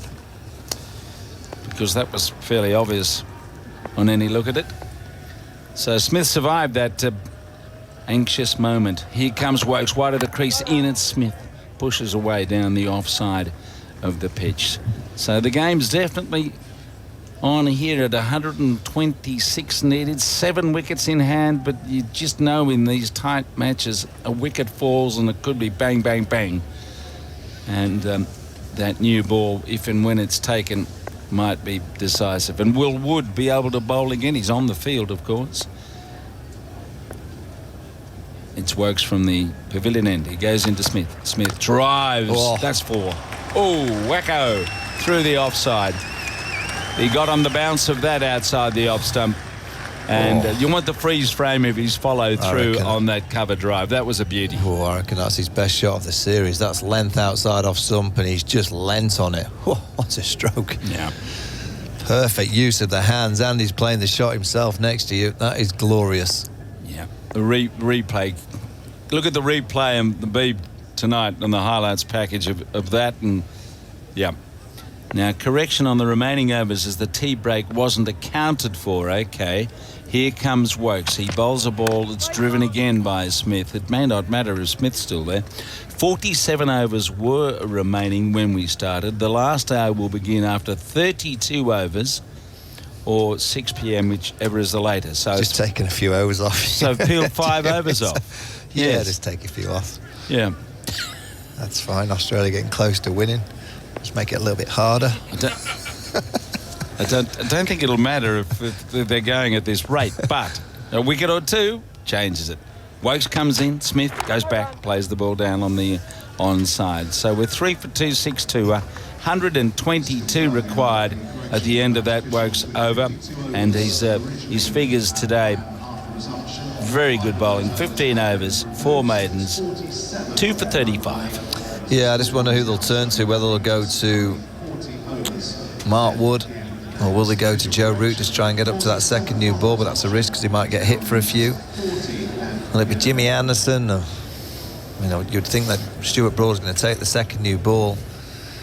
Decisions for Ben Stokes, it's always around this time. We saw it at Edgbaston on that last afternoon where captains and tactical manoeuvres are judged that little bit more so because it's at the time where it really counts. This is the business end of the game. Moeen Ali continues then around the wicket to Travis Head. He's on the back foot and helps himself to a run wide of cover and into the deep where Wood is fielding in front of the electronic scoreboard. So this is it. In the next few overs, you would think they've really got, if England are going to stay in the contest here, they've got to get rid of Smith. Yeah, he's on 49. He played well in the first innings for 71. He's got 300s here. If he doubles up Averages 90. Likes the place. Moeen Ali tosses high and he just waits on it and pushes it towards mid-on. And because Fieldsman's Crawley deep down there, that's the half century. Another half century for Steve Smith in Test cricket. Another on this ground that he looks at as a playground. He's not even raising his bat. He just waved to the fans and that was it. So he's got work to do here. Yeah. I'll wave to you later. Now, just a little alteration to the field to try and stop Travis Head picking up an easy single to the offside. Around the wicket, it's Moeen. He's drubbing. He's caught it slip. He drove at that. Joe Root takes the catch. He drove into the rough. The ball pitched and turned. Joe Root with some exultation, jumping around like a school kid there after he took that catch. Moeen Ali gets the break. It's 4 for 264. And Travis Head departs. That did turn out of the rough. Yeah, that was sharp. It's been beautiful bowling from Moeen Ali. It's just a little bit of flight. Simple catch for Joe Root. And just when you think that the game is just starting to settle, there's always a twist. It's been an Ashes that has been... I don't remember an Ashes that's had so many twists and turns, and when you just sit back and think that one team's on top, something happens, a spark, a bit of magic, a mistake. Well, that was glorious off-spin. Mitchell Marsh against the off-spin. If you can get it right early to a new right-hander, with all that patch outside the right-hander's off-stump, it's not going to be easy. 126 wickets.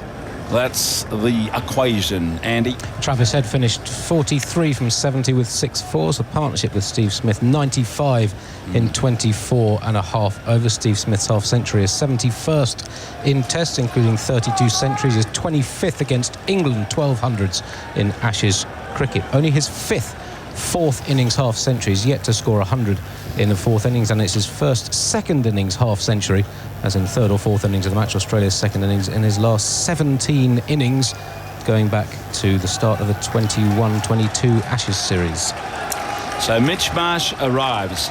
He of the great thumping ability, and he's got to get in, of course, and Moeen Ali may well get one in the rough that turns and bounces and causes some anxiety for the batsman. Let's see. This is another very good moment of the day. Well, I reckon this could be the game, the next half an hour. If Marsh survives it and he gets himself in and he starts striking it, he could go a long way to winning Australia the Test match. England have got a great chance of getting him early, though. I think you can get him early. He's a bit rigid against the spin. So here's Moeen Ali. He's bowling to Marsh. Marsh forward, pushes the ball away firmly, securely along the ground out there towards a shortish mid-wicket. They've got a slip and a leg slip and a short leg. Moeen Ali comes up. Marsh sweeps at this. There you are. There's your sweep shot. That's 4 runs. It's exactly the shot you should be playing. He hit that pretty well. Yeah, brilliant, because it's a free hit because there's no fielder. So if he plays it badly and he misses it, hits the pad. If he hits it, it's going to top edge and go to that vacant space. There's no one apart from Ben Stokes at leg slip, quite tight behind square on the leg side. Do you need a deep extra cover? I would suggest not. Not at this point, at any rate. The sun shines brightly. Is it shining for Australia or England? Well, he's putting cover point in the boundary because he's going to try and say to Moeen Ali, throw it out wide, and he's going to put square leg, I would think, behind square for the sweep shot. Yeah. 4 for 268. Marsh just waits for the field to settle. He's still got a couple of fellas around the bat.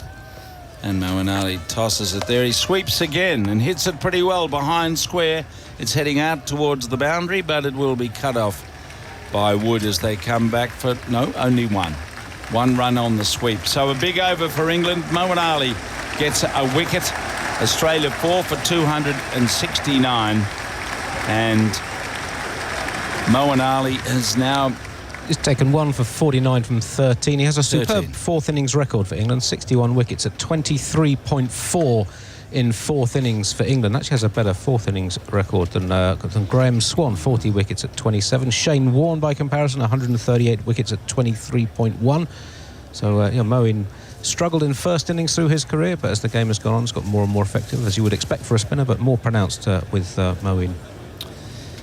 So it looks like Woakes is going to continue here, even though, as we mentioned, the second year ball's not too far away, but he's the strike bowler at the moment. Glenn McGrath's joined me. How do you see it, Glenn? Yeah, g'day, Jim. G'day, everyone. Yeah, it's still in the balance. That was a big wicket for England. They needed a breakthrough there. The scoreboard was ticking over. Just lost 5 overs. Miscalculation at the start of this session. But there's still plenty of time, and Mitch Marsh, he does like to play his shots and score quite quickly. He's on strike. Woakes comes to him and he's forward, defending and getting a run as it goes off the outer part of the bat along the ground behind point, and he moves to 5. 4 for 270. 384 the target, and Smith reached his half century in the previous over from Woakes with an extraordinary shot through the offside. One of the best shots you'd ever see. Really was superb. Out and over the bounce, and the hands went through the line and it zipped off to the cover boundary. Woakes would like to see it again off the edge, I suppose, but he bowls now, and Smith goes after the short ball, tugs it away for 4 between the two onside fielders. Yeah, that wasn't a vicious, menacing delivery, and he got over the bounce and hit it hard to the boundary. Yeah, not short enough here, didn't get high enough. Just sort of in the midriff for Steve Smith. He's seeing the ball well. And he helps himself to the boundary. Countdown goes. 110 needed. Smith, 54.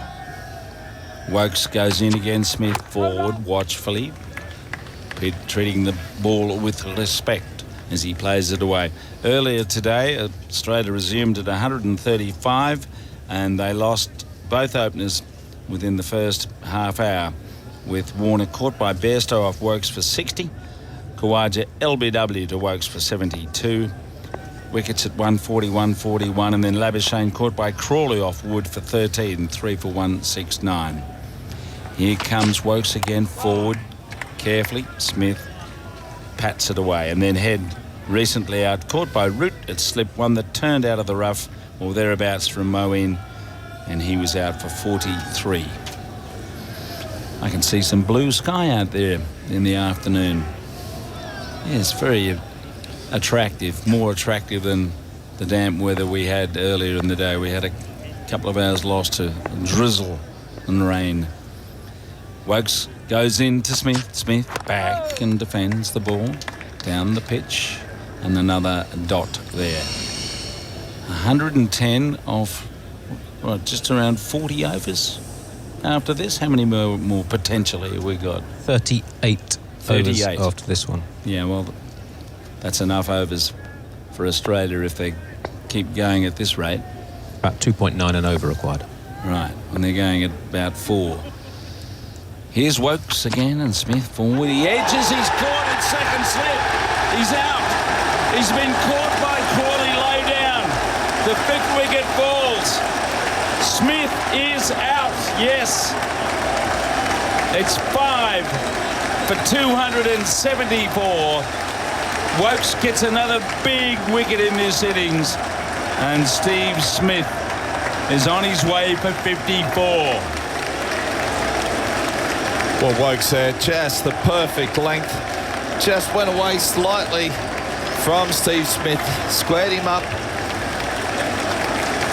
Had a massive wicket there for England. That's the one they're after. Didn't cost England that many runs. Ben Stokes missing that catch before the break. He goes off for 54. And Carey's coming out to bat with what you can hear in the background. Take no notice of it. Uncalled for. Yeah. What is going to happen from here? As I say, a new ball is due. Woakes, he mightn't need it. Just hang on to this one with Moeen Ali going at the other end. Will that combination be enough to win this game for England and level the series. Wow. How many twists and turns do we have left in this series, in this test match? You know, Alex Carey hasn't had the best series with the bat. Started off well at Edgbaston. Can he bookend it here and finish with a decent score? Vital partnership now for Australia, these two. Well, it might be the strong arm of Mitch Marsh that does it for Australia from here. But England well in the game with those 2 wickets in the last 10 minutes. And that was the end of the over. 3 wickets for Woakes. And Moeen Ali with a slip and a short leg. They've got a man on the sweep at backward square now. Moeen Ali goes to Marsh back. Plays the ball away on the onside. Mid off and mid on. Just back a tad. But close enough for Marsh to think he'll get over their heads if he goes after it. Let's see what he does. Moeen Ali goes in again, and he is swinging and driving, but straight to mid-off, and it goes quickly down there, so they don't collect the run. As he was looking to plaster it. Well, they've got the 45 in now on the leg side, so Marsh was looking just to sweep everything. Now he has to come up with a different plan. Moeen bowls, and he's back and plays the ball down. That's the danger. He gets in a bit of rough around there, and it pops off the surface. Bat pad comes into play with Harry Brook in close. Just behind the bowling crease. Wait. Mid-on's moving. You can't do that. Not while the bloke's coming into bowl. Crawley's now gone back to long on. Right. Moeen Ali bowling to Marsh. Marsh forward. Turns it away. On the bounce to Brook. The crowd getting in behind England more and more as they sense England could take this game in the last 2 hours of the day. 110 still needed for Australia. 5 wickets in hand. And forward he goes. He's caught. Is he off the bat and glove? He's on his way. He's out. Wow. A bit of bat pad. Mitch Marsh didn't wait as he pushed at that delivery. And it's gone to Bairstow with an outstanding take as it popped up in the air away to the offside. Moeen Ali has struck. Australia losing wickets all over the place here as Mitch Marsh didn't get into his big stride there. He got a little inside edge and went up and off his body, and Bairstow took a very good catch, reacting to his right as the ball hung in the air. 6 for 274. Well, another big wicket there. Mitchell Marsh was the one batsman for Australia who could play some shots and score runs quickly. Unfortunately, a reflex catch from Johnny Bairstow brings another wicket. That's 3 quick wickets for Australia. They're looking down the barrel now. How do they play it? Do they come out and play some shots and see if they can score runs quickly? Still a long way to go to defend in this game, or to keep chipping away at 2 or 3 runs and over. 6 for 274. Ishagua's coming in with Australia losing 3 wickets in 3 overs. Glenn. Yeah, so a big part of this game has just happened. It was in the balance. It swung heavily now in England's favour, and you're looking a little bit more relaxed now, are you? I've always been relaxed, Glenn, thank you. Good to see. Well, look, it's a lot brighter here at the Oval, and if you get the opportunity, go onto the BBC website right now and have another look at that dismissal, because Johnny Bairstow has clutched that out of nowhere. He's dived to his right, the anticipation to take that ball. And what a story this is. The narrative around Moeen Ali. He answered an SOS call at the start of this series, and here he is now looking to try and bowl England to victory. There's a man right in front of Mitch Starc who leans forwards and he plays it onto the ground in front of slip. No run. Moeen Ali. Well, this crowd are alive here at the Oval. They've had to wait patiently to get any live play, but I have to tell you, it's looking really bright here now. Blue sky, there is some cloud cover, but England, they're backing themselves here. They have Australia 6 down. Just something on Chris Woakes, who's taken 6 wickets in all of the 3 tests he's played in this summer. The last England bowler to have 6 wickets in 3 consecutive Ashes tests in a series in England was Jim Laker in 1956, when he took 11, then 19, then 7 in the last 3 tests. Since then, John Snow did it in Australia, as did Darren Gough in the 1994-95 series. So extraordinary performance from the returning Woakes. 18 wickets now, average around about 17. Well, we knew it was going to be a nipper, Glenn. We just knew. And well, another good partnership of 60 runs here just to tighten it up would be handy, wouldn't it? Well, you spoke about how Australia might play. I think they will look to be a bit more aggressive. 110 needed. Carey and Stark on naught. It's Carey on strike to face up to Chris Woakes. And how amazing has he been today as he bowls full? And Carey manages to get his bat down in time to defend the ball. There's 3 slips in position. There's a man down at third, extra, mid-off, mid-on, 2 men back in the deep on the leg side, as we can see Jimmy Anderson and Mark Wood just walking towards each other just to say something. And Chris Woakes, who kick-started things for England this morning. He picked up those 2 early wickets. Continues, pushing away now, bowling from the pavilion end to the left-handed Carey, who tucks it off his hip out to deep square. Jimmy Anderson, 41 years young, off the rope, sprinting in. He gets the ball, he throws it in. They settle for 1. 275 for 6, 109 more to win as Carey gets off the mark. Yeah, a lot more energy in the field here. You can sense England right on top.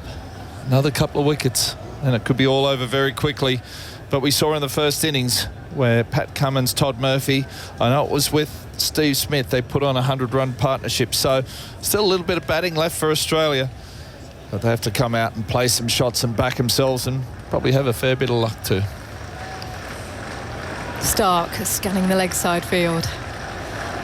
How intense has this series been? And it's going to go right down to the wire. Woakes in. Stark edges, it's taken! Zach Crawley with a regulation catch at second slip.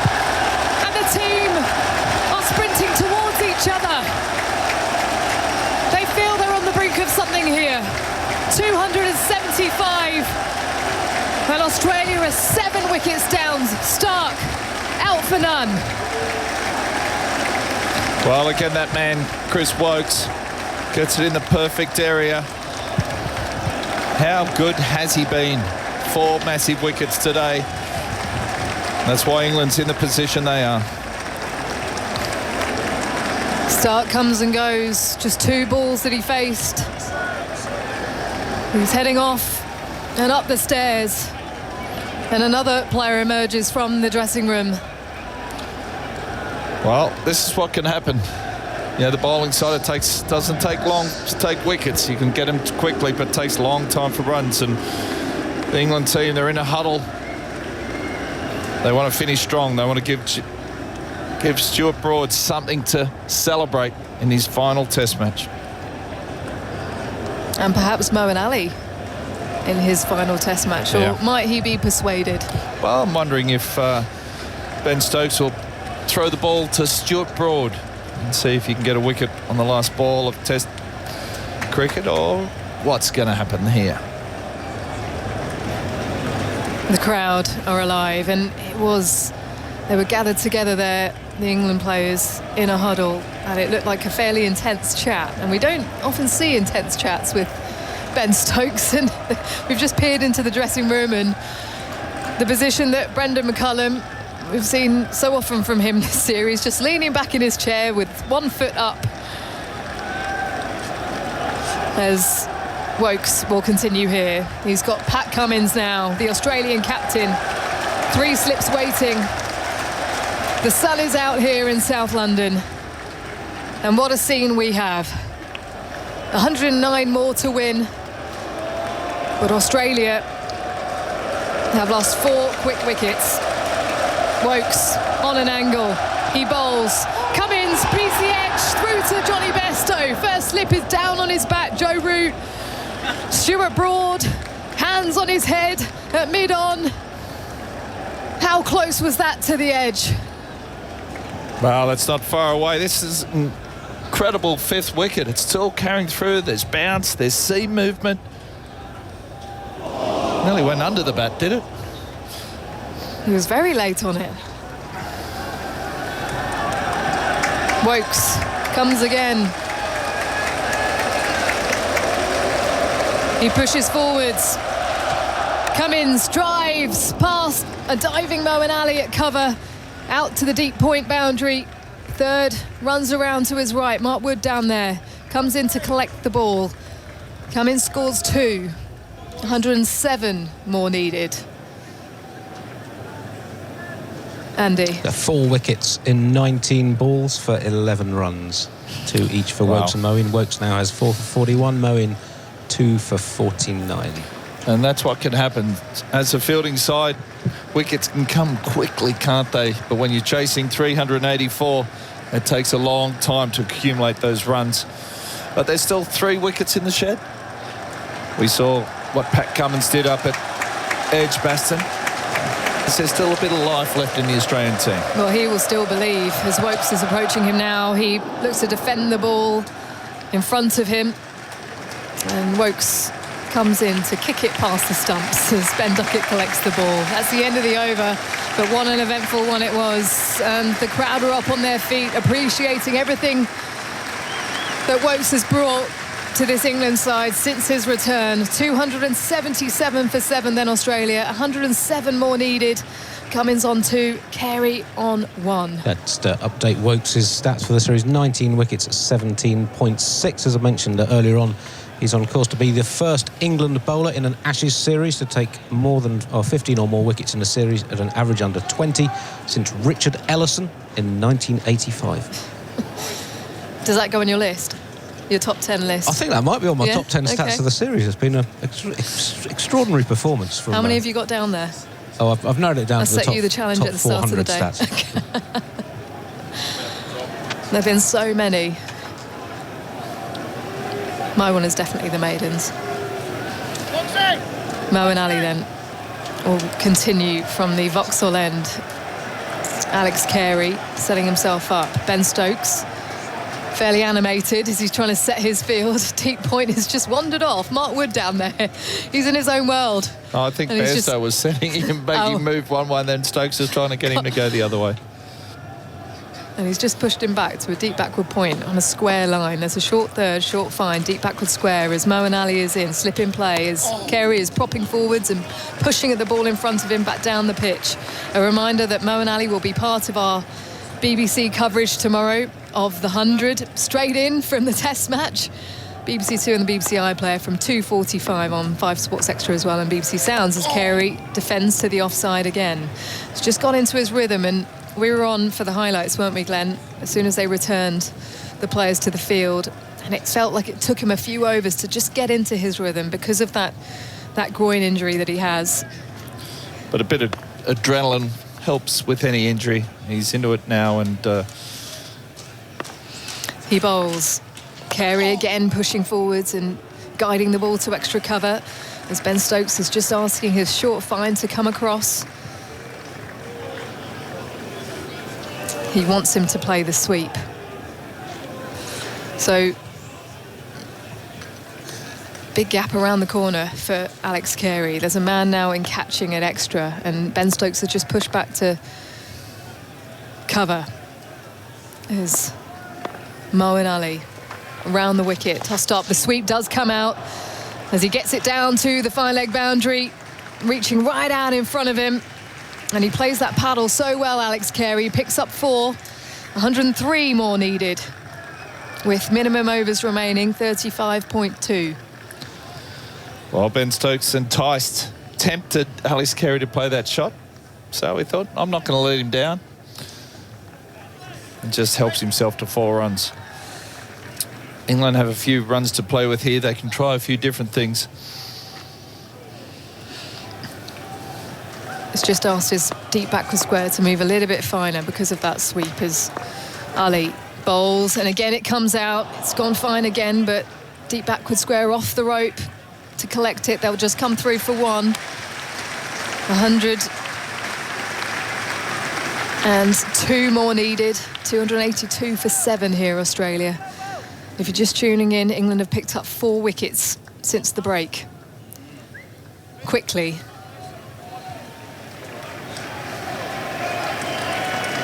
Stuart Broad being sent back to the boundary and receiving a lot of applause. He's about 20 metres off at deep cover. Interesting here, there's a deep point as well for Pat Cummins, for Moeen Ali. Slip, man around the corner in Ben Stokes, and short leg. Moeen Ali comes in, it's short, but Cummins just deftly plays it to the leg side off the front foot.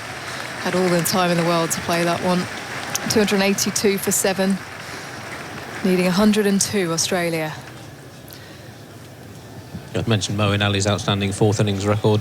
Before that 4, his 4th innings average has just dropped below Shane Warne's 23.1. Those 4 runs have given Warne the edge again. So,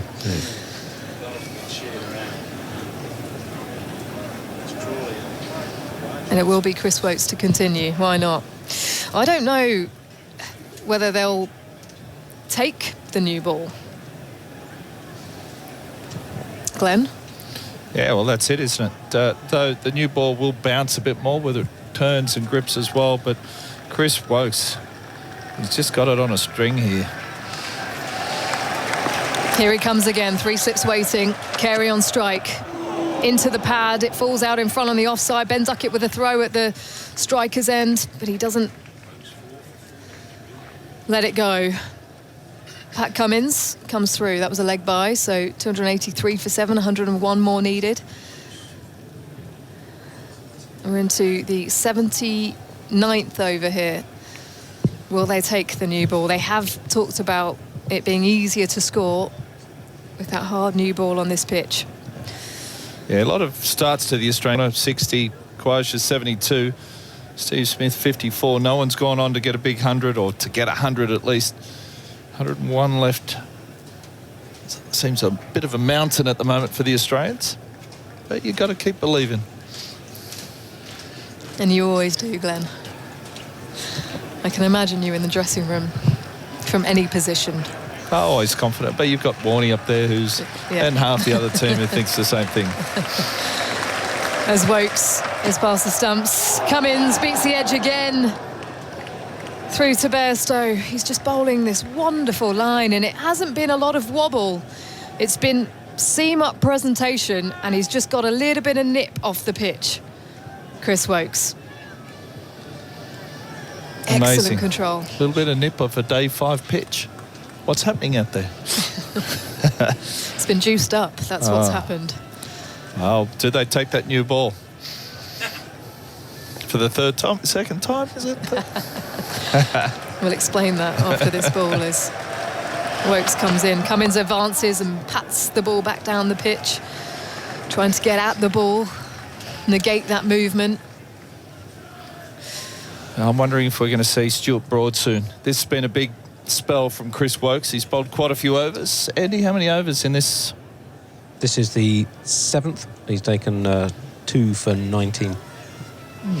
Not a bad spell. Get in touch at BBC TMS. Where are you listening? This conclusion as Woakes is in to Cummins, who drives to Moeen Ali at cover, no run. 101 more needed. England need 3 wickets. So just to explain, at the 37 over mark, Usman Khawaja was knocked on the head by Mark Wood yesterday.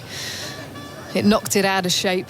Well, it just scuffed a little bit on one of the side, on the Chinese side. It was still in. I think it was still. The shape was still fine, but there was a little chunk taken out of one side. And the new ball, as Woakes is in with 3 slips waiting. Bouncer that Cummins, well, he doesn't need to duck underneath it. It goes right over the top of him without having to move too much. We have seen some tennis ball bounce from that end. It's just sent someone back to deep square. Yeah, the replacement ball looked a lot newer. Well, it still had the logos on each side. They brought out a box that was just new balls. If that ball was 15 overs old, I think was a lot. So there was a bit of conjecture about that earlier on. But it is what it is. The Australians here. Big mountain in front of them to climb. Loads of space here for Cummins to take a single as he guides it out to third, and they will take that one. So 100 more to win now for Australia. Cummins on 3 and Carey to 6. The legendary BBC Music presenter Bob Harris is listening. He's just tweeted us. This brilliant Ashes series has absolutely everything, apart from a run-out. Apart from a run-out, but there is still 3 chances left. And Andy, do you feel confident, mate? Well, you never know. If Australia can get it tight, losing on a run-out would be something spectacular. Oh, dear. Don't even tempt it. Well, we haven't had many collapses like that through this series. It's generally been the bowlers chipping away. We haven't had a team score below 220. It's the first time that's ever happened in an Ashes series. So this was quite a rare clatter of wickets that we've just seen, those 4 in 19 balls. So Moeen Ali has Pat Cummins to bowl to, who's on 3. He's got men around the bat. Ali bowls flat, it hits the thigh pad and pops up in the air as he gets back into his crease there, Pat Cummins, and raises his bat as if to get it out the way. We're going to have a change as Sir Alistair Cook is coming in for Glenn McGrath. Moeen Ali through. Cummins drives. And it's not going to be the diving man at mid-off. It's Jimmy Anderson there. Excellent bit of work from him, showing all his agility at the age of 41, pouncing on it to stop it from going through for 4. But they will come through for 1. So 99 more needed, Alistair. Well, it's changed since I was last on. What a session of play for England. But this is not over. This is not over. Pat Cummins is a very dangerous batsman here. Carey defending to the offside, bowling round the wicket now, Moeen Ali. There's a few words from you, Alistair, about how you're feeling about all of this, and then it'll be Dan Norcross. Well, I'm really excited again. This Test series has been brilliant. As Moeen steams in. Right round the wicket. He's been swept forcefully out towards deep backward square. And the ball is stopped on the boundary. They'll come back for a couple of runs. You'll have to cover for me, Alistair, because... Oh, no, I'm fine now. Isha has worked out how to untangle me from the chair. I was going to leave you for a minute. You had your wire tagged. We've got these like kind of schoolmaster chairs, aren't you, where they swing, and you just got caught, didn't you? I did. I thought you were up to something, but... I'm back. I almost nestled my head in your lap by accident. 287 for 7. Moeen into Carey. Comes forward and pushes in defence to short extra cover. There's no run. The ground is bathed in sunshine and the crowd has come alive. Was it 4 for 11 in 19 balls? We haven't had a collapse like that much in this series as Moeen is in. Forward again comes Carey. Plays the short extra. There's no run. That's the end of the 80th over. And we all know what that means. A new ball's available. Are England going to take it? Because Moeen's just bowling rather nicely at the moment. 287 for 7, 97 more for Australia to win. Cummins 4, Carey 8. What are you doing, Captain Cook? Are you taking that new ball or not? I'm taking the new ball, yes. I think it's the positive option. Yes, this ball has moved a little bit. But, and it's not really 80 overs old, but we better not tell the Australians that. But I do think the new ball should seem more... I don't think it'll swing much. Remember, these balls have been quite strange, haven't they, this year? Really have. They swung a bit later on after like 8, 9, 10 overs. Consistently, every new ball has been... But I don't think England are going to take it. There's a bit of a brains trust meeting going on there between Stokes, Root and Moeen Ali. Wokes is on a roll at the moment, and he's obviously enjoying bowling with this ball. He's got 4 for 44. The new ball is in the hands of an umpire who is just waiting. He's just lurking at the bottom of the steps where the players come down from the changing room. And so it hasn't been brought out yet. I don't quite know whether they don't just bring it out and give it to the standing umpire, but 3 slips in place. Here we go. Start of a new Wokes over. He's in to Cummins, who plays an angled bat down past the hand of third slip and down to the boundary for 4. Cummins again playing a captain's knock here. 291 for 7. This isn't over, is it? No, nowhere near. The 4 for 11 has just teased us to think England are going to run through Australia.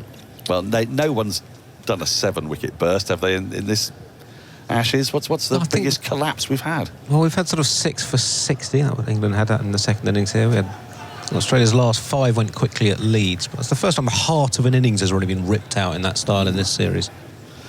Yes, it's quite the image.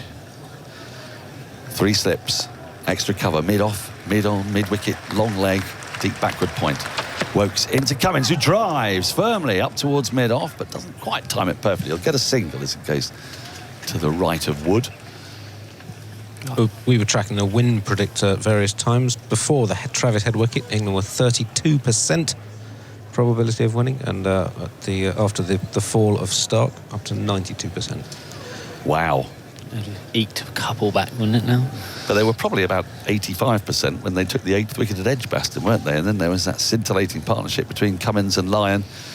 We think back to all these margins in this series when Ben Stokes got his hand on the ball from Lyon as he was falling backwards. Had he taken that catch, England would probably have won that game with just whoever was left to bat. I can't remember who was left to bat then. Not sure. I think Bowman. Hazelwood, yeah, that's right. Woakes is in. The left-handed Carey, who comes forward in defence and pushes up to mid-off. There's no run. How many overs has Woakes bowled in this spell now? This is his 8th. That seems like quite a lot. Yeah. I just think you could do 2 or 3 overs in new ball, couldn't you? As in, like, from whoever you wanted, whether you obviously Broady from one end, but Mark Wood, Jimmy from this end. And then you can go straight back to Mo. There's still lots of runs to play with. You've got Wood against Cummins with a hard new ball. He hasn't liked facing Wood, hasn't Cummins? You don't want to give, in my opinion, you want to give the momentum back to Australia. They've just grabbed it a little bit back, haven't they, in this little partnership? Woakes in. Carey pushes forward again in defence. Can't beat Moeen Ali at short extra cover. There's no run. You can kind of tell, can't you? Because the crowd then rises at everything and now just settle back into the cricket again. Well, what is this partnership now? The last week fell at 275, so they've added 17 runs. When do we get to the stage where people in their cars or whatever at home start to stop doing the things they should be doing? I think at it's the fall of the next wicket, and if Australia get to within about 40. I'm not experienced enough to know that mark. I think it was June the 16th, wasn't it? Round the wicket. Woakes to Carey, who advances and then plays at a wide one, goes through to Bairstow. I heard a little noise in my headphones. Did you? No, but you don't find the angle we are here. What are we, 4th floor? Like every time there's a player miss, it looks like the ball moves, doesn't it, after here? Yes. Like there, it looked like he nicked it. There's about 3 or 4 from Steve Smith, which genuinely looked like he nicked the ball. But he wasn't, I mean, he was close to that. Woakes is getting the ball to dart around, move around all over the place at the moment. Extraordinary. The 3 test matches he's played. He's in now. To Carey, and Carey just dabs this into the onside. They go through for a quick single, they get it because Broad's quite deep at mid-on. They amble through for that single. 91 more needed to win. 293 for 7 at the end of the over. Cummins 9, Carey 9. Chris from North Yorkshire has been in touch. A TMS listener of 50 years standing. Spent today driving my car transporter from the northeast to Southampton and hanging on every word. Come on, England. That's a drive, isn't it? Yeah, it is. Your car transporter. We're talking the lorries, aren't we? I assume. Imagining, yes. Yeah, like with the 7 or 8 cars. A transporter for cars, yes. Yeah, that's what I would. Yeah. It's a big old thing. And a long old way. Right. Overs left. Are they going to become remotely important? You wouldn't have thought so, because if Australia bat anything like those 32 overs, you'd imagine they'd make their target. Cummins has been quite proactive, yes. Sorry. I think that's right. I was going to say aggressive, but more proactive than aggressive, isn't he? Not willing to just let England bowl at him. Moeen is continuing, so the new ball, while available, has not been taken. Carey sweeps. Fine down towards Duckett at fine leg, and they get a single. The field is sort of set with that in mind, really, to offer him that. Ali Holder says, listening to TMS from the Odeon at ancient Ephesus. Wow. The site of a few historic performances. Come on, England. It's a kind of amphitheatre. I'm glad you explained to me what that was. 294 for 7. Sort of place Zoltz has been, I should imagine. You not been to Ephesus? Been to Taormina, have you? No? I thought you'd like an amphitheatre. Oh, I love an amphitheatre. Yeah, it's right up your street. Couldn't eat a whole one. There's an amphitheatre in Streatham Common. Sort of. the Rookery, where you live. Moeen is into Cummins. Cummins goes for a big swinging yard. Now then, he's got that to run. He has. He's walking off. Moeen Ali's taken the 8th wicket. Cummins has gone. Stokes takes the catch. He went for this wild pull, really. He must have gone under edge onto the pad, and it's ballooned to Stokes, who's taken the catch. And Australia 8 down. Their captain has gone. And they're on the brink here. They need 90 more. Cummins for 9. Moeen's picked up his 3rd wicket, and Stokes has been vindicated. He's not taken the new ball. It was an under edge onto front pad, and in the end a simple catch to Stokes. He had to make a little bit of ground to his left from leg slip, and he takes it with gleeful delight, tosses the ball up in the air. That earlier mistake of Smith now long forgotten. He took a while to throw that up this time, didn't he? He really did. He ran at least 15 yards before he did it. Wasn't Mo's best ball, slightly short, and Pat Cummins threw the kitchen sink at it. As you say, he's been proactive. Actually, he was more aggressive there, so you might have been right with your word. Bottom edged, great catch, and what a noise! What a noise when that's gone up. I was slightly worried when Cummins was playing like he was, but well, now, Alistair, there are 2 left-handers, are there not, at the crease, in Todd Murphy and Alex Carey. So you're staying with the spin, aren't you? If you've got these 2 left-handers here, and Moeen's taken 3 for... Yeah, you can watch these wickets on the BBC Sport website and app right now. BBC Sounds is the place for live sport. Plenty more live cricket still to come. Plus continuing commentary from events like the Women's Football World Cup. And you'll also find our podcasts such as Tailenders. And we know Felix White is among those watching here. We've seen he's here. Drinks have come out onto the field. And what an extraordinary session of cricket. Australia began the day on top on 135 without loss. They then lost those early wickets, those 3 wickets. And we had the partnership between Head and Smith. The rain came, out they came again, and Head and Smith looked untroubled. But the moment Head was out, caught that slip of a sharply turning delivery from Moeen Ali, then Smith was out soon after. The whole tenor of the game has changed, and we've got ourselves a proper collapse here. Australia 294 for 8, 90 more needed to win. Ben Durrant has been in touch. He says, listening while watching my little boy's swimming lesson. Every wicket, people stare at me while I punch the air and scream. 5 for 29 in 9 overs. This collapse since the starting with the wicket of Travis Head. And Moeen now 3 wickets in his last 5 overs, 63 at 22.8 in 4th innings. Now he's gone back ahead of Shane Warne in best 4th innings averages. What? I mean, not at the top of the list, but he's got a better 4th innings average than Shane Warne. Well, amazing, isn't it? Amazing. What do we know? Now, do Australia then try and say, right, we are knuckling down here? What, look for the draw, or just at least just bat for 10 or 15 overs? Or just try it. I mean, I've not seen Todd Murphy play quite like that particularly. He's got a good sound technique, though. Now then, the field is amazing as we resume. Moeen into Murphy, who has driven at a ball outside the off stump that spat out of the rough and has been caught at slip, but not via an edge. So there's some real turn out there now. So that's a no then, isn't it? He's got good bowling, but he's floated it up. Oh, okay. Well, it's come off Johnny Bairstow's gloves, yeah. Good take from Root, though, at slip. Moeen into Murphy, comes forward and defends solidly back to the bowler. I'll give you the field. There's 2 slips, a leg slip and a forward short leg. That's the ones you need to know about. I was just thinking whether after 9 overs from Chris Woakes, whether it's time for Stuart Broad, and he is just warming up. Yeah. 2 left-handers in. With the old ball still? I mean, I would have taken the new one, still bowled Mo. Yeah. It seems like that blister, which is... Moeen is in to Murphy, who comes forward and defends off a thick inside edge to the onside. Picked up my short leg. There's no run. Max Parkin is listening in on the number 8 bus in Gloucester with my 2-year-old son Joey on my back. He's wriggling all over the shop. No idea the tension I'm under with my sneaky one earphone in. One earphone in, even. One earphone? What did you say? I don't know what a one earphone is. Moeen in, Murphy forward, defends right out of the middle of the bat, pushes it up to a deep mid-off. They don't take the run, intriguingly. End of the over. Murphy yet to score. Another successful over for England, and Moeen Ali, who has 3 for 58.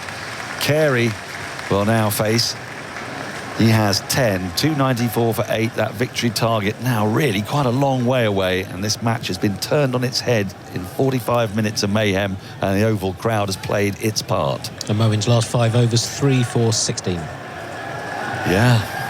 What a comeback it's been into Test cricket for Moeen, especially for it to just end like that as well. Because we don't think we're going to see his like again. Well, I was saying, should he not walk off in front of Stuart Broad? Maybe. Well, it's an argument for that. John Dixon says, as the cheers you can hear, for Stuart Broad coming into bowl what could very well be his last spell in Test cricket. Well, any cricket. In any cricket, of course. Cricket. In any form of professional cricket. John Dixon says, I'm listening from halfway up the north face of the Eiger while resting for a bite to eat. Is this true? No. I can tell you that the view is spectacular. I want picture evidence. Yes, I think we need picture evidence. We're going to start getting all sorts of messages. Halfway up the north face of the Eiger. That's supposed to be quite tricky, isn't it? Apparently so. Yeah. Apparently so. I'm not really into my climbing. Well, I'm not into it, but I do watch it with wonder and amazement. Do you? Yes. Slightly scared. Didn't realise it was such a Have you seen spectator sport. Touching the Void? Have you seen that? I've heard, I think a couple of them touched the... came to speak to us once. Oh, yeah. Is that right? Yeah, he probably would have done, yeah. Right, here's Broad starting a new spell. He's only got the 2 slips in. The field has spread for Carey. He's in, right on, around the wicket. Carey dabs this ball into the onside, doesn't take the single. Uh-oh, right, we're now into this strange situation, and I need to ask you, have England gone to this too soon? They've been taking wickets. The ball's moving and doing stuff. Do they need to allow Carey simply to be able to just tap the ball around and not have to run? Well, I think Ben Stokes might bring a couple in. I don't mind it for a couple of balls, see what Carey does. It is hard to get the balance. You want to bowl at Murphy, that's the sensible thing, but if Carey's not taking the runs... Broad in, down the leg side, taken by Bairstow, but no edge on that. Maybe a little touch of pad. It went low to Bairstow's right. And the field is essentially, the boundaries are being protected. There isn't a fine leg. There's a deep backward square, though. There is a fine leg. Is it? Where is he? He's signing autographs. Well, it's the nicest bloke in world cricket now, Chris Wokes. Yeah, Chris Wokes. He's got a sign for everyone. Yeah. Didn't help us out there, though. Is it Wokesy or Woody? We'll have to have a word. No, I apologise. I think it's Woody. It's Wood. Sorry. The second nicest bloke in world cricket. Broad. Round the wicket again. Into Carey. Comes down the wicket, and now he just gets a thick edge. It squirts down to the deep backward point where Brook does the fielding, hurls in, and they've taken that single off the 3rd ball. Not quite sure I understand why, but... None of us know. Well, he wouldn't take it on the 2nd, but he would on the 3rd. Don't know. Anyway. Right, so Murphy is going to have to face up to Broad, and the field will change. Of course it will now. Number 10's here, but Todd Murphy can bat. We saw that in the first innings. He smote 3 sixes when Wood went for the short ball attack at him, whacked them into the Vauxhall end stand, JM Finn stand. And he's got a very good, solid technique. He shapes up like a batsman. He does, doesn't he? Unfortunately for a number 10. Yeah. Like there, he looks like some batsmen, some lower order tail-enders don't stand properly, do they? 3 slips. But he plays at this in the channel, and it just misses the outside edge, and it's gone through at a really good height to Bairstow. This is an 82 overall ball, and that has flown through. It's not really, is it, no? At best, it's... Well, maybe about 55, though. When did they? When 36.1 overs they changed it. So it's at least 46 overs old, plus a little bit. It's at least 50 overs old. Yeah. It's really happening. Oohs and ahs from Broad's family and from the entire crowd here. Todd Murphy faces up. Here comes Broad. And he pushes at this, gets a thick edge, and it's going to run down to the boundary. It's being pursued in vain by Brook. It went to the left of 3rd slip. And Australia moved to 299 for 885 more for them to win. 2 more wickets for England. Yeah, just the classic outside edge of a right-hander, a left-hander, sorry. He'll say he's just guiding the ball away. Yeah, right. He was just defending it, and it got an edge. It's a beautiful shape on it. He's out this ball swinging, isn't it? Isn't it? Incredible. I mean, the sun is shining. We've had cloudy conditions for so much of this match, and it's barely done anything. Right now, The ball is talking. Broad in. Murphy pushes again. A ball outside the off stump and misses it. Through to Bairstow. That is the end of the over. 8 wickets down, Australia for 299. 85 more they need. Carey 11. Murphy has 4. Andy Zaltzman, you have something to tell us. And then to take you through the next 20 minutes, perhaps through the last 20 minutes of the series. Who knows? If it isn't, then there'll be more twists and turns to come. It will be Jonathan Agnew. Chris Woakes has 2 spells today. The first spell this morning, 2 for 19 from 6 overs, and then his spell just finished 2 for 26 from 8. I now have a full list of England bowlers who've taken 6 or more wickets in 3 consecutive home Ashes tests within the same series, and it's a short list. Alec Bedser in 1953 had 4 consecutive matches with 6 or more wickets. Jim Laker in 1956, and Chris Woakes this year. Well, he's been brilliant, hasn't he? He really has. Moeen's continuing, and he's bowling to Crawley. Love to see another close catcher in there. Cookie, there's only a slip. Anyway, Moeen's going round the wicket. 3 out on the leg side boundary. In he goes. Bowles. Carey leans forward. Plays that ball carefully out to short extra cover where Brook is fielding. A long off deep point. So they've got that man for the reverse sweep as well. Moeen again. Bowles. Carey drives him fluently down the ground. Too long off. I mean, they still need what, 85? No, I don't mind the men out for Carey, but I think if he gets out reverse sweeping now, do you know what I mean? I think that's a shot. He plays apparently quite well, but I think I'd worth the risk and have the man at silly point. Still got the man at deep cover. You've got Ben Stokes who's floating at deepish extra cover, and Harry Brook at short extra. So there's enough protection to I feel like you can still have another catcher in. So we can't just comfortably poke there. Murphy played well in the first innings. Moeen bowls to him, and a short ball there, and Murphy's on the back foot. Now he's got a slip and a gully, a leg slip and a short leg, so they're all crowded round the young off spinner. Moeen swings that right arm, goes in round the wicket, tossing it up this time, and Murphy drives, finds mid off. And here's old Moeen. I mean, for goodness sake, 5 weeks ago, 6 weeks ago, he had no idea he'd be playing in this test series, let alone bowling now. Bowling England to victory. Bowls, Murphy forward, plays out to extra cover. It's not an early shout, is it? Well, they need 80. I'm very confident. Yeah, 84 to win. Well, he's bowling him towards victory. Thank you. Field goes back. He can take a single if he wants. Moeen goes round the wicket, bowls to him. That comes away. Runs away into the leg side. He survived the over. Short leg, doing the fielding. You see, actually for Carey, I would bring him up, because let's see if he's still going for it. Let's see how free he wants to be. Take a chance or two, if I'm honest, but there you go. 300 up for Australia, and they're 8 wickets down. They need 84 to win this series 3-1. England now need 2 wickets to level it at 2-2. There's some terrific cricket today. There's the frustration of the rain break, of course, as well. But now the sun's shining as blue sky over in the west. The shadows lengthening. Worked quite well, the rain break there for England, didn't it? Yeah, it did. it really cut the flow, didn't it? So Stuart Broad, in his last spell as a professional cricketer, one imagines, he's got his bandana on.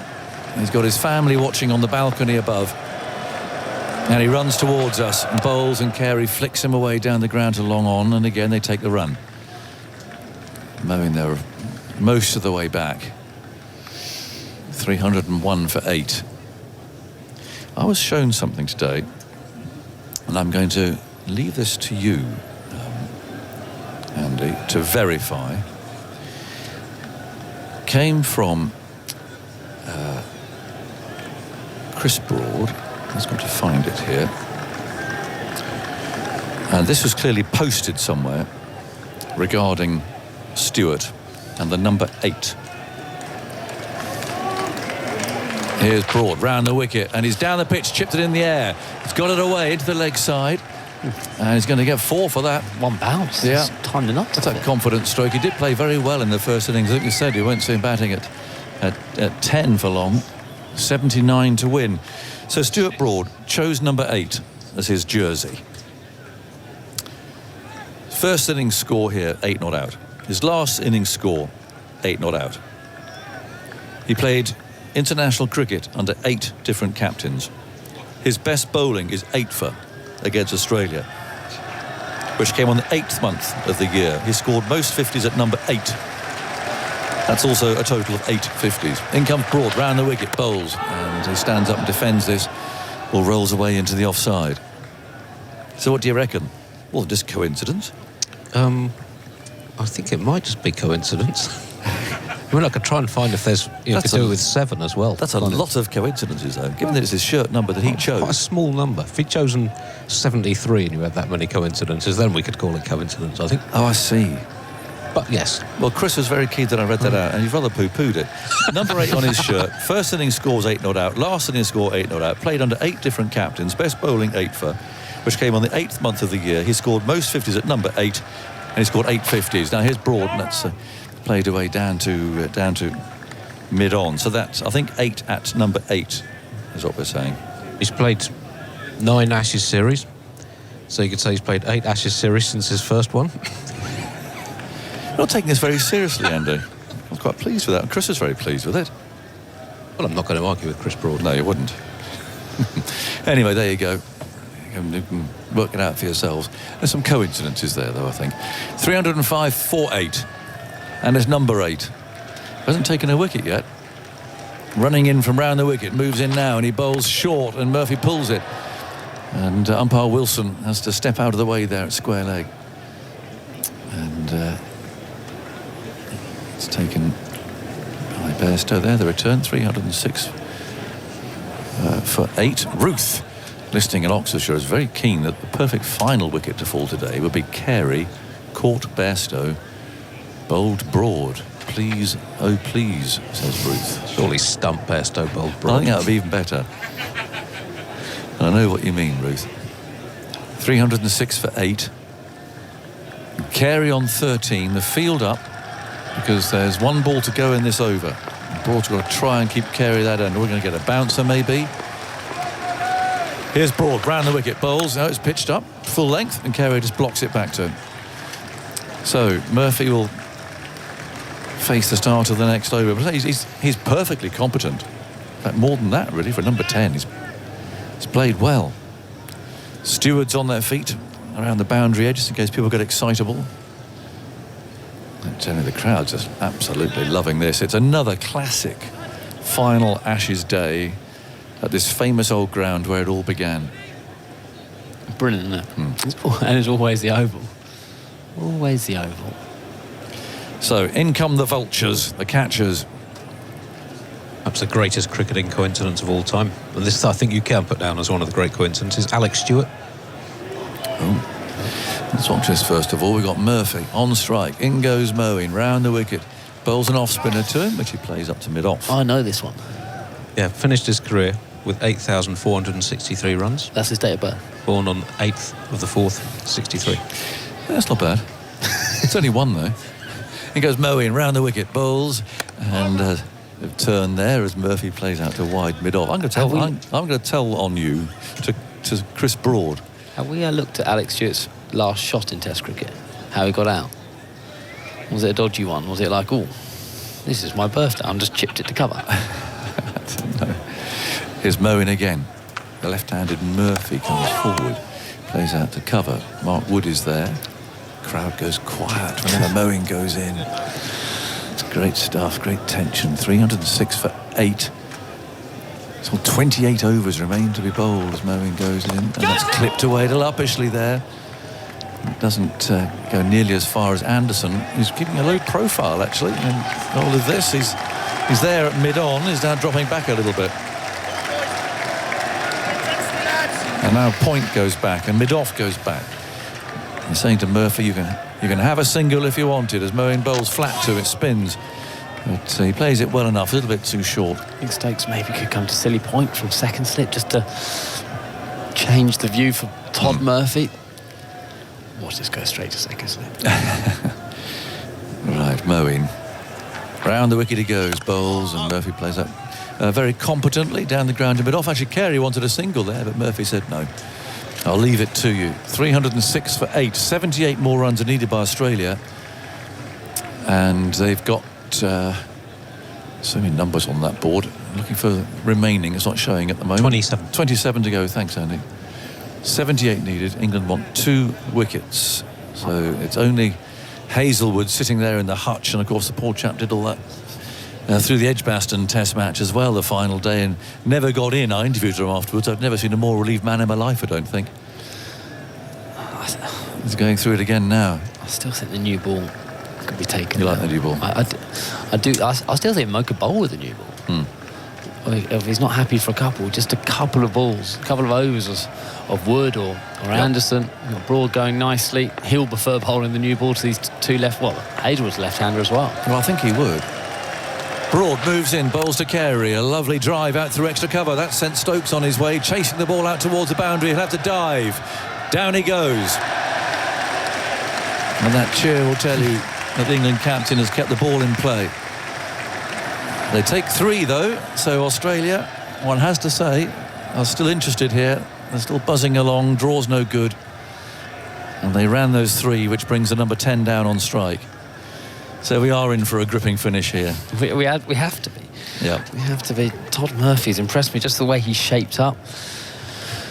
Looks like he's up for the battle. I just think England against Carey, they offer him every single. Maybe I know what he's trying to do to get him 1, but I like if he bangs Stuart Broad down the ground, Alex Carey. You know, you can still have mid on and mid off. You still have your extra cover mid. Then you just have your 2 sweepers either side.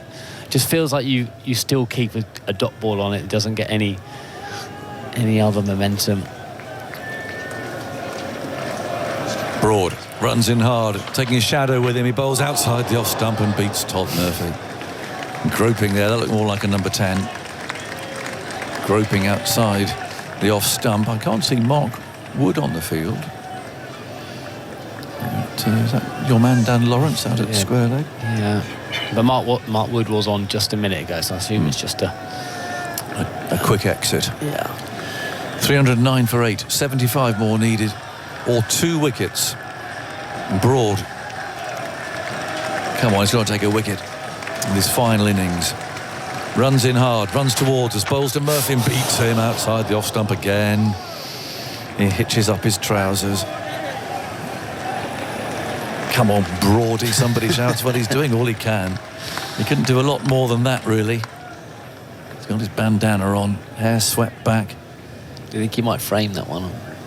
Someone in his that house? Bandana. Well, the tennis players always throw their bandanas into the crowd, don't they? The last bandana. 3 balls left in the over. Murphy's still on strike. Here's Broad, round the wicket, moves in bowls to him. Full, straight, but safely negotiated by the left-handed number 10.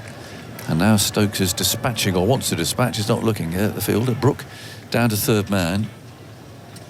Want to give away a boundary, but he's quite happy to give away a single now.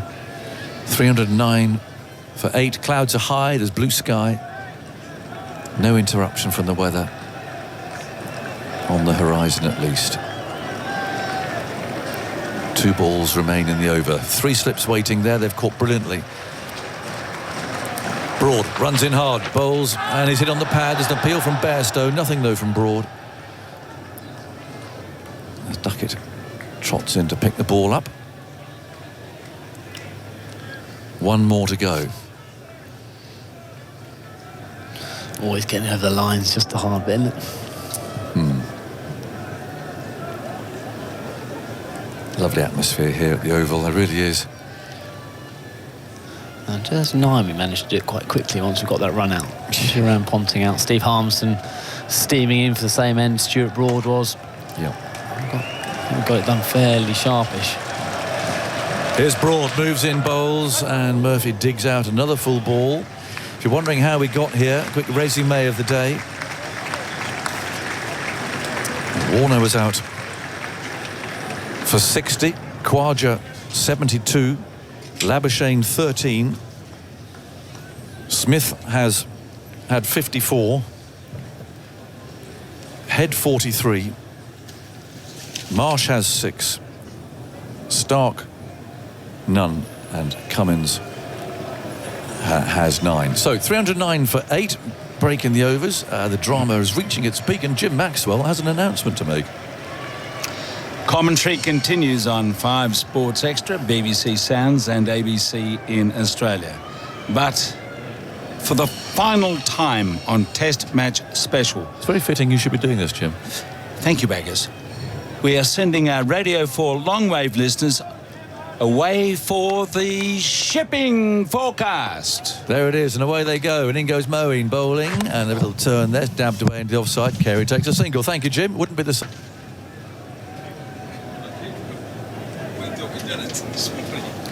So, Radio 4 long-wave listeners have left us. It is the last time, too. Think of all the times all around the world where the shipping forecast has actually rather stymied us, actually, and you know that the game is going to end or whatever it may be during the shipping forecast. What do? You've got audiences of millions of people listening, and off they go to learn all about Rockall when the winning runs are struck or whatever it may be. It's a funny one, but we'll miss it. We'll miss the shipping forecast. Here's Moeen round the wicket. Bowls and has pushed away into the offside. He wants a single, then send Carey back. What was the biggest occasion the shipping forecast missed? Well, I can't remember. That's the producer's job, happily. Yeah. They will, but then it became a little more flexible. You could move it around a little bit. You couldn't go earlier, but you could go a little bit later, as long as you reminded people, the Mariners, that it hadn't happened yet. Moeen bowled a big slog, hit it high in the air. Crawley's running back and can't get there. He was up there a long time. And it just plopped to the ground. It was like a golfer approaching the green. A little bit of backspin. Lovely pitching wedge. He's trying to go over mid-on. Some turn. And I'll tell you what, if that the one man you do want chasing, is that Corey's very quick. So if he couldn't get there, no one else is going to get there. I gave part of the story, really. 4 for 11. Australia lost at one stage. Here's Moeen bowling. Forced off the back foot for a single, quite happily taking these runs, and it was 5 for what? And it was 4 for 11, it was 5 for 20-something. 5 for 29, it was, in 9 overs. So, Agger, you're quite calm here. You're quite relaxed, aren't you? Oh, yeah. So I'm not. I've just got... You're like talking as if I was listening, I'd be moving around somewhere and Would you be all anxious and chewing your fingernails? Well, try and change position, try and get another wicket. It's lovely watching, isn't it? Moeen on his way again, bowls, and what's Murphy going to do? He gets a full toss there, which he pokes just past Duckett at silly point. That could almost have been poked into his stomach. 71 more to win for Australia, and they definitely feel there's just no option but to go for these. The draw is 25 overs off, as it were. Pat Cummins has a long face. I can see him sitting in the dressing room, seeing his dream of going 3-1 up, and first Australian team to leave here victorious for 22 years. You can see it disappearing here, unless Carey produces something. Let's see, he's on the back foot, playing out to cover. Well, he's got a perfectly competent partner with him, and he's got plenty of faith in him too, because he's not worried about singles or keeping the strike or anything like that.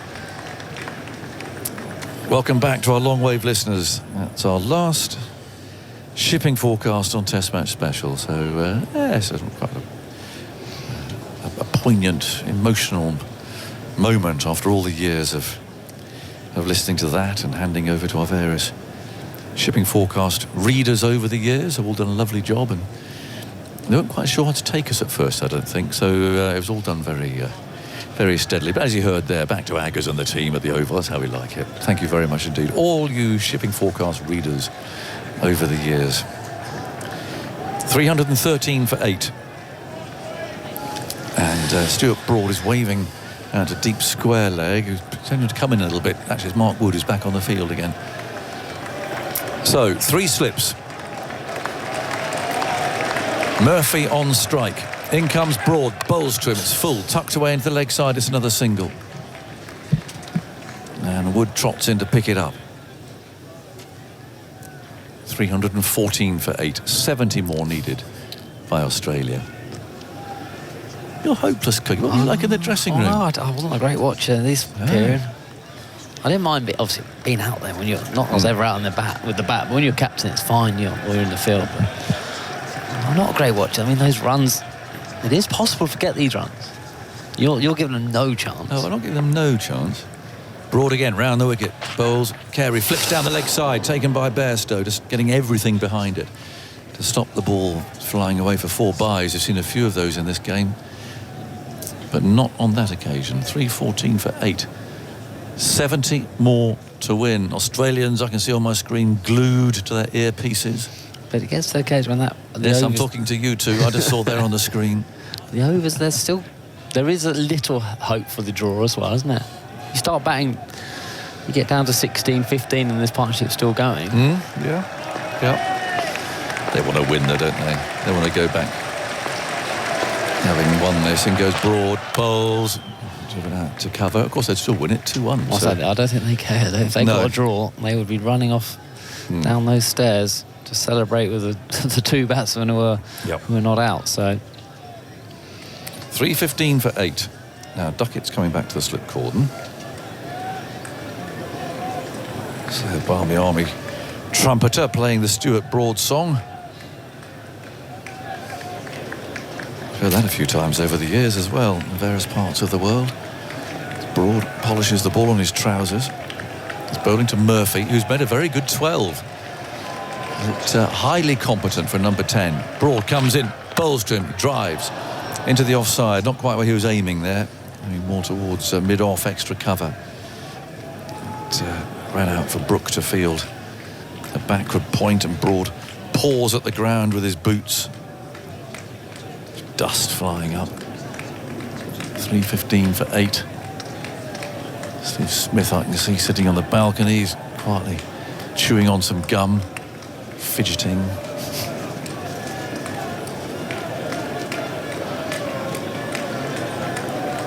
Murphy on 12. Broad again gives that ball a final rub on his trousers. Pauses for a moment, bit of dramatic effect. In he comes from the far end, Bowles. Oh, he plays and misses at that. Lovely ball. It was classic Broad. Round the wicket to a left-hander, angled in, just straightening enough. I think this pitch has just got a little bit too paced. Like that one's with an old ball's really carried through to Johnny Bairstow there, isn't it? We saw one down the leg side for that's Carey last over where Johnny Bairstow caught it on the half volley. It didn't carry at all, so there seemed to be a slight inconsistency. He took that with the ball above his head. One ball to go in this over. Murphy waits. Broad comes in. Bowles to him. He's short. He takes it on. Doesn't play it effectively though. The ball grubs away into the leg side and is picked up by the bowler. So 315 for 8. 69 more to win. 24 overs remain to be bowled today. It's got something on Zach Crawley. Had an outstanding series with about 480 runs in 9 innings, averaged 53. That majestic century, but very consistent. Other than that, in getting England off to a decent start, the most runs by an England opener in a home Ashes since Mike Atherton in 1993. He's also taken 9 catches this series with no drops. Also took 2 catches, no drops against Ireland. So 11 catches without blemish this summer. And he'd really struggled previously since the start of the West Indies series. Early in 2022, he dropped 11 out of 23 chances coming into this series. So not only has his batting been hugely improved, but he's been flawless with the catching as well. Beautiful sunlit late afternoon now at the Oval. Shadows creeping on. The mowing goes round the wicket, tossing it up, and that's pushed away into the leg side. Carey runs that first ball, so he's not worried about his partner coming down, the number 10, to face the bowling, and Australia needs 68 more to win. Michael Vaughan's come running in. Poor old Alistair Cook's hopeless. He's gone off his sort of gibbering, really. He's just nervous. Nervous? Yes. 68 more on a pitch that's doing plenty. 23.5 overs for Australia to bat out. I'm not that nervous yet, I guess. No, there's no need. But, I mean, they're taking every run, aren't they? Then goes Moeen, round the wicket, bowls, and Murphy prods that, poking sort of a shot into the leg side. And they'll take another run. So It would be very much like this series if there was a partnership that kind of went down to the wire. It's been an incredible series. Who'd have thought after that rain break that England would come and get 5 for 56 with the old ball. Moeen bowls, Carey's on the front foot. And Moeen picks the ball up, turns round quickly. No sign at all of the groin issues now, I must say. He looks moving pretty freely. Swings the right arm. Round the wicket he goes, tossing it up. Carey again just defends it, pushing the ball back up the pitch for Moeen. I don't know who the England physio is these days, but he's done a good job. Yep. 3:17 for 8. Moeen past umpire Wilson, bowls, he's down the pitch, he's lobbed it really, so chipped it really, down the ground for 6. Just creeping over the boundary. With no follow through at all, he just chipped it. 61 to win, and there's hope now in the Australian camp. 3:23 for 8, silence around the majority of the spectators here. Fine shot, it's a brave shot. Yeah, it's a great shot. He just gets to the pitch and just chips it. Just uses his top hand and the bottom hand comes in for a little punch. Really good shot. 3:23 for 8. Still 2 slips there. 2 on the offside boundary square. Moeen again bowls, Carey forward. Well, rolls away to cover, and there's no run. So, 3:23 for 8, 61 to win. Time to bring in Jim Maxwell, I reckon, after words from Michael. Yeah, just seeing that shot from Alex Carey on the screen, beautiful. Just commitment to getting to the pitch of the ball, and then just uses that bottom hand to create a bit of elevation. A few clouds just rolling in, Jim. We're not going to get drama with the light, are we? You'd hope not. You'd hope we get... Yes. We're going to get a new ball. Are they going to take a new ball? What are they going to do here? I don't think they're taking it yet because of Moeen Ali and the way that he's bowling. But England certainly have that up the sleeve if they need it. Just 2 balls, 2 wickets. That's all England need. Australia, 61. That would be something. So Broad's in again. Around the wicket, he starts the over, and a Yorker is dug out. Nicely played by Todd Murphy. Just dropped his bat on it, and it trickled behind point into a gap for a single. Again, he's played well here as he did in the first innings. He's 14 not out. The interesting part of this is it gets towards the finish. Will Jimmy Anderson bowl another over in this game? He didn't at Edgbaston, if you recall. Well, I think if he does, Australia will be a little bit closer because I don't think he'll be used. I mean, Woakes will come on again, I think, with that second new ball, wouldn't he? 2 slips, a spread field. Broad goes in. Carey is miscuing slightly, but it says, we'll take the single. He's happy to take the single most of the time now.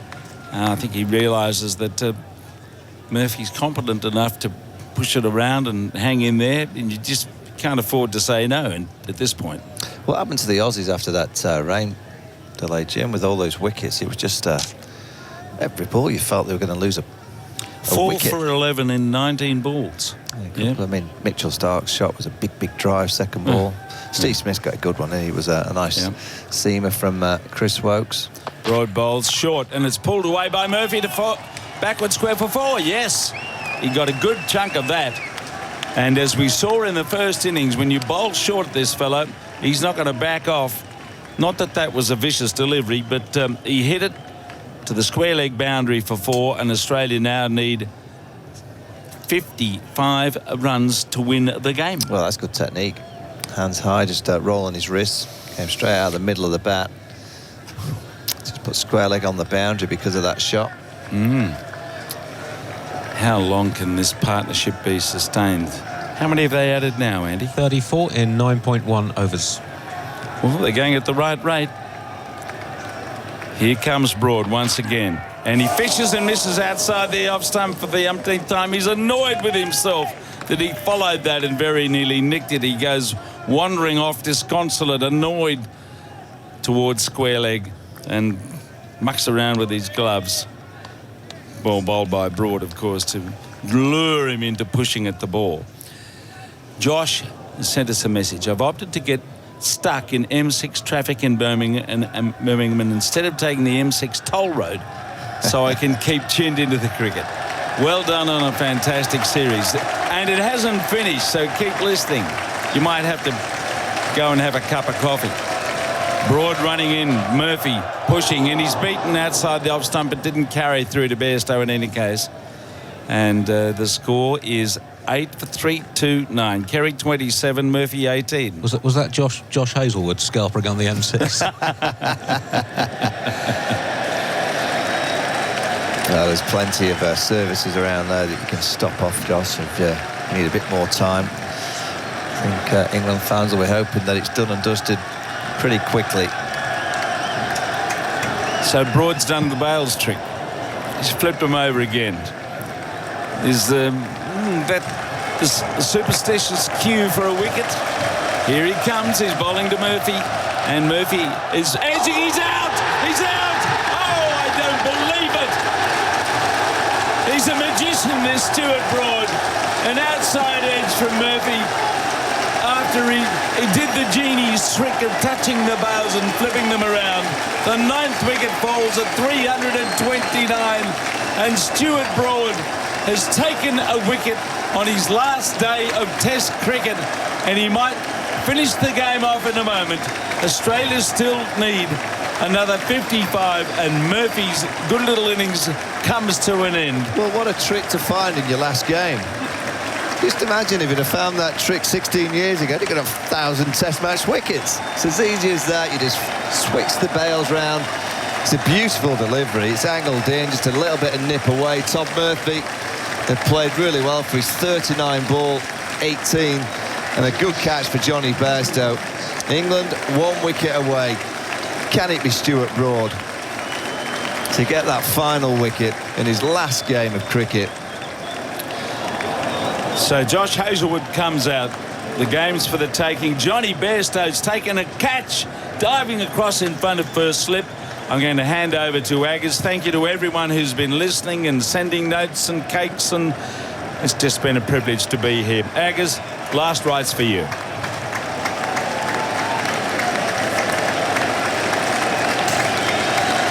Yeah, thanks, my old friend. Always lovely to have you here. Jim Maxwell. A real favourite on Test Match Special as well as ABC. Well, that was ridiculous. Stuart Broad, he actually made a big thing about changing those bails round at the non-striker's end. The umpire stood and watched him do it. And for the second time, he's taken a wicket with the very next ball. I've never seen that before, and to do it twice, for goodness sake. Well, he's not bowling at the moment. That was the last ball of the over, but he's had his moment. He's had his moment, and he's out at deep mid-wicket. So England need 1 wicket to win this game. Moeen moves in round the wicket. There's the reverse sweep. He misses. The ball rolls away for Bairstow. And, of course, Hazelwood, who sat there tortuously throughout Edgbaston and that finale, is now out there in the thick of things. With 55 more needed for Australia. There's 21 overs to go after this one. Getting a bit dark. As Moeen goes round the wicket, bowls, carries down the pitch. Flicks the ball back at him. Everyone out apart from a slip fieldsman. Broad's waving to everybody who wants to be waved at down there at the moment. He's thoroughly enjoying himself. Moeen bowls, and back goes Carey. Bairstow picks it up. I just saw him having a drink. I didn't realise that Mark Saxelby, the masseuse, was down there. I thought he was having a can of lager. I saw him with a can. Well, I think he might. But it's the can of water that we've been having all week. Then goes Moeen, bowls, and Carey can pick up a single. And rolls away out to cover. I don't think Broad will care whether he gets this last wicket or not. He's had an impact. Oh yeah. Oh, this is a real chance for Moeen Ali. Josh Hazlewood. Yeah, left-handed. Plenty of spin out there. They're just going to surround the bat, surely. There's 2 balls to go in this over. So Hazlewood will be eyeing up, staying down Moeen's end. So England are just going to completely pack the bat. What are we going to get here? 2 slips, a silly point, a short leg, a leg slip. Broad's a backward square leg. Yes, leg slip, short leg. And a slip gully. Duckett is in front of square in the offside there, staring Hazlewood in the face. As Moeen moves in round the wicket and bowls, Hazlewood comes prodding forward. Duckett's there to pick it up. Stokes pushing the field back. I don't think they'll take a single now. I don't really know how Australia will play it. There's such a long time for a draw.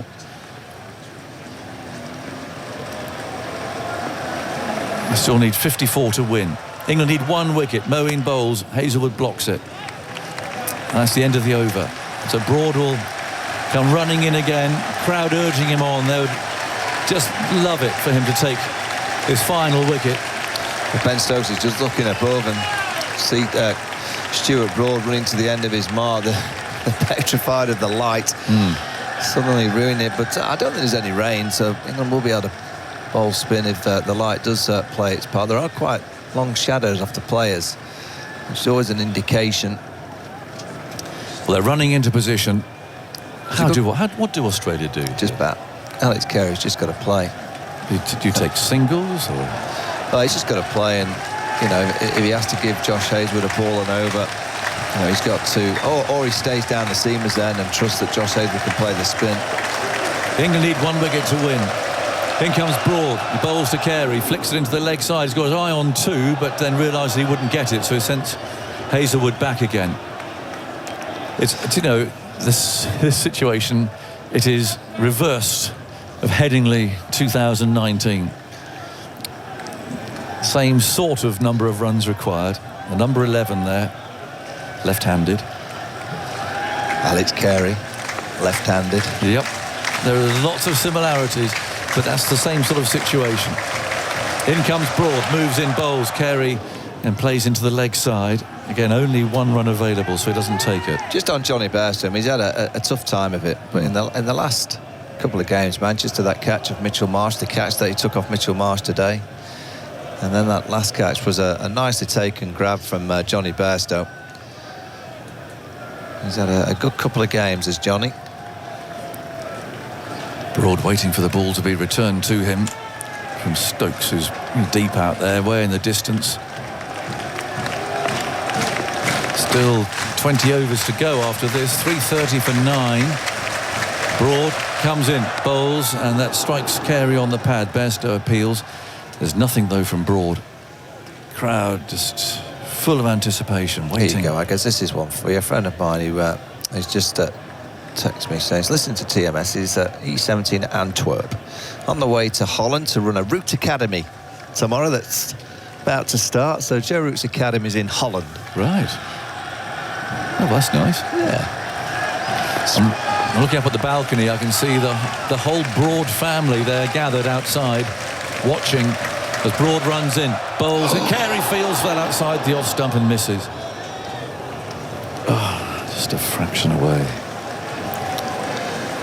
People say there's not fairy tales in sport, but if Stuart Broad can get the last wicket here, his last game of cricket, to win a test match against the old enemy Australia that he's had so much success over the years against, I mean, it has to go down as one of the greatest ever retirements, wouldn't it? Yep.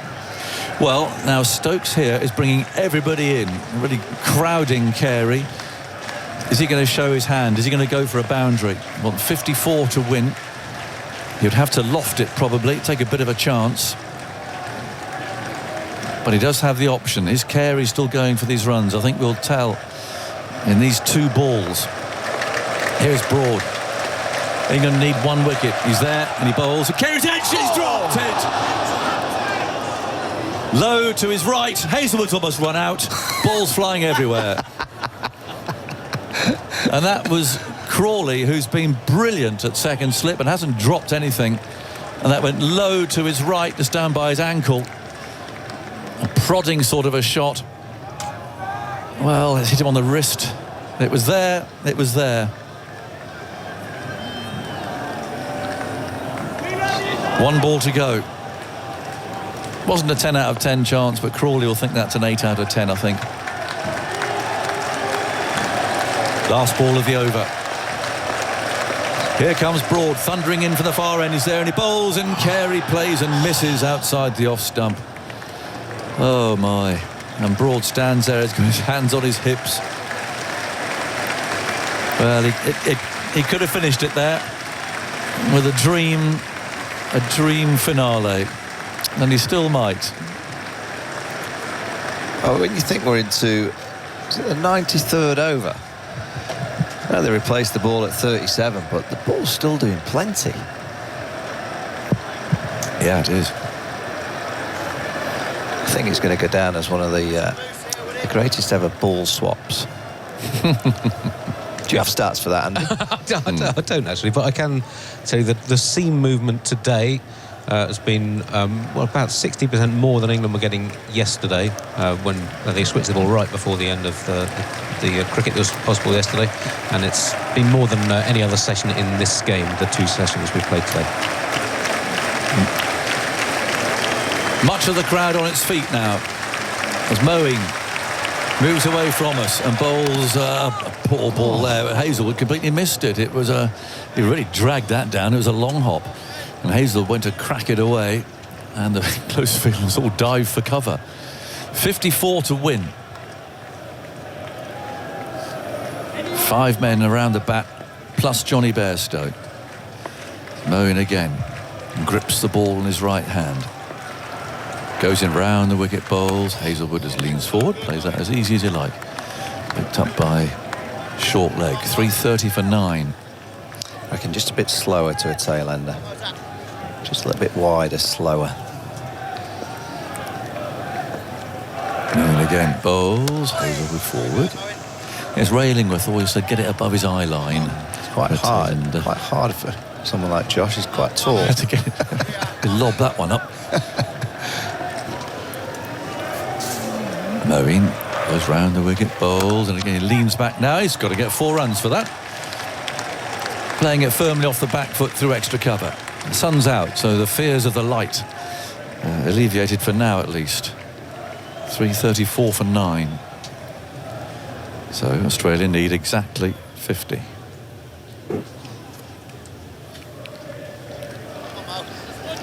Ball returned to Moeen.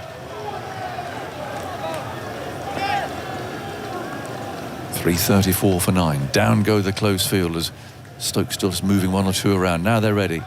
Moeen moves in. Come on, Mo, someone shouts. Hazlewood plays that on the front foot. I wouldn't want to be, I mean, on the telly, the clouds above look really darkened. But they're not like that at all. I mean, there's a few clouds, but they're not threatening. No, it's fine. Bright sunshine at the moment. There's Moeen, round the wicket. And Hazlewood again just leans forward. Duckett fields.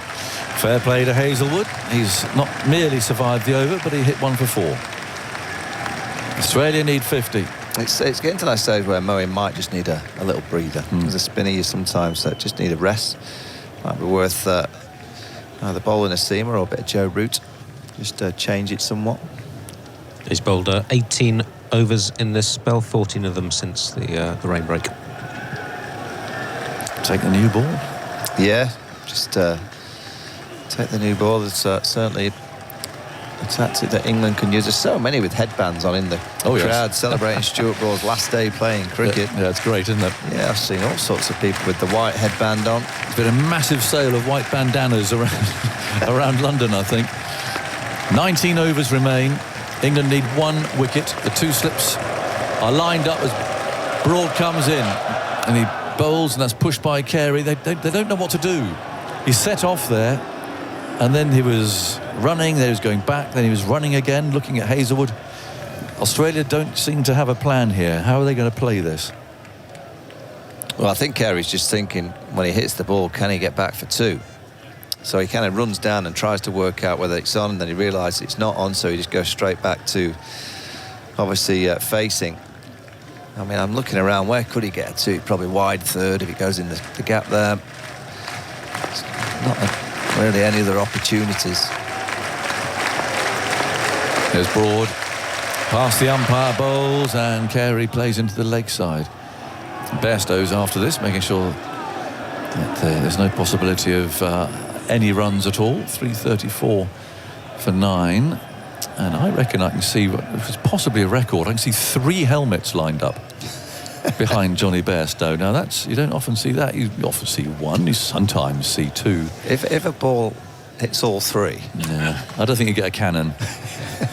I'll just get 15. I don't think you get one of those. Game could be done in three or four balls if that happens. It'd be quite fun though, wouldn't it? 334 for 9.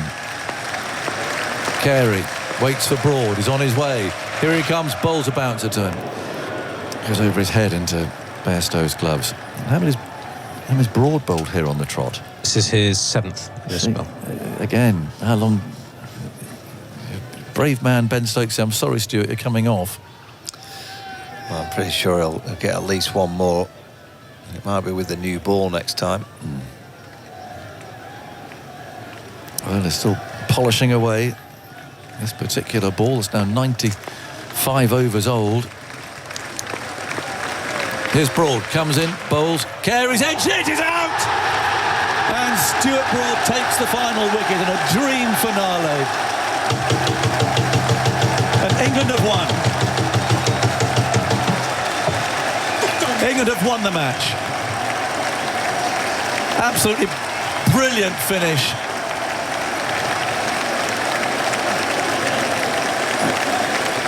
And Stuart Broad is being hugged and congratulated by his teammates. England have won by 49 runs. Unbelievable. Chris Broad there looking very emotional up on the balcony. Well, he's written a few scripts in his time, but I really can't think Stuart Broad could have had any more of a script than this. Changing the bails around and getting a wicket, and then finishing it off. It is a dream finish. It's like Alistair Cook hitting 100 in his final game, to take the last wicket of the match when he'd struggled throughout that innings to take a single wicket. Gemma's in tears.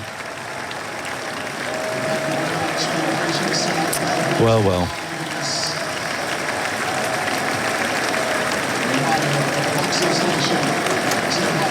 Lovely ball. Typical Broad. Round the wicket to a left-hander. How many times has he done that? Incredible. Well, I reckon if you were ever going to describe this morning how you thought Stuart Broad would get the last wicket, you would have said exactly that. A left-hander around the wicket, perfectly angled in, a little bit of nip. And what a career that comes to an end. But the fairy tales are true. They can happen, Aggers. They can happen. It's amazing how many times it doesn't happen, but to think now that he's leading the team off with Moeen Ali, I'm sure Moeen will let Stuart just go off on his own. And to get the final 2 wickets, to beat Australia. I mean, this England side deserved to win this series. They were so good in Manchester, and it would have been a little bit better if it was to win the Ashes, but you can't beat this. An incredible crowd, a brilliant series. I don't think it's... You know, I look back at playing and watching the game, it's right up there. I mean, I played in 05 and everyone talks about 05, so I can't really give you an answer of how great that was, but this for me has been absolutely incredible as a series. It's had everything. Test match cricket, Ashes cricket at its best. It doesn't get any better than this. Pat Cummins waiting to shake hands with the England players. It's 2-2. And I don't think really anybody can argue with that as a final outcome. A wonderful Ashes series. And Stuart Broad has given so much. That was nice, just giving David Warner a hug. Yeah. But to do that, family watching on the balcony above, could not have scripted a more emotional farewell. Right, I'm going down on the field, Michael. I think I'm joining you, so someone better come in here. I'll give some bowling figures. Stuart Broad's final innings in Test cricket: 20.4 overs, 4 maidens, 2 for 62. So he's finished with 604 Test wickets in his extraordinary career that began back in 2007. 604 wickets, averaged 27.6, 25 wicket hauls and 3 10-wicket hauls. As I mentioned earlier on, this is the 5th Ashes he's taken 20 or more wickets in. No other England bowlers had more than 3 Ashes series with 20-plus wickets. Jimmy Anderson, 14 overs, none for 53. Chris Woakes, an outstanding series, finished with 19 wickets, averaged 17, 4 for 50 in this innings from 19 overs and 4 maidens. The first England bowler to have an Ashes series with 15 or more wickets at an average under 20 since 1985, when Richard Ellison came in for the last 2 tests and bowled tremendously well. Moeen Ali, 3 for 76 from 23.2 overs, another massive contribution to a 4th innings. His 4th innings record for England is fantastic. Joe Root, none for 39 from 9, and Mark Wood, 1 for 34 from 9 overs. He finished with 14 wickets in the series. I'll get you to speculate in a moment, looking at all your statistics about the various awards, the Compton Miller Trophy and Player of the Series. That's a tricky one to judge. You think because the bowlers always share the wickets, it's going to be a batsman on either side that gets the nod. But we're about to have some presentation on the field. It looks like some Roman pageant about to take place, with various things coming out onto the field at the moment that this game is coming to a conclusion, with the Australian and English players there in hugs and shaking of hands. Congratulations to Stuart Broad. Well, Alistair Cook's here. What a finish. The old fairy tale doesn't get any better than that at the conclusion, with Stuart Broad in his final test taking the last 2 wickets and thus becoming, I'm sure, the only man to hit a 6 from his final ball and to get a wicket with his final ball in Test cricket. Good stuff. Unbelievable stuff. And it was an I was there moment. All those text messages I had on my phone about people not leaving their cars, and it was just incredible. And it had to be Stuart Broad, didn't it? It had to be Stuart Broad. And there was moments there with Smith and Head going like they were, that I didn't think I'd hear the Oval as quiet as it was at that partnership. They had done so well to kind of dampen England's spirits, but as soon as they got that 1 wicket, it changed everything. And that's why chasing such a big total is so hard. The momentum and the crowd played their part, and a fair play to Australia. They batted well to get to 3-3-4. It was tough conditions all day today. It spun, it swung and it nipped, but they kept fighting. But you just felt that England just had that edge with where it was the Stuart Broad, and for him to go wicketless in his last innings, you just didn't expect it. You didn't think it. And with 8 wickets down, you thought it might be possible, but no, he's not going to let another big moment go, is he?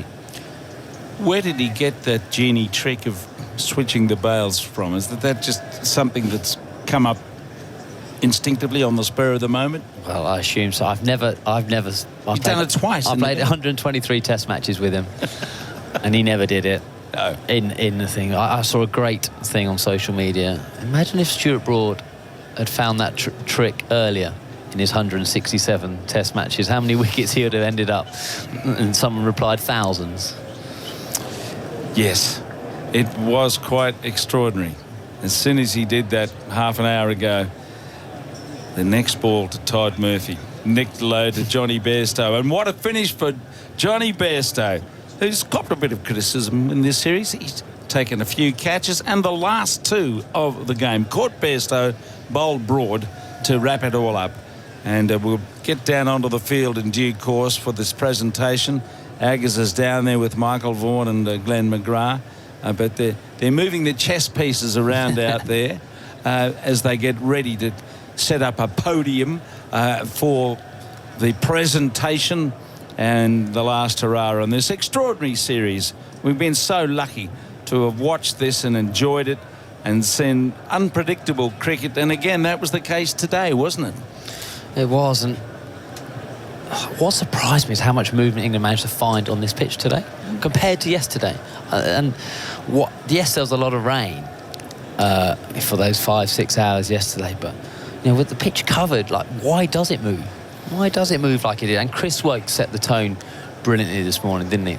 He was superb in that first bit, because if Khawaja and Warner managed to build that partnership at all, they'd have given Australia such hope. But he was superb in getting both, those dangerous left-handers out early on. I think they lose the first 2 wickets for 6 runs and really just got England back into the game. Aggers, here's the time in the sun for you and for Stuart Broad. Over to you. Who's just walking out in front of us, actually. I'm not sure where he's going or what's quite going to happen over the next 15 minutes or so. But England have won here by 49 runs. The series is levelled at 2-2. And we'll reflect on what's happened here. We'll get to talk to all sorts of great and the good, I'm sure. I see Pat Cummins over to my right. He'll be heading off in another direction. I've got Michael Vaughan here. I've got Glenn McGrath here as well. We're just down in front of the Bedser stand, actually. So where the members are gathered and so on, and Stuart Broad's family above us up on the balcony there. Great smiles on their faces. Well, Michael... we've seen many emotional scenes here, but crikey, that was quite something. Oh, that's... we were here in 2018 for Alistair's farewell, and that was fantastic. But, to think that Stuart's just got the final 2 wickets, to do it against the old enemy, in front of a packed house, in front of all his family just behind us on the balcony. He bowled beautifully today, Bal. I don't know why he's quitting. He's bowling absolutely magnificently. And, England just got that ball moving around. It was a day that the ball seemed a lot more than it did yesterday. Australia controlled the game at times, but this England side have just got this knack of fighting back. I think we'll have a chat with Mitchell Starc. It's lovely to see you, Mitch. Thanks for coming to see us. We're a bit emotional here because of what Stuart Broad's just done. He's written a few scripts in his time, but that's pretty remarkable. Yeah, if you wanted to go out and write a story, well, write your perfect way out, I guess that was it, to win a test match in your final one and take the last wicket as a bowler. That's probably the way you'd write it up. So fair play to that. It's been an incredible career for Stuart, and to go that way, really special for him, no doubt. What happened? A bit of a rush there. I mean, for a moment, I think Australia must have fancied winning the game. Yeah, we were going nicely there, I guess. Obviously, overnight we were sitting well, no wickets down. A couple of partnerships today. Credit, they put some good balls in the right areas, and then we nicked them, or we weren't good enough. So I think it's been the ebbs and flows of this Ashes series. It's been incredible to be a part of, no doubt incredible to watch. And it just didn't disappoint this afternoon. No, it did. And you've played in a number, Mitch. I mean, just in terms of entertainment and unpredictability and ebbing and flowing and all the usual things you associate with Test cricket, where would this one sit for you? Disappointed, I guess, in not winning it outright. Yeah, absolutely. It's probably the most entertaining or the most special Ashes experience I've been a part of. There's been, away series over here. We haven't been in the contest, and likewise in Australia, we've been all over the pond. So this has certainly been the closest and most exciting, most no doubt most watched as well. I think I've certainly been a part of, and all the Test matches have been really special. So it's been a really special couple of months, and I'm sure everyone will probably reflect on that differently, but I'm sure they'll have a similar sentiment as well. It's been fun to play in. I mean, there's so much talk about Bazball, or whatever you want to call it, at the start, and whether or not that would work against your attack. What was it like? Have you got a different view of Bazball now than you had before a ball was bowled? Well, we sit here too all, don't we? So two very different ways to approach Test cricket. There's no right or wrong in Test cricket, and certainly that's been the result to all. So, fair play. England have gone about the way they want to approach Test cricket for a long time now. I've done it in pretty much against all the countries. I guess their last challenge will be India away. They're playing an aggressive attacking brand of cricket. It's certainly exciting to be involved in. Certainly exciting to watch. It's certainly been two different game plans, and I think both teams have stuck true to what they wanted to go about in this Ashes series, and we sit level at the end. Yeah. And you'll be there 2.5 years' time, ready for another go? I hope so, yeah. Well, I hope you are too, Mitchell. Thanks for joining us. And thanks for your terrific series. Thank you. There we are, Mitchell Starc, who took so many wickets and had a very good series himself. Interesting talking about the 2 extra ways of doing it. Here comes Pat Cummins. Well, Pat, I mean, thank you for I'll just take the sun out of your eyes for your part in an extraordinarily entertaining series. There was quite a period of time there you must have thought of winning that match. Yeah, that's right, which I think was the rhythm of the series, just when you felt like you had a sniff, the opposition jumped in and vice versa. So, yeah, wonderful series, a wonderful test match to finish it off. Shame we couldn't get up, but great series. Stuart Broad has written a few scripts in his career, as I was just saying to Mitchell Starc there. I mean, pretty extraordinary to finish like that. Yeah, Ashes series always seem to define Aussie and English cricketers, and probably a fitting end for one of the all-time greats, and just his longevity as well as a fast bowler. I know it's not easy, so big kudos to him. Yeah. You're disappointed not to go home sort of outright winners of this. I know it's been your target, obviously, from the very start. It's been a long campaign for you with India match here as well.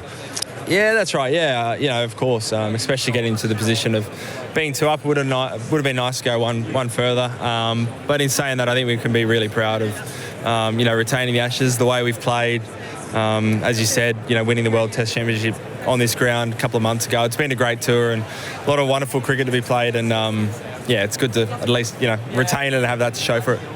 Highlights for you, particularly of this series, just looking back over the 5 games. They also been merged into one. They've happened so quickly. But anything that really stands out for you that you'll take away with you? I mean, that winning Birmingham, but it feels like it was about 4 years ago. I think. I mean that was a special moment. I think personally as well. But so many wonderful stories, like there is every Ashes series. You got me at a. My memory's all fuzzled at the moment. Don't worry. So's all of us. I'm going to talk to Stuart. Pat, thank you for talking to us. We'll see you next time. Cool. Thank you very much indeed for all the entertainment that you've brought. Right, here we go. Deep breath. Stuart. Yeah, that was a bit special. Yeah, that was really awesome. It was we were just smiling upstairs. Harry Brook came to me. I'm sat next to him in the change room. He was like, "Can you believe your last ball for 6 and you got a wicket with your last ball?" It's it was really cool. Yeah, and actually, after the rain break, I thought, 2 great friends of mine who I've played so much cricket with, Chris Woakes and Moeen Ali, were just magnificent, breaking that game open. I think particularly Steve Smith's wicket, who's been a thorn in our side for many years, to get him was a real sort of moment that the Oval maybe started to believe in, as a team started to believe we could do something. And Woakesy bowled an amazing sort of 7-over spell, and then I came on actually with the ball still swinging, so it felt quite nice to bowl and great to pick up a couple of wickets at the back end and help seal an Ashes win. What's this nonsense with the bails? Just made it up. Honestly, I've just made it up this game, but I wish I'd have started it 10 years ago now. Think how many wickets you might have had. I just, again, today I just had a few player misses, especially to Trav, and because it was swinging away from the left-hander, and I got a couple of player misses, and I thought I'll change the bails again, and managed to nick the next ball. So, it's absolute nonsense, isn't it? But maybe I should have tried it years before. If you had to write your finale, Stuart, I mean, look around and look up there. There's your mum waving. Pretty good, isn't it?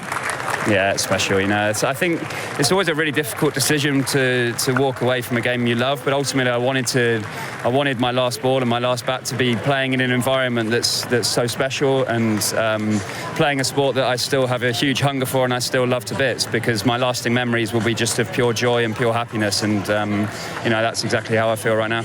Go and enjoy yourself, Stuart. Thank you. Thanks, Agus. Cheers. Bye. Well, there we go. Cheers, man. Pretty extraordinary, really, how he could end up like that. It's all pretty emotional. I'm Moeen. Let's have a cool head. I'm a bit teary after that. I'm sorry. Well bowled. What a finish. Amazing finish, and to finish with Brodie taking the last wicket. Probably the only player to hit 6 on his last ball and take a wicket on his last ball was amazing, and it's a great win. 6 weeks ago, you wouldn't even have thought anything about this.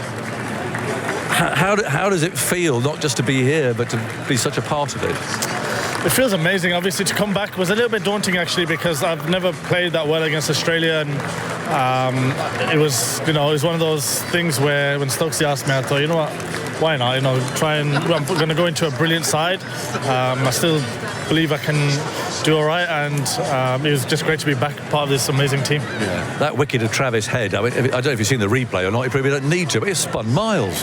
Yeah, it was nice. I felt like I was a little bit short at him, and then I tried one a little bit fuller, a little bit wider, and actually as soon as he left my hand, I knew it was a decent ball on this wicket. So it was just that period of, I think, 4 overs, 4 wickets was amazing, and just lifted everybody in the whole ground, and it was so loud. It's an amazing atmosphere. Let's look around, Mo. Are you pleased to be part of this? I am. I really am. Honestly, I'm so glad I came back and said yes. Just from the first day I came in the changing room, Baz and Stokesy, to be part of this team and play again with Jimmy and Brodie and these guys who have, when I started, they were there, and it's been amazing, and I'm chuffed that I can finish with a win against Australia and played a little bit of a help hand. Might be another text on the way, Mo. It might say India, ? No, that's thanks. I really wish this atmosphere was, a few years ago, would have brought the best out of me. But look, I'm not complaining. I've had a good run, and I've really enjoyed playing Test cricket for England and representing, everybody in this country, and it's been amazing. Yeah. Well, it's been great this worked out for you, Mo. Well done. And well done for coming back. I'm glad you've enjoyed it. Right, Moeen Ali there. Just confirming, he's done, he's finished, he's not coming. Even any text messages about India he's going to ignore, which is fair enough. But for him to come back to this and enjoy this, it's remarkable what sport can do. Yeah, absolutely. He bowled, today bowled beautifully. He just got that shape through the air. There was a bit there for him, but his consistency, he's created impact. He took that position at number 3 as well at the right time. So he's had a huge impact on the series. Right, we're rattling through, and here we go. Ben Stokes with what's this pewter tankard? What's in this? It's water. Yeah, I believe you. Right, talk us through that. 2-2. Does that feel like a fair reflection for you? You've got there. You've levelled it. I think it's a fair reflection of 2 very, very good teams in a 5-match series, to be honest. Australia World Test champions, full of quality players, coming up against, a team who's been sort of rejuvenated over the last 18 months. Completely different styles of cricket. But each team, I think, tried to play the cricket which brought the best out of them as individuals and as a team. Look, I think 2-2, but take away the series as a whole. I think that series as a whole, for the whole spectatorship and everything like that, it's almost what I feel like Test cricket needed.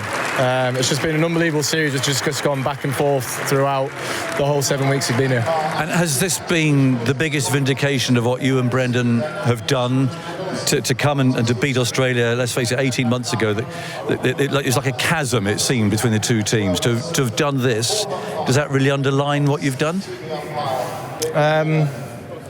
Yeah, look, I think going 2-0 down in the first 2 games of the Ashes series, I don't think many teams would be able to find a way back from that to not lose the series.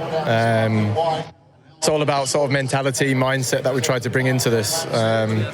Being or do or die situations, most teams could almost shy away from it and just try and hope that the results are going to go their way. Whereas obviously we knew we had to try and force it from the second game onwards, and we. You can look back at a 5-match series and say a few things went our way, a few things went Australia way, but hand on heart, I think 2-2 is really a fair reflection. Two teams are at the moment. You'll look back happily on that. You'll consider that as being a fair reflection, or will there still be some moments that'll kind of just niggle away? No, I mean, look, I don't think you want to hold on to things that niggle away, because you don't want to hold on to them for too long. But I think myself, when I took over to be stood here and be 2-2, going toe-to-toe with an unbelievable team, to think we would be stood here talking about this now where we were, quite some time ago is pretty special. And, you got to give a huge amount of credit to the team in the way in which they responded. When I took over, I had a clear message and a clear way in which I want us to operate cricket, which obviously led us to the Ashes, 14 months after I took over. And I think the way in which we've gone out and played has really reflected that, and we didn't shy away from the momentous occasion that the Ashes is, and we went out there and sort of, we obviously talked the talk, and I think we've also walked the walk out there. So I'm very proud of the whole team of what they've accomplished over this last 6-7 weeks. And Stuart Broad's finale there is, it's just incredible, isn't it? What's this bail? You're all going to be changing bails around from now on. I mean, if you went to a bookies and asked what Stuart Broad's going to change the bails twice and he's going to get a wicket the ball after he does it, you're getting very, very good odds. But honestly, it was just this isn't the only ground where someone's retired and had an unbelievable day. Someone sitting just beside us. We had Sir Alistair Cook here, play his last test and have 100. And we've seen Stuart Broad in his last test here take the winning wicket. And that's sort of Broadie's career, isn't it? Moments. He's obviously a better performer than just a moments cricketer, but there was just sort of written in the stars for him, hence, obviously bringing him back with the 2 left-handers out, saying this is his moment. So many player misses, and you could see the frustration building and building and building. Just don't get greedy. Just keep bowling the same ball over and over again, and you will get the wicket. And just incredible. And I've played 97 or 98 games, and maybe there's a very small handful of those that I've not been on the field with Stuart Broad. So. There's a lot of emotion knowing that we're not going to walk out on the field again together, but that bloke has been incredible for England. The longevity of his career and what he's achieved on the field should never ever be forgotten. And I'm just so glad that a lot of his friends and family were here to witness what happened today, him taking the last wicket in an Ashes Test match which we needed to win to not lose the Ashes. And last one, Ben, from me. Looking around at all this, does this kind of give you even more incentive, if you need it, to be down there in Australia the next time and go one better? I don't need any more incentive, to be honest. Playing for England is the greatest privilege that you could ever have as a cricketer. I'm lucky enough to be captain at the moment, which makes it even better. Look, I don't know how long away it is. What is it, another 2 years or something like that? Yeah, it's a long way away. There's a lot more cricket. 2.5. There's a lot more cricket to be played between them. But hopefully we're still feeling all right and going all right, and I'll be there. Go and get your feet up. Thanks for talking to us, Ben, and thanks for all the entertainment. Thanks very much indeed. There we go. Right, I've hardly spoken to you three. Glenn, I haven't spoken to you, Glenn. Well, what do you make of that? There'll be part of you as an old fast bowler who'll be wanting to say rather than Stuart Broad, I'm sure. But from an Australian perspective, you were certainly on course to win that game. Yeah, you'd be disappointed, there's no doubt about that, but there's parts of the game where you thought we're on top. And it's funny, yesterday the rain probably came the perfect time for England. Australia were just getting on a good roll, but that's the way it goes. And batting second, it's amazing. Sorry, batting last and bowling as a unit out here, it can happen quite quickly. And a couple of wickets here can turn the game around. And I guess that's what happened. And for England, they'd be pretty happy. Australia retained the Ashes. They would have loved to have won it, but that's the way it goes sometimes. They took a lot of hits, they bounced back, and the way it ebbed and flowed, and even this last test was incredible, amazing series. So, the Australians can be proud. They'll be disappointed, but they'll be proud that they came over here and retained the Ashes. But that's the way it goes sometimes. And is this a great reminder of what Ashes cricket is? To be down here in the sunshine, at the end of that series, got the whole Australian squad behind you, interviews going on, and we've got Chris Woakes going up. Now, I guess is he man of the match? I can't hear in my headphones. Yeah, well, he's bowled brilliantly, but the stand's absolutely packed. Yeah. It's an amazing setting. Oh, it is, without a doubt. It's always the last test of an Ashes series. They're always special. It reminds me a lot of 05 and what happened there, but it's good to see Ashes cricket is alive. It's about test cricket, about Australia versus England. It's still the ultimate for both countries. Alistair, you walked off... well, I don't know, similar sort of sunlit conditions and so on. People talk about Test cricket and the future of Test cricket and so on, and clearly there are some issues that have to be addressed, and you can't recreate this in every Test series that takes place. But it's just a reminder of how special the Ashes is. Well, it is. You don't want this series to ever end, do you? The amount of the way that both sides have played. It feels very fair, doesn't it? 2-2. Yes. And I think Australia will regret not trying to win in terms of they try to hold England all the 5 Test matches. I think actually you've got to go and grab a victory, and I don't think Australia did that in their 5 games. But England, to come from 2-0 down, have been absolutely superb. And actually, Chris Woakes, man of the match and actually man of the series on England's side. The difference he's made, he's getting the award now. He's made such a big difference, hasn't he? Yeah, I mean, he really has. I mean, he only came into the third Test match. It's interesting, Michael, isn't it, that increasingly it seems cricketers can miss games. And I think, who was I talking the other day? Mike Atherton, actually, about saying, well, you had to play the match before a Test match to be considered fit enough to play in the Test and so on. That, just, when you look at someone like Woakes or Mitch Marsh, I mean, coming in for Australia just from nowhere and making sort of significant contributions. Yeah, I just think everything around the training these days is a bit more probably intense. The facilities are obviously a little bit better than back in the day, and these players play 12 months of the year. They're playing on 4 weeks off. It's probably the best thing for their bodies just to have a bit of a breather from the impact of playing. But Chris Woakes in the UK is just an incredible all-rounder. You go back to that calmness that he showed at Headingley. The series was pretty much gone.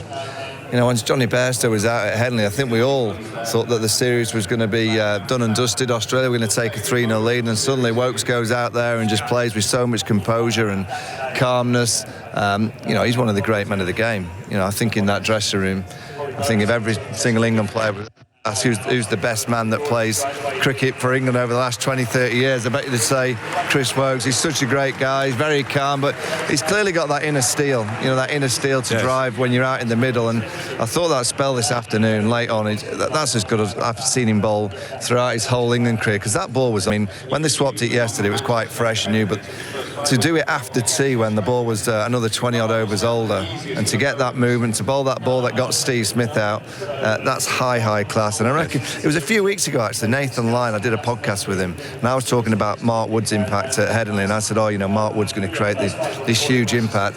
And Nathan Lyon on the podcast went, no, it's Chris Woakes. It's Chris Woakes. Oh, did he? Yeah, Chris Woakes, who Australia really fear with the Duke ball in English conditions, and that's proven to be the case. Well, he's up there at the moment. If you're just tuning our way, England have won this final Test match. It was a terrific afternoon, lots of excitement and tension and drama, as you'd expect. But England got there in the end with Stuart Broad taking the last 2 wickets in his last day as a professional cricketer. Chris Woakes, though, is the man of the match, and he's clutching a bottle of champagne. He's giving an interview over there. We'll talk to him, I'm sure, in a moment or two. We've got the England players just in front of me here. Australia looking a bit disappointed, I think, but they wanted 3-1, Glenn. They wanted to go back as a first team here for 22 years to win clean. Oh, without a doubt. They're in a great position, 2-0 up. It's you've got to give credit to England. They fought hard that match at Headingley, could have gone either way, but England held on. Obviously, Old Trafford was rain affected, England right on top, but here, they had their chances, but they'll look back at how they could improve, what could have done differently, but it's just one of those things. It's a tough game. Things can turn quickly, and Chris Woakes, who just got player of the series for England, had an exceptional 2 matches, and that last one here, he deserves man of the match. So, if you get beaten by a better team, or if the team does slightly better in a match, then so be it. Right, well, Chris Woakes is, I think he's heading our way. Let's see if I can just lure him over this way. I think, come on, here he comes. You can't blindside us, Chris. Congratulations. What a spell of bowling, not just today, but ever since you got into the side. Yeah, it's been incredible, Aggers. I think I just said there, coming into the side at 2-0 down, obviously there was the belief in the dressing room that we could win 3-2, but you obviously have to come in and perform straight away. And thankfully for myself, I just said there, performing well in my first spell at Headingley kind of settled the nerves and got me into the series. And just it's gone from strength to strength. I can't really say why, but I've enjoyed every minute of it. Rhythm, I mean, these things that a bowler tries to put a finger on and can't quite define. Yeah, I've just tried to make the batsman play as much as possible, put the ball in the right areas. As you say, I did find a rhythm at Headingley, and that kind of helped. With the lack of actual 4-day and red ball cricket coming into the series, I almost stumbled across a bit of rhythm, which is obviously quite fortunate. But we do talk a lot about rhythm as bowlers, and I certainly found it. And when you're in that rhythm, you just kind of feel like you can bowl long spells. You want to keep bowling, and obviously when you get wickets in the wickets column, it helps as well. Of course it does. I was just talking here actually about the way that your generation of players can come in and play test matches with no cricket behind you. I mean, it does seem remarkable, really. Yeah, I mean, it's hurt, that's for sure. It's hurt. The body is creaked a little bit, but it's been amazing what your body can do for you, when you've got the fans behind you, an Ashes series on the line. But I think, I did play a lot of county cricket in, April, May for Warwickshire, which, hopefully got me, that base of cricket that you need behind you. And that certainly helped, I think, coming into the series as well. Big wicket today, that's Steve Smith. Have you seen the replay? You probably don't need to. I haven't, but I think that was going to be my last ball as well. I was cooked at the time. Oh, really? That over wasn't overly great from memory. And last ball I thought I'd try wide of the crease, and thankfully he nicked it. And I think I got another 4 overs out after that. So big wicket. What about this bail changing? It's going to be something we're going to see more of now. I mean, where's that come from? I don't know. Broadie's finished, so maybe we won't see it again. But maybe we leave it as his thing. But amazing. It's typical of Stuart, isn't it? To do it twice and to take a wicket straight away after it is just such a Stuart Broad thing to do. But amazing. I'm really pleased for Stuart. Obviously, for him to go out the way he has today, very fitting, an amazing servant to the game. He's been brilliant to me as a younger bowler. Obviously I've learned a lot off him. I've copped a few sprays off him as well, which is always good. But really pleased for how it's gone for him today and the whole game, and he deserves it. You had a great series, Chris. Thank you very much for talking. Congratulations. Right, Chris Woakes, who's got a nice medallion round his neck. I'm not actually. Which one was? You can't hear who's man of the match, man of the series, and everything else. He's man of the match and England's player of the series. Was he? So he's won both. Yeah. Okay, thank you, Alistair, for clearing that up. But he was saying there, I mean, he did get those overs in his legs in county cricket, but. Yeah, he made the point, actually, coming in without really that much cricket immediately for the test. Obviously, it does put the body under a bit of pressure. Yeah, but if you think about, I don't know when it was, but he pulled out the IPL to stay here and play a bit of 4-day stuff, and I think he might be the first to admit that by doing that, he got his body and his rhythm back, just bowling a few more overs. From the minute that he came into the side at Headingley, I mean, you go back to Headingley, England was struggling on a few occasions at Headingley. There was times with the bat that they were struggling. There was that innings by Ben Stokes in the first innings. There was that moment where Mark Wood went out and hit a few sixes to get a little bit of momentum going back England's way. But throughout the 3 games, Chris Woakes, I don't remember watching him and thinking, oh, that's not a great spell. I think every spell that he's bowled at Headingley, Manchester, and now here at the Oval has been of high class. Whether it's been taking wickets or attritionally stopping Australia scoring. You go back to the second morning here where Australia played really attritionally. It was a lot of Chris Woakes' skill that stopped them from trying to score because he was swinging the ball and moving it. He's high class. He deserves everything that he's got in this series. Here comes Mark Wood. Here we go. Giving Alice a bit of a hug there. Well, he said today you're a bit sore, Mark. He's mind you, got a brilliant wicket and suddenly he seems to be skipping around like a spring lamb. Yeah, my bruised heel feels a little bit better now after we've won. But yeah, it was a bit awkward this innings. Tried to mask it as best I could. I'm sure my pace was probably down. I tried to ignore that, but to be able to move the ball, I think, obviously helped us today. It's pretty disappointed. Obviously, you never want to feel like you're letting the team down or the lads down. But in that first innings, I'd managed to just, as things go, pick up another injury, and bruised heel sort of landing on the back corner of my foot. And it's just every time you slam that down, that realization, and trying not to bend my leg. Obviously, that brace front leg allows you to bowl quickly. But I was starting to bend my leg, not deliberately, but unconsciously, and then that was sort of the start of probably why my pace went down. But I'm just pleased that I managed to get through and get a big wicket like Labuschagne. And it was a big wicket, and it was a lovely ball. Have you seen it yet? I have, yep. I've seen it in the dressing room. What do you reckon? I'm happy with it, probably Glenn's a better one to ask, if he's happy with it. But I was pleased with it, and to get, he's obviously such a big player for Australia, and it was in a nice time where Woakes, he was in that brilliant spell. So just trying to back up him really and try and make something happen. Are you still buzzing after? I mean, everyone's talking about that Headingley and the impact that you made there. Do you still get a buzz from that? I mean, it was an incredible entrance to this series. Yeah, well, me and Wokes have won 2-0, so I'm pretty happy. But no, it's been, all jokes aside, it's been great, obviously, to come in the team. You just want to try and make an impact as quick as you can, and I'm glad that I've managed to do it. And I'm really pleased for Wokes as well. Obviously, delighted that he's come in the team and had such a big impact with bat and ball. Proved how good a cricketer he is, and he's not someone that's always in the sort of like the limelight and the big package and everything like that, but he's someone that the team absolutely love, and he gives everything every time he plays. Yeah, I mean, he's something of an unsung hero, really, isn't he? Definitely, but within the group we know his value and how good he is, and I think this series in general, if you look, it's been sort of back and forth with Australia and England, so for someone like him to stand up and come in and have the impact he has, I think says a lot about his character. And how about Stuart Broad? Was he getting a bit frustrated there? I mean, he beat the bat so many times today, and inevitably in your last day you're going to be searching around a bit. There were people saying, come on, calm down, the wickets will come.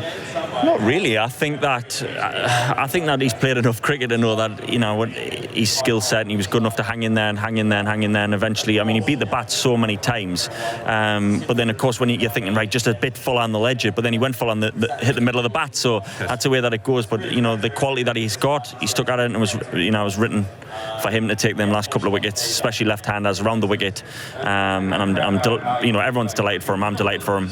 It's a great send-off for him. Hit your last ball for 6 and take the last wicket. He couldn't. I mean, I'm sure he'll tell everybody, but he couldn't have had it any better, really. No. And when you're out there in the moment, are you aware that it's actually something really special? It's more than just England winning a Test match or even England beating Australia, but actually, for it to be done for a friend of like that when he's bowing out. Are you aware of that sort of? We were, but actually it was just before Brodie spell. Stokesy pulled us all in and said, look, it's the team that can stay the calmest in this situation will come out on top. We'd getting a few wickets quickly, everyone was flying around, the crowd was up, and he just sort of calmed it down and said, look, remember what we're trying to do, the skill set, what we're working towards. Bowlers, stick with your plans, fielders, back them up.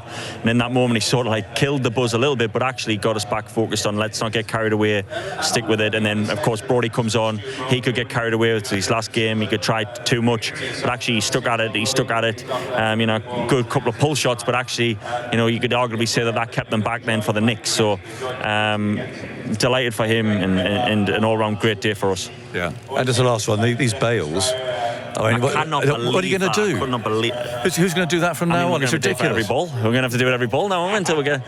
But I can't believe it's happened twice with that. Yeah, with that next ball. I mean, incredible. I think, like I say, it was written in the script for him to have moments like that, and everyone will certainly remember that. Right. Well done for your part, Mark. Get yourself fit, and we'll see you again soon. There we are. Mark Wood has always got something to say. A big smile on his face. There are still various presentations going on. You can probably hear in the background. Pat Cummins at the moment is I think about to raise the urn. It's not the original urn, it would fall apart. But this is the moment where the Australian team will go and they'll gather. And Ben Stokes is there as well. It's interesting in that the Ashes is not a shared trophy as such, but there are photographs there now being taken with Ben Stokes and Pat Cummins both holding up a trophy. Anyway, it's not the official Ashes trophy, which is a Waterford crystal trophy, sort of a large version of the little old thing that lives in Lords, and we know all the story of that. Of course, we've been talking about that all summer. But the fact is that Australia have retained the Ashes, and the urn is theirs. And despite their disappointment at losing today, and that the series actually has ended 2-2, it is their moment. And the Ashes remain with Australia for another 2.5 years. And Pat Cummins is calling all of his players together. He's got a replica of a little tiny one there, which always looks faintly ridiculous. It is so small, but his players have gathered together. Pat Cummins has won the Ashes in Australia, and he's come here to England, and he and his team have retained them, and they're gathered there, arms wrapped around each other, for the photographs that will be taken, and I'm sure will be on the back pages of all the Australian newspapers tomorrow, whereas I fancy that on the back pages of our newspapers tomorrow will be Stuart Broad. I can see actually he's playing the doting dad again, actually, down there at ground level with Molly and Annabella, who's got a little white bandana on. There we go. We wondered if she might. And well, that's a lovely scene of domesticity down there, which is a whole new world that Stuart, I'm sure, is going to embrace now that he's going to be at home rather more than he has been over this this England career of his. So, Michael, I think you're being called away to go and do television. Don't forget the highlights will be on BBC Two. In fact, they're probably starting now, actually, on BBC Two. So if you want to catch those and get a glimpse of what's happened here today, they're on BBC Two and on the iPlayer. So David, do you want 2 seconds to say goodbye to ABC? No, he's off. I was going to have a quick word with David Warner. Well, he's quite polite in saying no. But anyway, just trying to get him. He might or might not be playing here again. Andy Zaltzman, can you help us out with some stats for the next few moments? I think there's plenty. Yes, there's plenty. I could carry this through to 9 p.m. on stats if you want, Aggers. It's been a truly extraordinary series. Just start with Chris Woakes and his individual performance. 19 wickets, average 18. The first England bowler to take 15 or more wickets in an Ashes series at an average under 20 since 1985 when Richard Ellison did it. And he's taken 6, 6 and 7 in his 3 tests. Only 2 England bowlers have ever had 6 or more wickets in 3 consecutive tests over the course of a home Ashes series.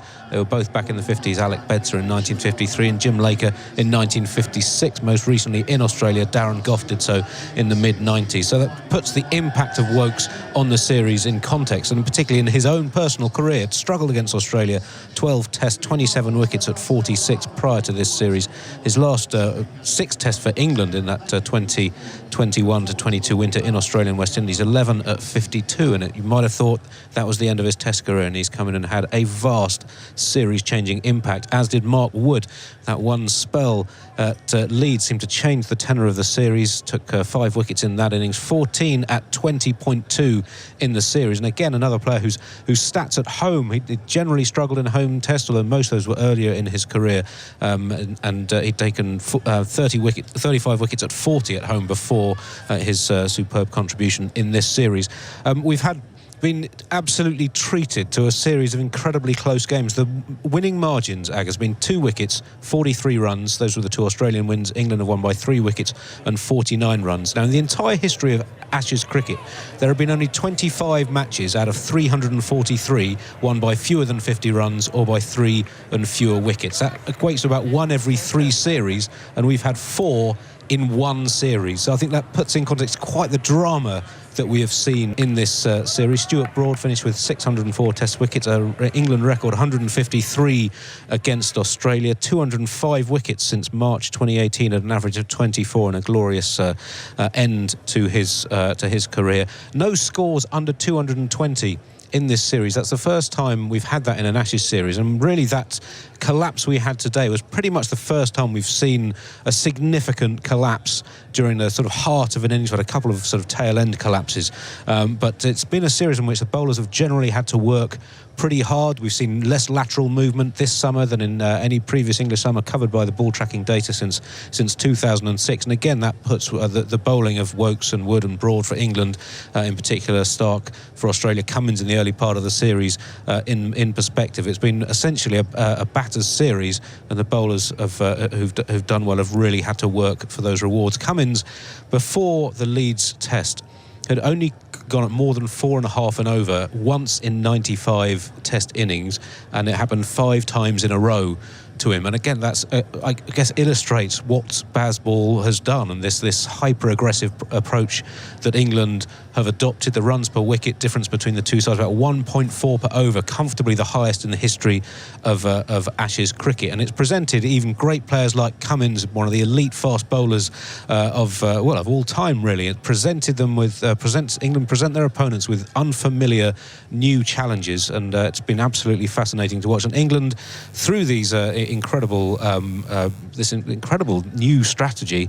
Managed to come from 2-0 down and not lose a series. No side has done that since the 1950. South Africa were the last team to do that against England in 1956-7. It's only the 5th time in Test history that a team has gone 2-0 down and come back to either draw or win the series. So Australia's final maidens tally 34, comfortably the lowest by a team in Ashes history. So there's all these, I hope the stats that we've been talking about and I've been talking about through the series have helped illustrate quite how extraordinary the drama and the cricket that we've seen has been. It has been an absolute treat to watch and be involved in. It has indeed, and thank you, Andy, for all the hard work that you've put in, for all those stats that have come like a blizzard at times. It's all clearing down here. Alistair Cook's left in the lengthening shadows, but the players have all retreated now. I see England up there on their side, and Australia, meanwhile, actually, the door's shut. And I suspect, even though they did have their moment there, Alistair, with the crystal urn and so on, it just looked disappointed. Yeah, there wasn't that fanfare of picking up to win it, and I think they'll look back they had an opportunity, didn't they, in terms of trying to grab. I think they just missed a trick by trying to counter Bazball so much of being attritional, and I don't think it suits their style of play as well as it should do. Australia, over the years, have renowned for getting on the front foot, taking the attack to the opposition. And obviously, England have, from day one, from that first ball, have put Australia under a huge amount of pressure that way, and without the washout at Old Trafford, without Pat Cummins playing a brilliant innings at Headingley, the result could have been very different. I think Australia will sit there and go, we should have been a bit more proactive, in my opinion. And the bit which they got me was the first one said, Bazball hasn't affected us. Well, the first ball of the Ashes, they had a deep point. Yeah, absolutely. So if that was the thing had happened, and I think that probably just sums it up. To win into anything in such a big series, you've actually got to be brave and go and take it, not just be handed it to you. Yeah, I wonder if they regret that, because they must have been on a real high after beating India, World Test champions, but they didn't really play that way. No, they didn't, and they'd obviously discussed the tactics. This is how we want to play. We don't want to give England boundaries, and actually England evolved a little bit, didn't they? That yes, they went on day 3 when they were batting to set up that total. Actually, although they lost their wickets at the end, they didn't give their wickets away like they did in Edgbaston. There was a real determination on the England side to get a total, which was out of 380, 390. It's chased very few times in Test cricket. So they got a total which Australia couldn't get. Well, actually, Edgbaston they got a total which Australia actually ended up getting, but there was. They didn't nail that game down, which they should have done. I imagine, I'm just seeing Todd Murfish going to the dressing room. I imagine the players of both sides are mingling now, aren't they? That's the usual scene. But anyway, we've got Stuart Broad and Jimmy Anderson having some photographs taken there up on the pitch. And England have won by 49 runs. It was a thrilling end to this Test match. Full of highlights on the field, but also in the commentary box too. Oh, no, groin. Oh, groin. I've had that finger right in that groin end and half. It does. Got to go deep. Morning. Hey, afternoonies. Afternoon, Taffers. Yes. What have I walked into here? Corey goes a quick tash, doesn't he? What, he's got his tash back. That must be a stick-on. Is that a stick-on? It must be. That is remarkable, because I said to him at Headingley, I know. Where's the tash gone? And he said, well, I had to shave it off. He got the wrong size clippers out. There's 4 runs. Yeah. And he's got the full one on. He's got the full Mexican. He must be taking some tablets or something.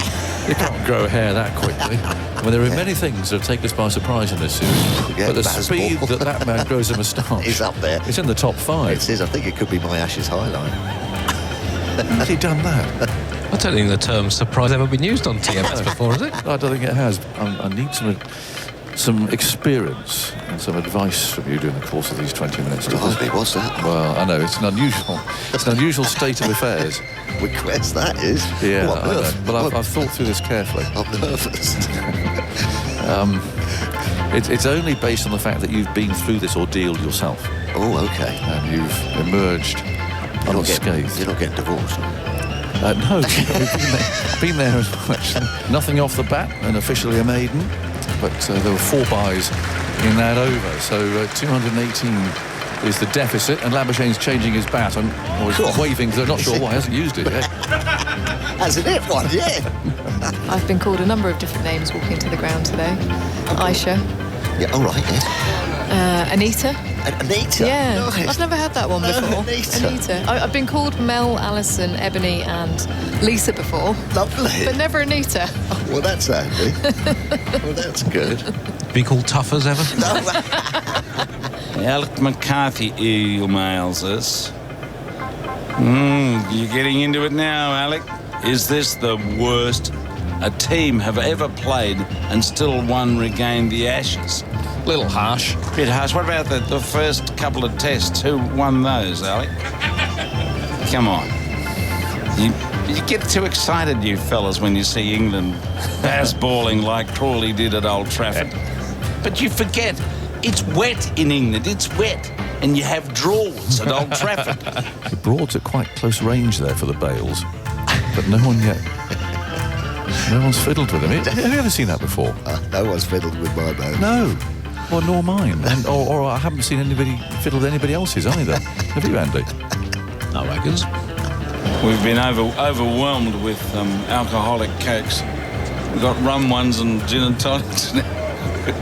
This is the happy hour. The happy hour at the Oval with the arrival of cupcakes. Oh, yeah. I think what's happened here is that Jimmy Anderson very generously is allowing Stuart Broad just to enjoy the last bouncer barrage of his career. Yeah, you've deserved it.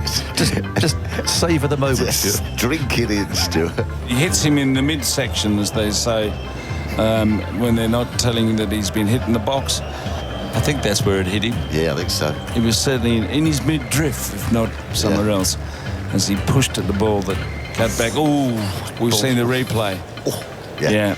Bullseye. Yes. When to forget your box is worse than forgetting your wife's birthday. And that would have been the case. I've done that a few times. I need to offer a full, unreserved apology to people sitting in the stand down there to my right, between the Bedser stand and the OCS. I just walked round the boundary edge about 20 minutes ago, and it was all going very nicely, waving and a few selfies and things, photographs with kids. And it was only when I got just below us here that a very kindly steward came up and said, "Hello, Jonathan." He said, "Your flies are undone." So to anybody who I've offended over there in the course of what actually was quite a happy little transit, I apologise unreservedly. These things happen. There we go. Well, I hope you enjoyed that. A bit of a light-hearted reflection from the Test match commentary box of the last 6 weeks. His 5 Test matches. It's ended 2-2. England winning this match by 49 runs, with Stuart Broad completing a fairy tale ending, taking the last 2 wickets of the game. He's still giving press conferences and I think thoroughly enjoying his last day as a professional cricketer. It really couldn't have ended any more well, positively for him than that. So anyway, he's enjoying it as the shadows lengthen down here. Still a few hardy souls are hanging on, Michael Vaughan being one of them, and Alistair Cook down here as well. What are your favourite?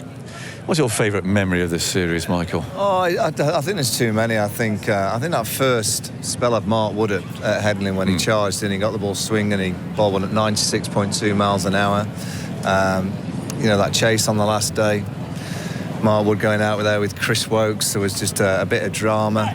I think there's too many to mention. I mean, the shot from Zach Crawley right at the start of the series, it was an incredible start that first day. What was it, 393 for 8, declare, yes. Get him in there, get a wicket late on the day. That theatre of Broad bowling to Warner on that first night was incredible. I think we've been absolutely blessed as pundits, commentators, supporters to witness what has been 7 weeks of incredible Test match cricket. I mean, Ben Stokes has just made me feel really, really old on the telly by saying, in 2005 I was a little kid. No. And I was inspired, and I'm like, oh, am I that old now? But I really do think this Test series will have done so much for the game of cricket, Test match cricket, the longer format that we all love so much, and we all need to do everything we can to protect. Yeah. Well, the way England are playing is doing the best service to make sure that Test match cricket is the pinnacle once again. Same question for you then, Cookie. What's your? I mean, you've been in and out a bit. You've been playing, but what moments do you savour? Well, I think the ball won. Zach Crawley, that drive. I faced the first ball a couple of times in an Ashes series, and actually to have the confidence and the belief in your ability to go out there and hit Pat Cummins, who I thought bowled superbly actually throughout the series. Under the scrutiny and kind of the pressure of like the juggernaut of England batting coming at him, and as a captain knowing what's going through your mind, and actually still then being able to execute his skills. But to hit Pat Cummins off his length like he did first ball was just the marker that we knew we were in for something special. I didn't think it'd be like this. I didn't think all the games would have, the such close finishes, the drama, the excitement, and England. I mean, that style of cricket, it's hard to knock. It's hard to play against. It must be so confrontational as a player, as an opposition, to know it's coming, but not know how to stop it. And I think this game, England just evolved a little bit into actually that kind of match toughness, that match hardness that they probably, if they'd had at the beginning of this series, they could have had a different result, because they nailed that third innings playing positively but in a very controlled manner. I've just seen something beautiful. Ben Stokes, the England captain, has just made 3 young kids probably lives. He's just come off the balcony and given them all a shirt each, no doubt signed.